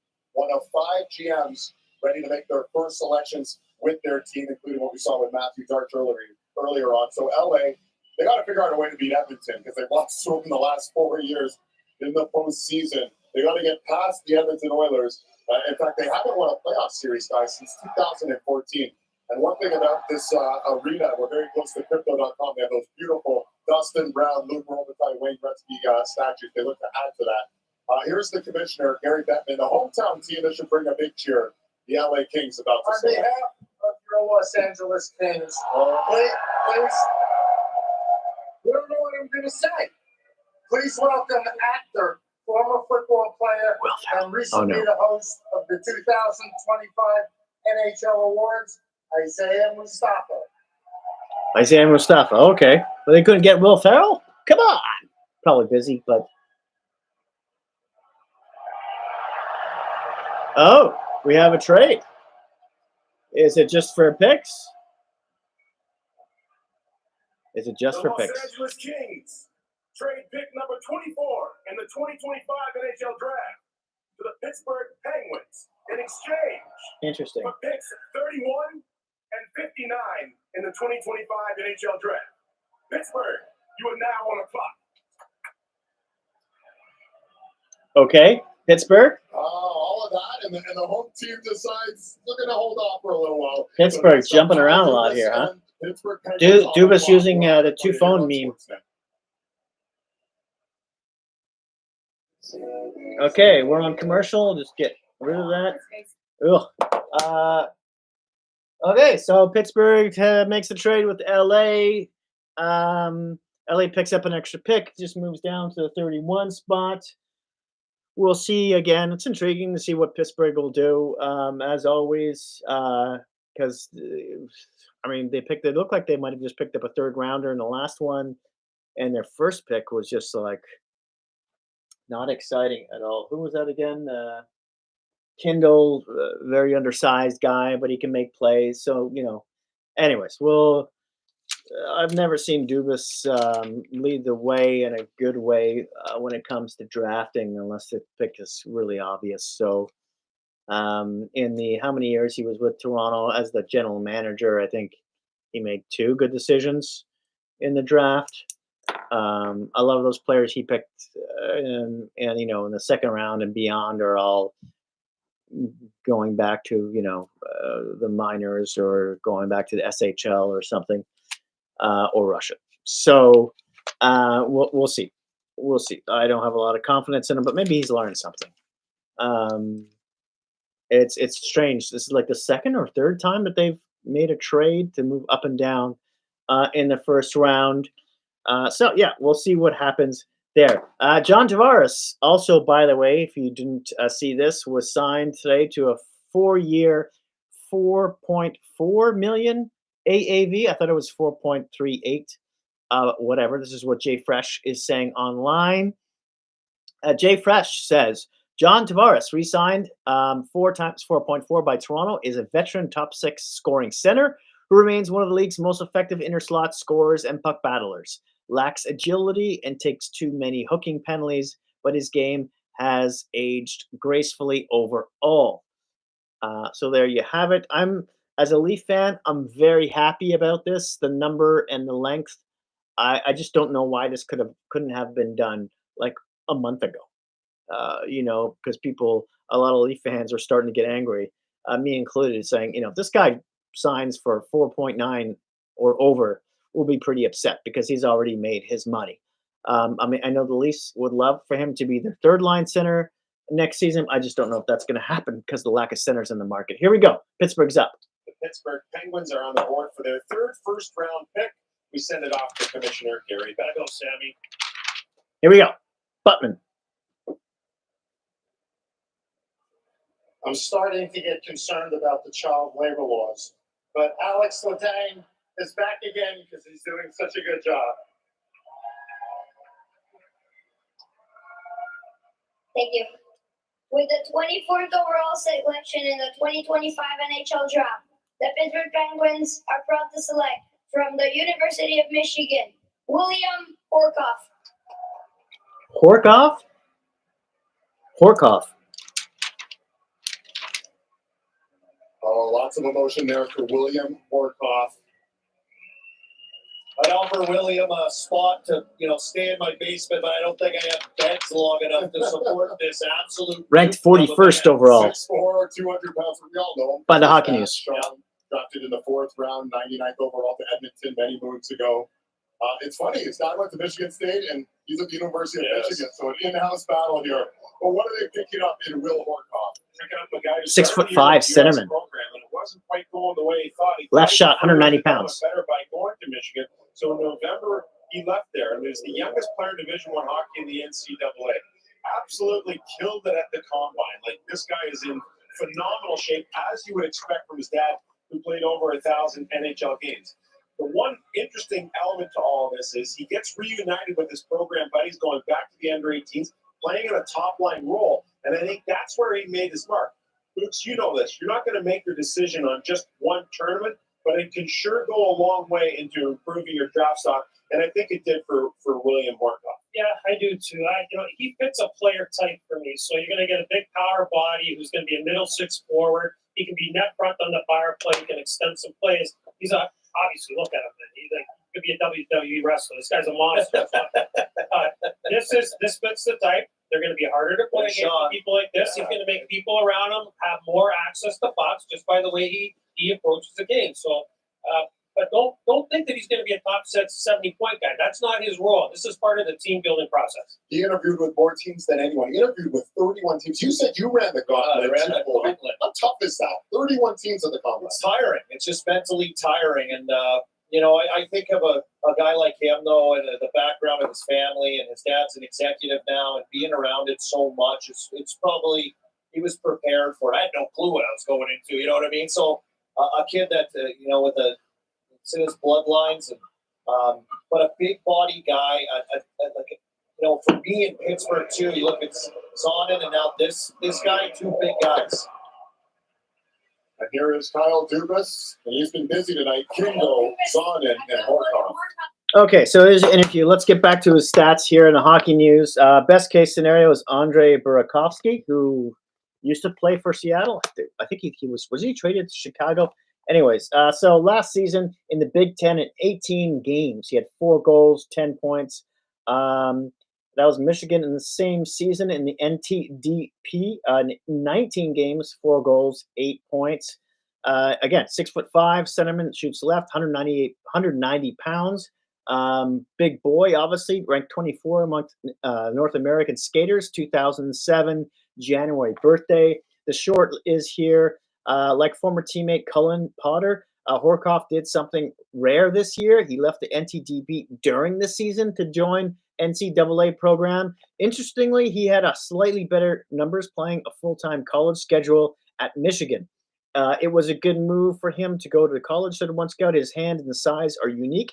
It could be a really strong investment on a longer play. It will take some time. He's very weak for his size, but his hands are notable on the half wall.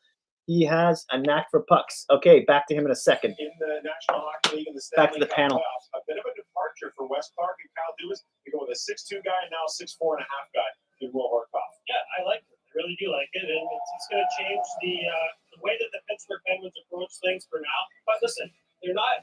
We're getting to that point in the first round already where some of these guys, it's going to take a long time for some of these guys to really become NHL players. But the path isn't a straight line. But having said that, character, perseverance, drive, fitness. This guy's in great shape. All the things we talked about, they're going to give him a chance. And that pedigree is so important. I mean, you see these guys, right? Sean Horkoff, a former NHL player, his father. They have fathers often and mothers who played in elite level sport. Yeah, absolutely. I think it's a little bit of a cheat sheet, right? It's an advantage, yes. And looking at that and what to expect and being around the rink and being around guys and being around that element and that level of compete. And so Will, a little bit of a cheat sheet there with his dad. But I'm in Pittsburgh. I watch this team to see some big body guys coming into the system now. Good. Like I'm telling you, the fan base also is hungry for that as well. Like that battle level and those kind of guys. And we're Chicago up next, by the way. 16 and 17 with those swarming, speedy, skilled Penguins teams. And so Kyle now adds, we've talked about the picks with the Penguins, and they're adding more guys to those cupboards. And welcome Will Horkoff to the Pittsburgh Penguins. Pretty cool. Pretty cool for the Horkoff family. It has been busy for them. Ben Kindle, 11. The Tanks are going hard tonight. Horkoff. He logs a lot of minutes when he plays, but he's Okay, I'm going to finish this off quickly. As they powder their noses, the former NHLer and current Detroit assistant GM Sean Horkoff rejoined many of his NTDP mates at the Under-18 Worlds. I like his puck game, and I like him from the blue line in, said another scout. He's strong along the walls, protects pucks, and makes plays off the cycle. He has a nice touch around the net. It's in transition where he struggles getting in and out. His feet are going to kill him, but the puck play is solid. And there we have it. Again, Andre Burakovsky is the best case scenario. Big boy. Looks like it's going to take him a few years, maybe a couple or so in the AHL to come full length. Aren't here. The scouts aren't here. We're getting a lot of celebrity appearances. So far, the virtual interviews have worked pretty well. Some more Another fluff thing here. that's different about this draft is the multiple picks for so many teams, right? There's so many teams that aren't involved in this, right? There's, I think, 10 teams aren't involved in this. 8 teams have multiple picks. That's probably hurting. That's obviously hurting their viewership as well. The number of teams who don't have picks in the first round because they've traded them. Yeah, I think this is a guy who's picked all over the map. He's picked forwards. He's picked defense. He's had a ton of different picks. They utilize the analytics. They look at what's happening in the prognosticators and what you do, Boots, and the Corey Pronmans of the world, the Scott Wheelers, and they kind of look at it from every angle. They're very thorough in what they do. Kyle Davidson and his group, they have the resources to do it. We'll see what happens here. All right, we are about to find out. We're going back down to here we go. Chicago. And the pick is in. Chicago. For our next pick, I'd like to recognize someone very special to me and the entire National Hockey League family. Former player. For 44 years, Olchek, Gary Mahar has been running the league's communications Gary and Mahar. PR department. No one is better. No one has been as important passed shaping away. the narrative of the NHL. Former and sharing play-by-play our players' stories with our fans or beat reporter. all around the world. He is a friend and one of the most valuable people to ever work for the league. Gary is retiring after the draft, and tonight I invite him out here to make the next selection for the Chicago Blackhawks. He's not dead. That's good, right?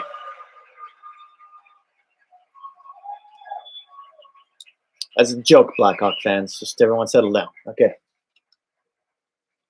Here we go. I grew up in Montreal, and as a lifelong Montreal Canadiens fan, I'm proud to turn myself into a Chicago Blackhawks fan for the rest of my hockey career by announcing with the 25th overall selection in the 2025 NHL Draft, my team, the Chicago Blackhawks, are proud to select from the Muskegon Lumberjacks, Vaclav Nestrasil.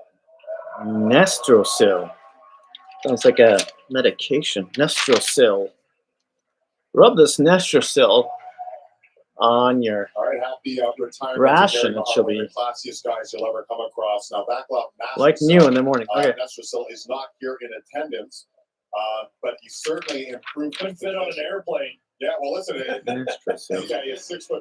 He improved his position to be drafted, though, immensely. Here we go. To Muskegon in the USHL. Yeah, Ranked 47th overall by the Hockey News. This year they had a couple of players that are high-end players for this draft. I remember Highlights. we're going to hear about him at some point as well. But what you get here, boy, another big one. Yes. Goodness, I don't know what's in the water around the world, but here he is. You're seeing him come off the plate. Listen, it's not always going to be pretty from A to B, but he gets there. Like, think Nick Antropov back in the day with the Toronto Maple Leafs. People looked at him and said, I don't know if he can get there, but you know what? Sure he did. He was a great pro. So it's going to take him some time. It's going to take some development, but it's worth the risk. There's a couple of things here, all right?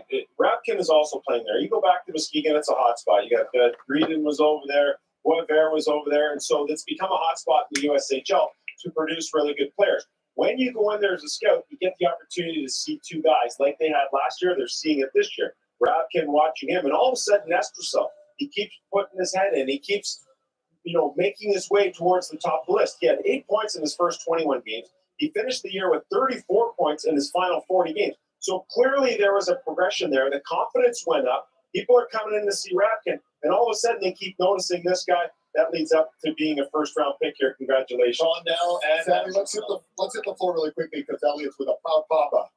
That's right. As parents, all you want to do is see your children succeed, and what a day for the Horkoff family. Did you know?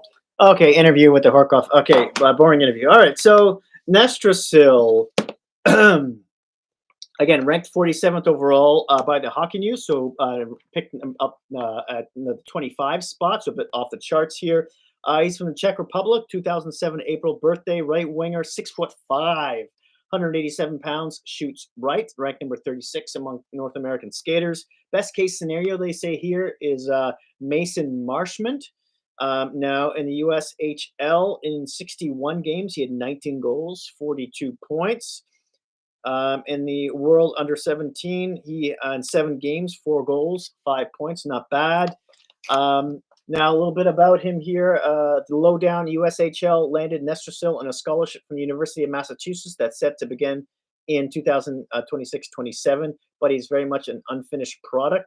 The Regina Pats own his CHL rights, so he may find himself playing major junior next season. At 6'5" and 187 pounds, Nestrasil remains an intriguing prospect who could develop into a power forward once he adds more muscle to his lanky frame. Let's see what they have to say here. I'll come back to this. In a matter of moments, the Nashville Predators, you've seen them. Nashville Predators are picking very shortly, so I'll just finish up here. I find he often gets less from his tools than he should, said one scout. I find there are times when he does a lot of work with very little results. Scouts agree there is potential, but the next couple of seasons will be crucial in determining whether he'll be able to make an impact on the NHL level. I think he needs a better roadmap, said another scout. He needs to be programmed a little differently to get more from his effort. The size and skill skating are all there, but he's a big guy with lots of upside. There we go. Nashville. Album, Learn the Hard Way, comes out this August. What's going on, Preds fans? Jordan Davis here. As a huge Preds fan, I'm excited to announce Jordan Davis, whoever that is. Nashville Predators coming to bring the Stanley Cup back to Music City. With the 26th overall pick in the 2025 NHL Draft, the Nashville Predators proudly select Riker Lee, the Madison Capitals. Riker Lee. Well, there he is, Riker Lee. A little run on USHL players. That's 2 in a row at least. The first 2 taken so far. And a beautiful moment for his family. Almost a goal a game at Shattuck St. Mary's. And now he's a Michigan State commit coming out of the USHL. Riker Lee. What are they getting in Riker Lee?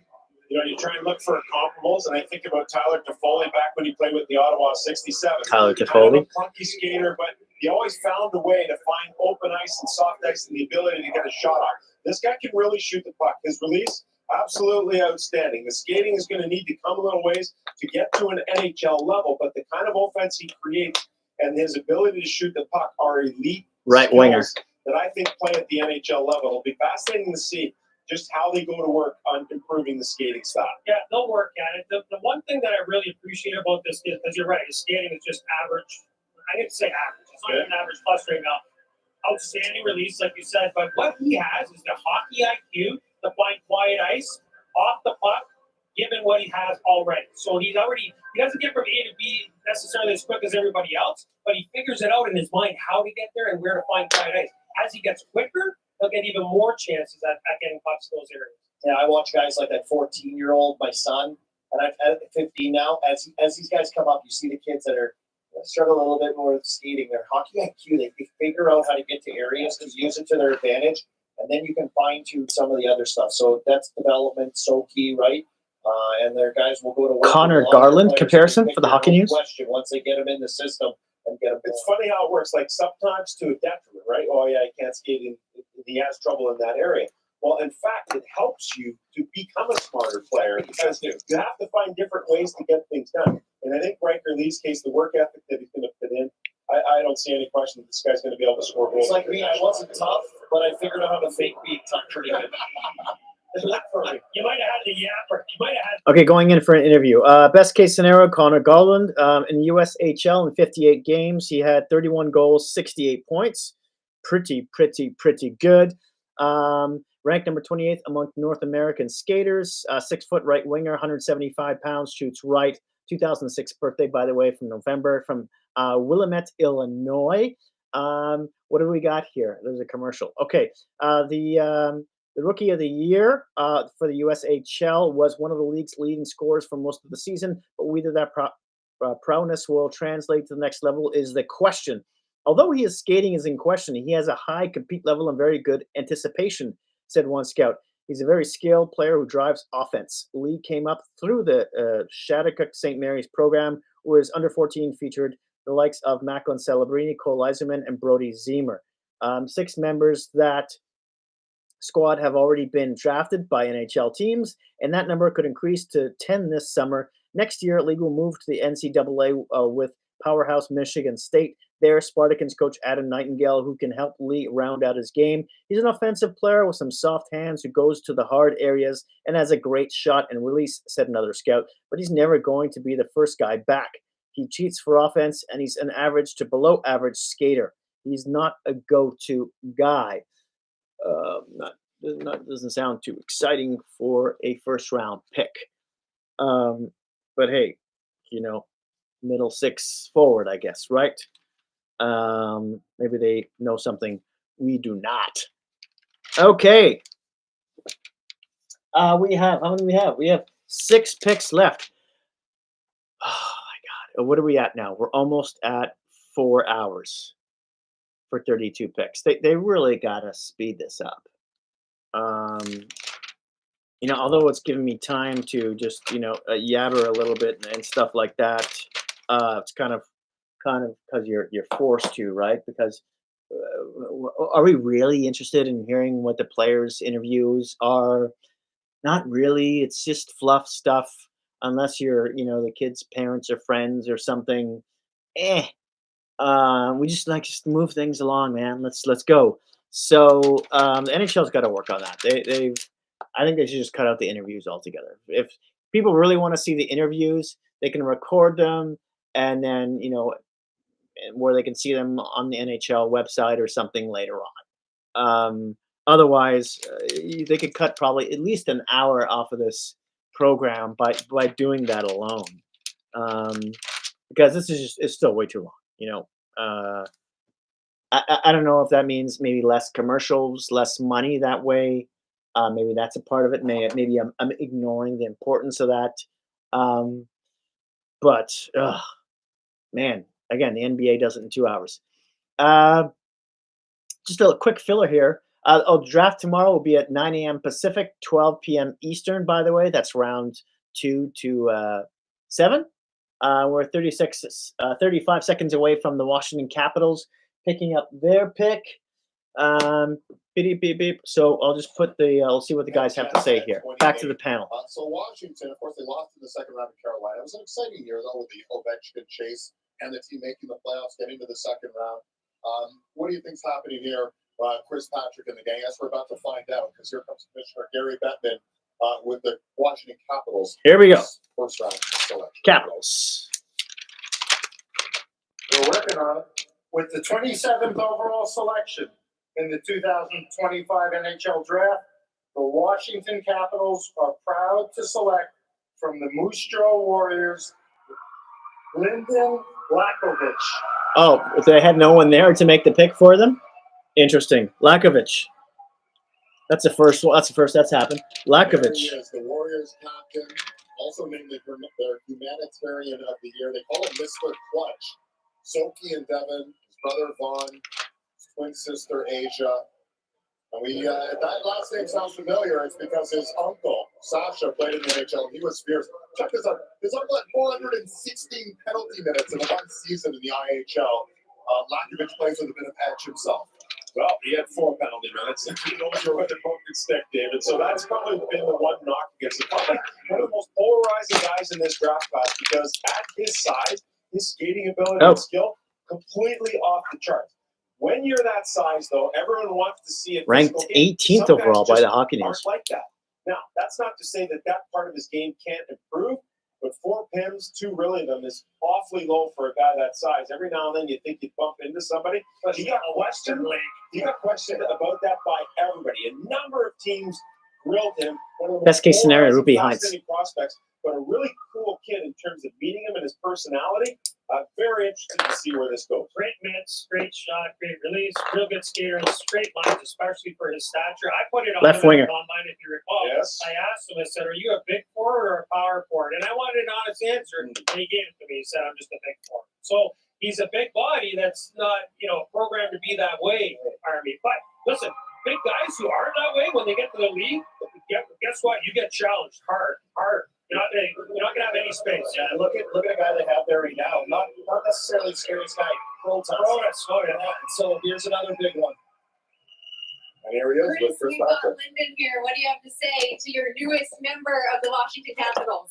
Okay, so he was born in Kelowna, BC, 2006, December birthday. Best case scenario, Rupe Heinz. Last year, Moose Jaw WHL in 47 games. He had 27 goals, 58 points. Not bad at all. What do they say here? 6'4". I mentioned that, 190 pounds. Lakovic had a fantastic season as an underager, helping the Warriors to a WHL title. This season was more challenging, with Moose Jaw missing the postseason altogether after losing key veterans and Lakovic sustaining a lower body injury that cost him more than a month of action. But highlights. Here we go. Plenty of opportunities to see this guy in the Western League. Yeah, I've done that drive in 45 to an hour, and I've also done it in about 5 hours. And depends on things you can't see. But listen, you're going to see him here. There's nothing to block the snow. You're going to see him here off the rush. Like, he can really shoot it, guys. Look at this. This is him. Straight lines. Really nice shooter. We're not going to see a lot of growl along the wall and extending plays necessarily. It's going to have to come.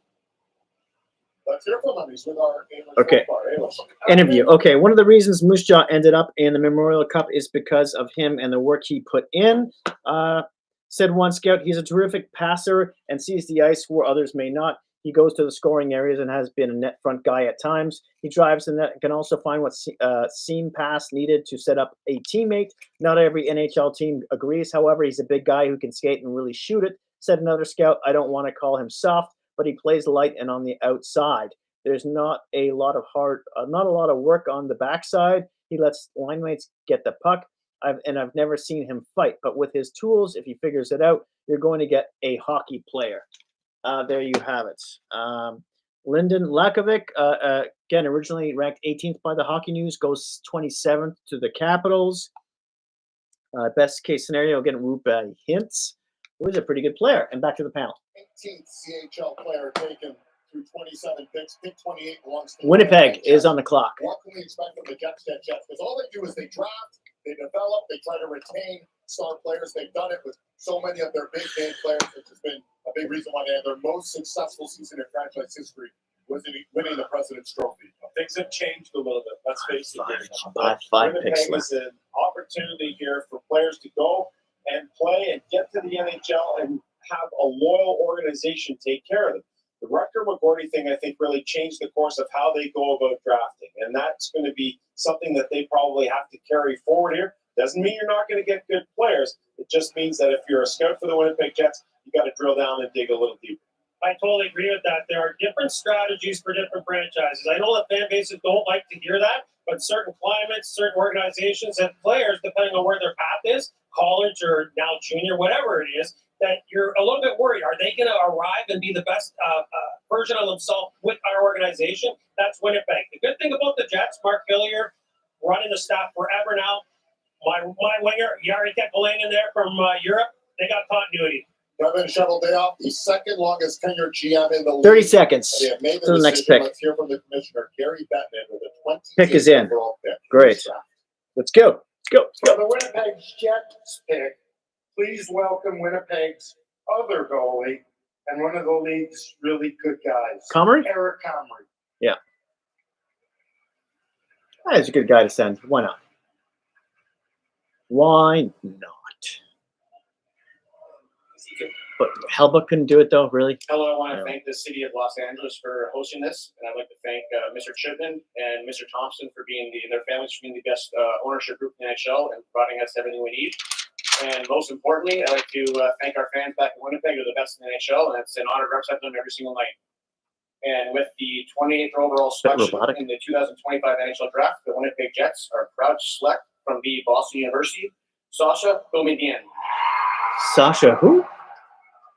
Big cheers. Boumedienne. Boumedienne. Joseph, of course, he played in the NHL. Boumedienne. And here he is, Sasha Boumedienne, from the NCAA, Boston University, and he's got a pretty nice passport. This guy here too. Yeah, born in Finland, but he's 100% Swedish, he says. So he'll be representing Sweden on the international level. What do we get in Boumedienne? Well, speaking of that, at the under 18, ranked 55th overall for defense and scoring, 14 by the points Hockey at the News. under 18, and really jumped off the page there because in college hockey is one of the youngest players, as the youngest defenseman in college hockey. Pretty tough to make your mark against that bigger, older competition as a younger player on a nightly basis. You get back with your peer group at the end of the year. You start to gain confidence. Second most points by NCAA defenseman, 18 or younger this season. With that, handling the puck often to end up with those 14 points, upending Ryan Murphy for the defenseman tournament single tournament total there with his 14 points. Elite skater, area defender. He's not going to be a guy that's going to bump you a lot, but he's going to take time and space away, active stick. And yeah, he went off at the U18s when I was there. And it's interesting because we talked about Will Horvath. Left shot deep. He played to his player type and he had success. Boumedienne here, he used his wheels and kind of that hidden underbelly of offense to rise to the occasion. And that left a lasting impression, clearly, with the Winnipeg Jets. And he grew up in a household all about hockey, right? His father, of course, was the former director of European scouting for the Blue Jackets. A very big contingent there for Boumedienne. And he says his favorite player is William Nylander. So he obviously likes the skill part of the game despite being on the blue line. And probably the skating of William Nylander. He can skate. Yeah. His younger brother, Wilson, on my son's team, out at Mount St. Charles in Rhode Island, he can skate as well. Just 15 years old, so keep an eye on him. But sounds like a great French family, last name. Hockey family. Born in Finland Spent now. tons of time around the Columbus Blue Jackets. But he's a Swede. On the ice all the time. It was awesome to watch him on their run, one to a Beanpot championship and also to the Frozen Four. And he logged some big time minutes. A young guy, they didn't hide him.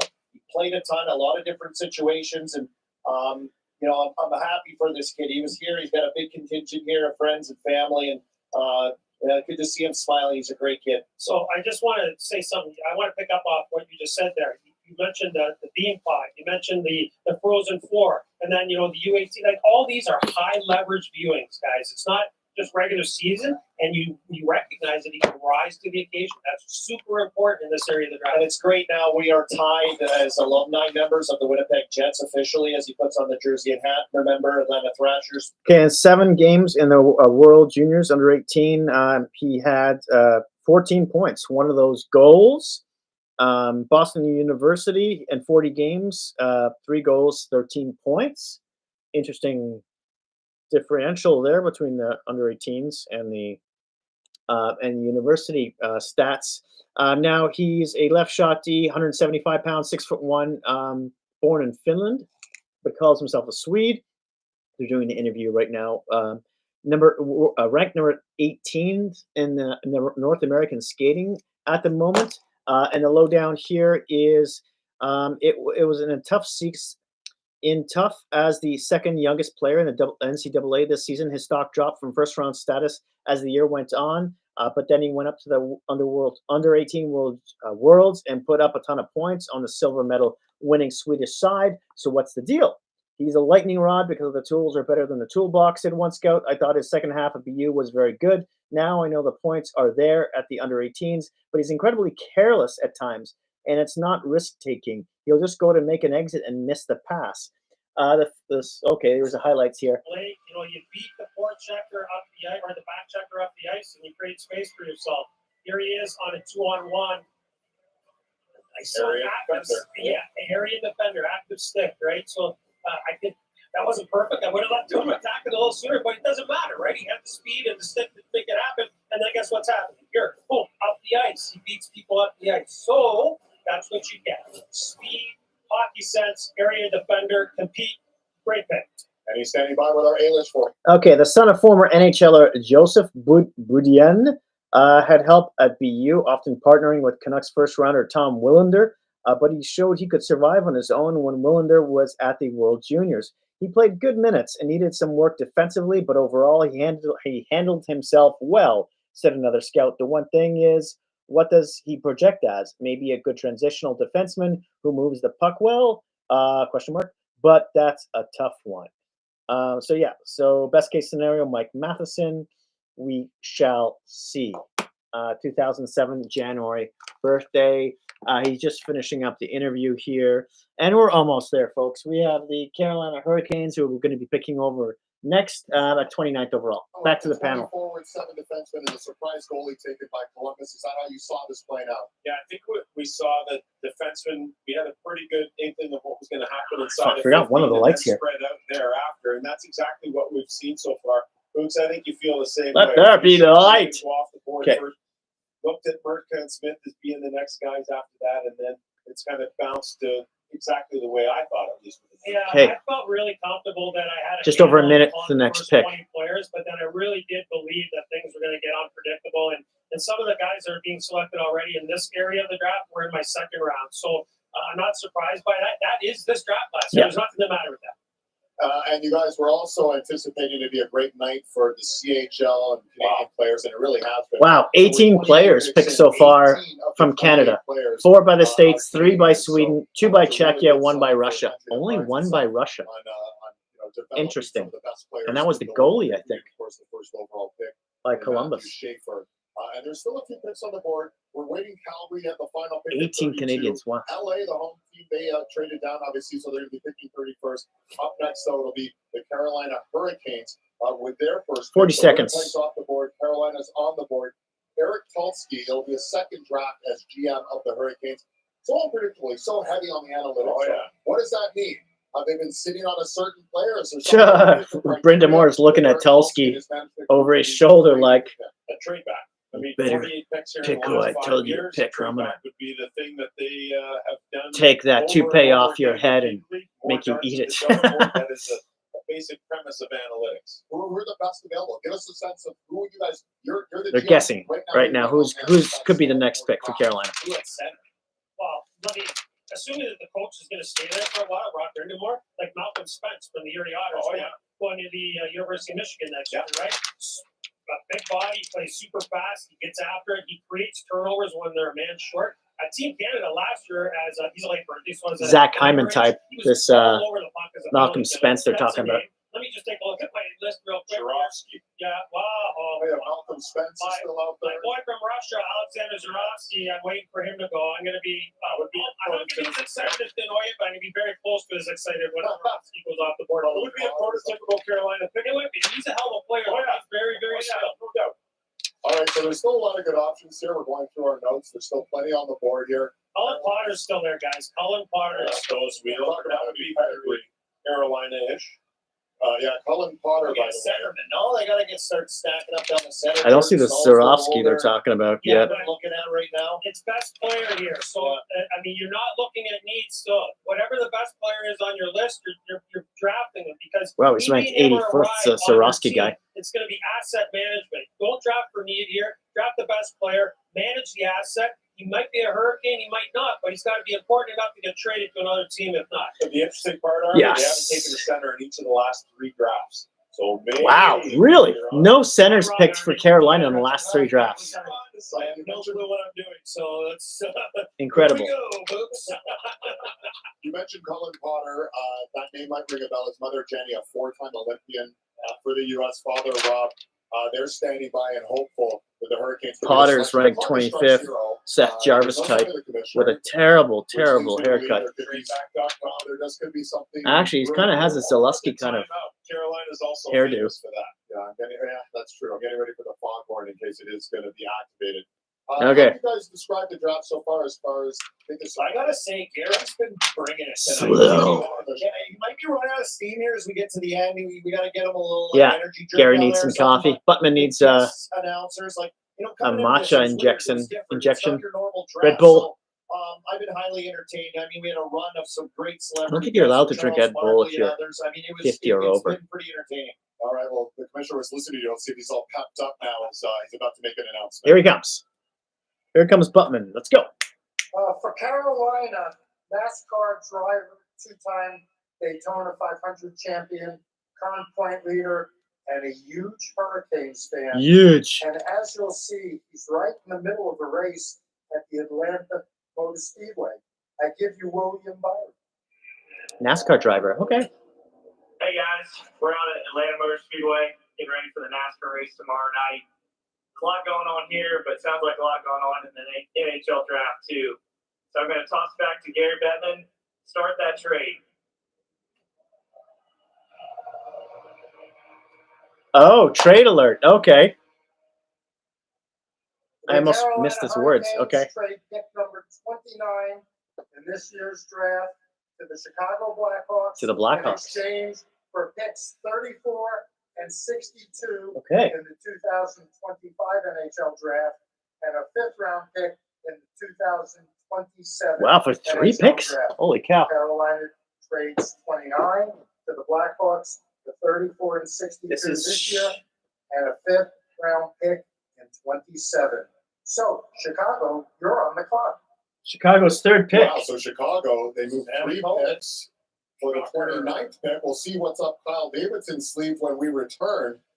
By the way, Roger McQueen, you're having a heck of a night. 10th overall to Anaheim. Okay, they go in the commercial here. So Carolina just traded their 29th overall pick to Chicago for a few other picks in the 2nd round and the next draft or 2 or something like that. Who cares? It's not in the 1st round. So all of these trades are just to move back and forth. Nothing really happening trade-wise in the draft in terms of active players, which kind of sucks. And we've got 4 more picks left, and it's 8 o'clock. It's been over 8 hours. Oh my God. My wife's not going to like me for this. But, got to do what you got to do. Okay. I'll just take some more matcha here. I wish I had some theme music. Maybe I should do that next time. Just play some music in the background to cover up some of the dead space.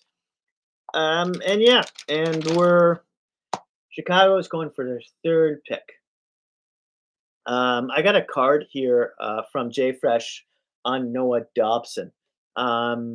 after he was traded to Montreal. And he says, Noah Dobson, acquired by Montreal, is a top pairing offensive defenseman, skilled, capable of moving the puck in transition by joining the rush and sending stretch passes. Great shot as well. Doesn't play that physical in his own end, and defense has been inconsistent. So, yeah, so there's your breakdown on Noah Dobson, meaning you need to pair him with a defensive defenseman. But he could play on the power play. Is he going to play on the first or the second power play in Montreal? That will be the question. Either way, Montreal's PP should be in the top 10, I'm going to guess, next season. Interesting, especially if you're a fantasy hockey player. Back to the panel. Starting with the Chicago Blackhawks at 29. So you go, Jason, you trade 3 picks to move up to 29. They must highly, highly covet whoever this is. Absolutely. I'm interested to see who this is because there are some fantastic names on the board here to play the middle of the ice, especially because I think the Hawks got to continue to build out the middle. I need to eat dinner too. I'm running on before, Sammy, a bowl of cherries now. It's almost gone. They're going to have 4 or 5 guys and that this they felt matcha weren't going to fall to them later on, and they got to step on whoever this is. It's crazy, Boots, because they have their own second. That's only 3 picks in round 2. Like, what's that? 7, 8 picks from now? They have Dallas's second as well. So they 8 seconds. Really be on to something. Yes. Like, I love what you call it Carolina Tree. What's that, our playbook? Here we go. Frondell and Nespersil already taken, and now here once again, the Chicago Blackhawks ready for their 3rd win. The 29th overall selection in the 2025 NHL Draft. The Chicago Blackhawks are proud to select from Edina High School, Mason West. West. And there he is, by the way. We've had a number of these big athletic forwards taken, and Mason West is the latest in that line. 6'5", 210 pounds. He moves up 23 spots from the midterm rankings to the final rankings. It's been a meteoric rise for him. And he's a high schooler out of Edina, Minnesota, who's choosing hockey over football. More on the football in just a matter of moments. But from a hockey standpoint, Sammy, what are they getting here in Mason West? You're getting a lot of risk. You know, you scouted him in high school, 10 USHL games, and a guy who They says moved he's going to up go back for to this guy? Edina and play high school football in the fall. So you are assuming Couldn't they have a lot gotten of this risk here, guy and a you're few also spots assuming back? that someone else had him in the next 5 or 6 picks, which could have been a possibility if you have multiple seconds. But this one, a little bit of a shocker to me, based on the fact that football is going to be part of the program here, yet he's telling everybody he's committed to playing hockey. So a little bit of a confusion piece there, but if he gets the football out of his system and then starts to concentrate on hockey, you may have a gem here. I got to tell you when Imagine he's he gonna just get the decides football last out of the minute to do system. football. What's the date tomorrow? Because the Chicago 6-6. Chicago Blackhawks are not risking trading away 3 draft picks to step up on this guy in the first round for him to risk going back. I know what he wants to do. He wants to play with his buddies. And I'm all for different athletes playing different sports, but come on, you're a quarterback. He's already made the. You mentioned the rise. The reason that he rolls is because he made the commitment to be a hockey player over football. Well, that's why I'm surprised to hear that there's some confusion. I mean, based on what he's saying, he says, "I'm 100% committed to hockey." Are you not thinking? Well, how can you be if you're going back to play football? That's not 100% commitment in my mind. He does say he wants to win a state championship in football and then essentially move. I get all of that, but if he goes back and he plays football, and you get a D1 offer with some nil money that gets into that $300,000-$400,000 range, I don't know. And he does have some Division I offers for some pretty good teams. Wow. So so people don't feel confident this guy's even going to stay in the NHL. Interesting. We got a highlight package here. Hold on. I don't want to take the shirt off because it's his day. And so here at the high school level, you're seeing he's a man-child, right? Some of these guys are just not able to compete with his size. Here's what I really like about him as he watches Edina. That's a really fun place to watch hockey, by the way, at Edina. Kirk Giles, ex-Minnesota North Star, head coach there. Anyways, here when he's in playing for Fargo in the USHL, a goal and 8 apples when he was down there, he was around it the whole time. He was around it, and he extended plays, and he was a hard out. Go ahead, Cole. And then we've got giving football highlights. Monster, and then are you kidding me? An absolute rocket launcher for an arm. So look at him elude, look at his feet, look at his athleticism. I mean, this kind of too has to have you going, okay, we got a real athlete here. No doubt about this guy. And we talk a lot about playing multi-sports and coming up, and he's taking Right shot center, by the way. a little bit later than most kids do, no question. When you watch this and you go, oh boy, this is pretty incredible to watch. I saw him with a football this morning walking away. You couldn't see it in his hands. Like, I'm telling you, this guy could be an absolute gem. It could be a home run here, guys. No question about it. Because he hasn't used his balls to concentrate on hockey. When that starts to become part of the program, you talk about the rise he made in the Could be a gem. Could be. There's going to be a huge rise in his Risk there, development though. in his play. Yes. Once he's fully committed. All right, so take all of this. Before you say anything, take me through the conversation. You're Kyle Davidson. You're going to call up Mason West, and what are you going to say? Welcome to the organization, Mason. When you come to development camp, who's your representative? We just want to have a sit down, have a little discussion. Maybe we take you out for a nice steak dinner. It's going to be a serious thought, though. You're going to be, cashing checks for hopefully millions of sheets down the line in the Chicago Blackhawk uniform. But this football thing, can we just work it through the summer and have a discussion? Here's the thing. If we did an ISO on some of those linemen in that picture, like how many times have we seen a quarterback go for the snap and then he gets boxed out and the 300-pound lineman rolls on him by accident? These are some of my fears. The injury risk Getting injured, huge. yeah. So what's the over-under on Mason? What's the over-under on Mason West playing football? Then do you guys think it's not going to happen? Like, Football in high school? Yeah, I think so. I think he plays. For me, it's a zero. For me, it's a zero. I can tell you, in my experience, we would not have allowed for that to happen. I'm sorry. Let's see. Okay, minute left. They're arguing whether he's going to play football or not. Best case scenario is Ryan McLeod they have here. He's 6'6" centerman, right shot, 215 pounds. Biggest guy, I think, so far. 2007 August birthday. Now in the USHL in 10 games, he had 1 goal, 9 points. In the USHS, this high school in 31 games, 27 goals, 49 points in 31 games. San Jose is next, by the way. Let's see if we can get through this. West may be the biggest X factor in the draft because he's also a great football player. The Minnesota High School has multiple division scholarship offers to play quarterback. And there is right away. Okay, West played in the USHL. Okay, nothing you haven't heard already. He doesn't excel at any one category, but he checks a lot of boxes. Okay, here we go. Next, San Jose. Dreams come true. Congratulations to everybody so far. This is so much fun to be a part of. But, Weird. San with Jose. this big title on my shoulder, we have another dream to make come true. So, with the 30th overall the selection wrestler. in the 2025 NHL Draft, the San Jose Sharks are proud to select from the Prince George Cougars, Joshua Ravensburgen. Sounds like a name of a bar. Ravensburgen. Now this is really a sensational story. Undrafted In Sweden. Bantam draft for the Up WHL. from Vancouver, BC. He made a commitment to himself and to his goalie coach Sean Murray that we would work Goalie. on everything he needed to, and here he is. 6'5". In the first round of the NHL selected. Second goalie. Goalie at that, 6'5" from Prince George, born and raised in North Van, and now the San Jose Sharks have another young stud goalie in their organization. San Montebo, best case scenario. Great catch. That's right. Same sort of thing. So Ravensburg Catch is right, a yeah. fascinating story in that I think he's untapped and he's raw. I look at Logan goalies and say, Thompson-ish? listen, you're not going to be good or NHL ready for another 7 years. You're 18 years old.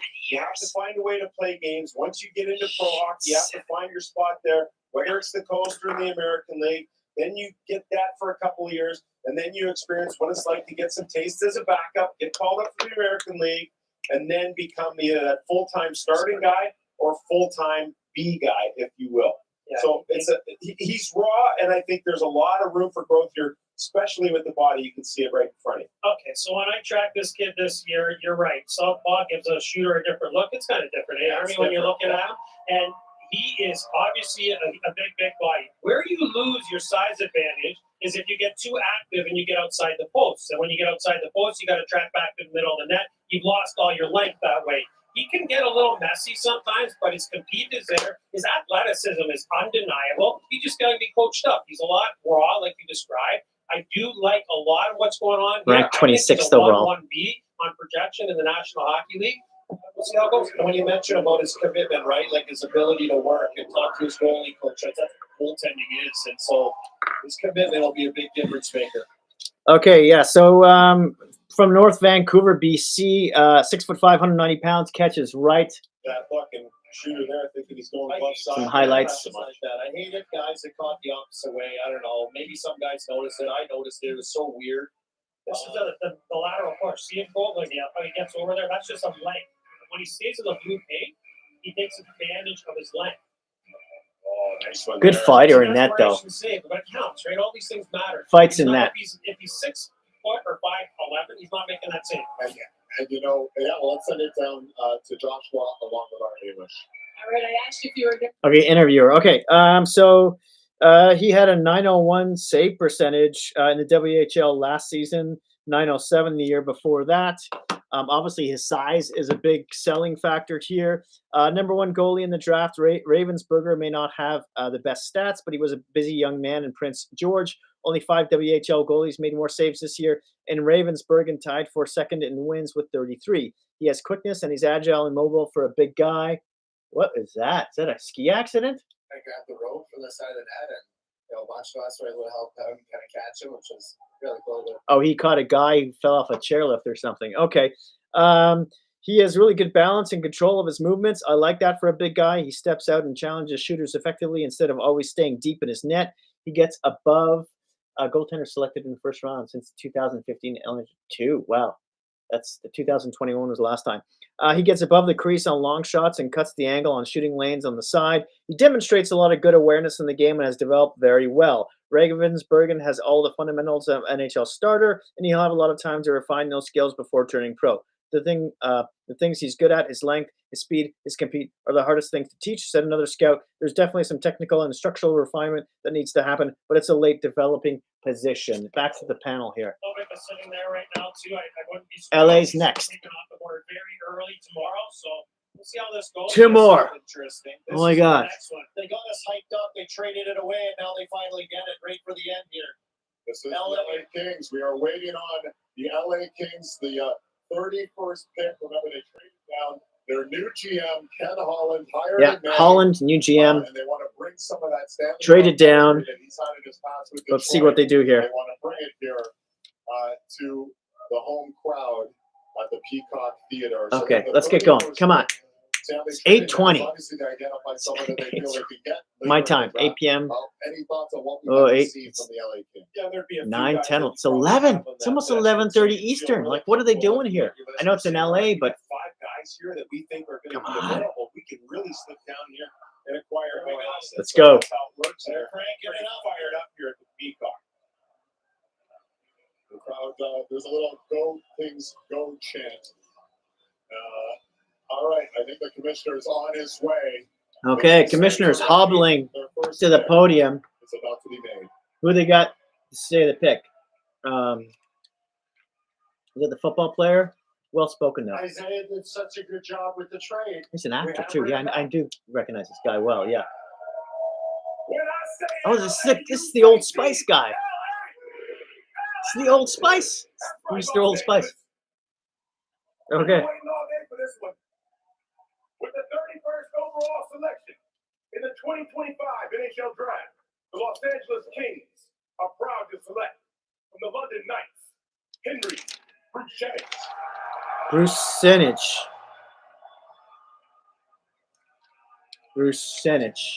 There it is. They picked Rusicwich. Memorial Cup champion from the London Rusicwich. Knights. Okay. Ranked 31st overall by the Hockey News. Right-handed D-man. He describes himself as a Swiss Army knife, able to play both sides, able to do a lot of things, very versatile. Is that a fair assessment? Self-assessment. Oh, yeah, that's a fair assessment. I mean, you're getting the right shot there. He's got some size to him. He can produce offense. Hockey News ranked him in the same place. You've got to be really excited about it. And I see a future Pacific Division battle with his brother Hunter, now a member of the Calgary Flames. So that could be very interesting as well. I really like this guy. Obviously, I live right there. in Best case London, scenario is and I Samuel get a chance to see Girard. these kids play a little bit more. The London From the Hockey Knights News? are an elite outfit, and the power play there, they roll out a power play unit that eats up mostly 2 X. Just call it that. When I look at his statistical analysis, 42 points with limited power play time and playing that two-way shutdown type of a game with some bite. He had 77 pins. Like, this guy isn't shy. This is a guy that you build around on the back. He's a 4, okay? He's not a top pairing. He's a 4, and he's going to be a really, really good 4. Kind of like Sean Jersey became, and now he's been traded out to Utah. Similar like that. He's going to be. He doesn't transport it the same way as Jersey, but in that type of ilk. Dickinson, his teammate on that team, of course, just down the road. Okay, all right. So he's from Washington, Michigan, 2007, February birthday, but he's been playing in the OHL.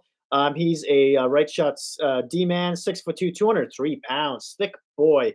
As I said, Samuel Girard, best case scenario, in 67 games with the Knights, he had 42 points, 10 of those goals. Not bad. Being a London Knight in your draft year can be a double-edged sword. On the one hand, you're arguably the best development program in the CHL, and you're bound to get a lot of attention from scouts.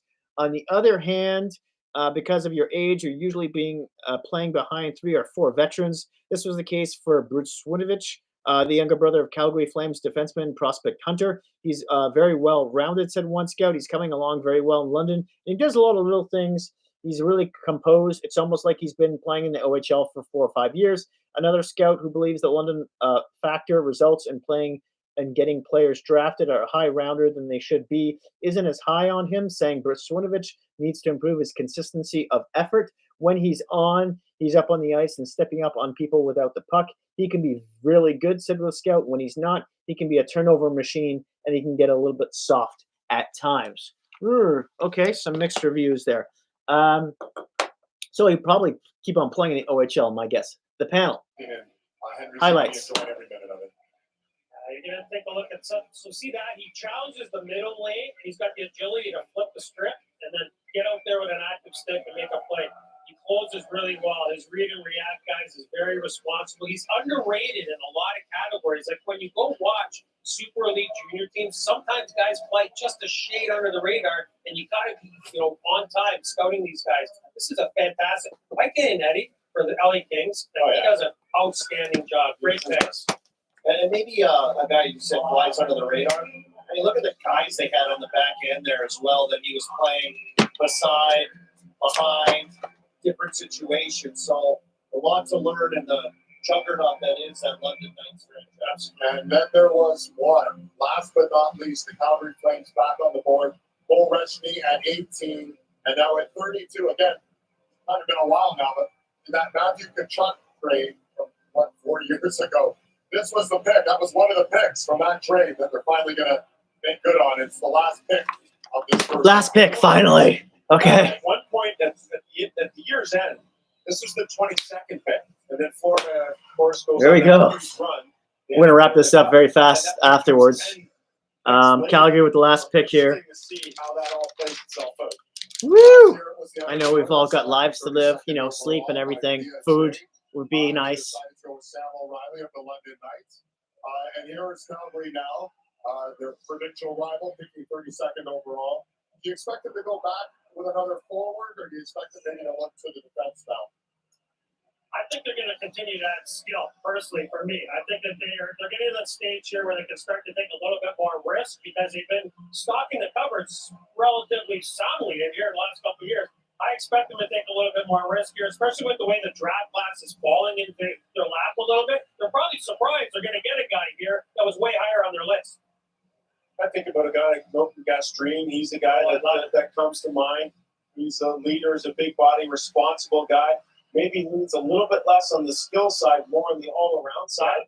But he's a guy that I felt would be in the first round and still available here. Yeah, a Western League guy they took before. Maybe they like to keep it out there, out in Calgary. Maybe they lean towards that. A lot of Western guys taken in this first round. It's been a lot. By my count, we're up to 21 CHL players. We'll see if that trend continues. Calgary Flames making their second. Come on, Gary, stay with us here. This first round. Finish it off. Okay, let's go. Commissioner. Here we are. Oh, Larry's going to do it.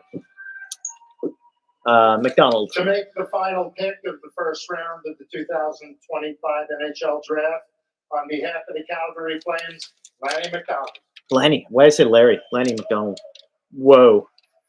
Thank you very much, My Commissioner. brain is definitely going. Just before I make that pick, I want to say congratulations to all 31 players picked. Oh, come on, Larry. Speed it up, Larry. Come on. To the players, I want to thank everybody in the world. been picked and believed they were going to be in that first round. Okay. I say come making with the best attitude you possibly can tomorrow and prove them all wrong. Wise words. Wise words. Okay. I would also like to say, Well said. make sure you thank your billets and especially your family. You cannot get here without them. Very nice. Okay. Let's go. With the 32nd overall pick in the 2025 NHL Draft, the Calgary Flames are proud to select from the Arizona State University, Cullen Potter. Oh, there we go. Colin Porter. We've heard his name mentioned quite a bit. For his mom Jenny, the four-time Olympian, his father Rob. Oh, he's the one with his the sister, Eric Tulsky Madison. haircut. And this is a man incredibly mature for his age. He started playing college hockey at just the age of 17 from Minnesota, went out to the desert, out to Arizona State, representing Team From USA. Wisconsin originally. And Calgary takes him. He could play either center or wing Sam. And now he's a member of the Calgary Flames. But took to his mom and his dad's coach. Left winger, He was 5'10". on skates at 1, but Shoots really left. didn't start playing hockey till 10. 172 He's another one of pounds. those guys who started with the US Seth program. Jarvis, best case He scenario. wanted to go to Michigan State and thought he could push the ball a little further ahead. Arizona State had room. He decommitted from Michigan State, goes to Arizona, puts up 13 goals at Arizona State. Like, impressive stuff for a guy his stature. The one thing that will jump off the page to this guy, that one dynamic element that you talk about, his skating ability, absolutely elite. This guy can really burn. So when we get into a player like this, I've got a couple of markers, if you will. Can't skate, can't think, and you don't have a relentless compete. It doesn't matter how skilled you are because it's just too tough a league. I believe that this kid's going to push through, persevere no matter what. He's got that high-end talent skill-wise. We'll see where it goes. This is, I like the Calgary's roll the dice here. They've had real good success with undersized players in the past. That turned out to be great play. Okay, so in the World Under 18s in 7 games, he had 4 goals, 8 points, not bad. In the NCHC, 35 games, 13 goals, 22 points. Now he's, like I said, left wing, 5'10", 172 pounds, thick boy for his size. Shoots left from Wisconsin, 2007 January birthday. Now, players don't often leave the NTDP after just 1 year, but Potter got the chance to jump straight onto the roster at Arizona State and took it. The son of Olympic gold medalist and USA hockey legend Jenny Potter, Cullen was solid for the Sun Devils as one of the youngest players in college hockey. He didn't have a big supporting cast, but he can play against big guys, said one scout. He goes to the hard areas and beats guys by changing speeds. He's a dog. He hunts pucks. He's on the slider slide, but he doesn't play that way. Okay, that's good news there. Some highlights. Confident that they'll cycle down low, find open space. It's really key when you're an undersized guy that you got to read, react, and find open space. This is what he does best here, guys. A little bit of deception. Slick hands. Yeah, exactly. Nice deceptive moves. I love the backhand far down. But you know, you think you got him, but he's slippery, right? You can skate. Slippery skater. Like yeah. The 7th American taken in this draft, and he's standing by with our English. Okay, the rest here. Potter rejoined his NTDP mates for the under-18s, helping them to a bronze medal, but not everyone agrees on his inside game. He's one of the better skaters in the draft, and his individual skill set is quite good. Said another scout, the size matters a little. There are games where he gets swallowed up. A lot of his offense is rough-driven, perimeter-based, or on the power play. He's a very good individual player who could use a bit more sense. Okay.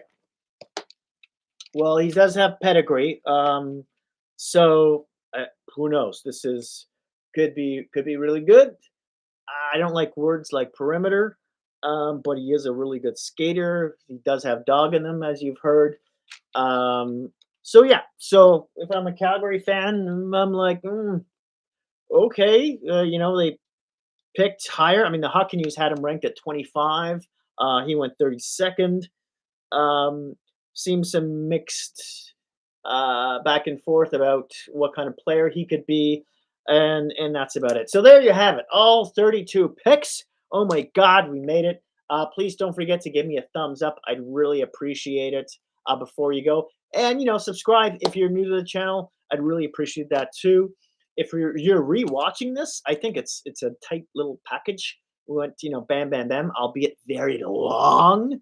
Oh my God, I'm sure Gary Buttman is going to get some intravenous alcohol mixed with blood thinner into his system very soon. But yeah, I'm not going to be doing this tomorrow for rounds 2 to 7 or 8. I can't even remember. 2 to 7. 7 is the last round. Yeah. I'm not going to be doing that. I'm going to be watching it obviously, but I'm not going to do that. Just so much longer than this, and this is too long. So, but I will be around for July 1st on trade deadline day. It'll start at 9 a.m. Pacific time, 10, 11, 12, noon on Eastern time. So I'll be there for that for at least, I want to say minimum 3 hours, probably more like closer to 5. We'll see how it goes there. Hopefully there's a lot of trades that will be happening because there seems to be a lot of teams looking for center, et cetera, et cetera.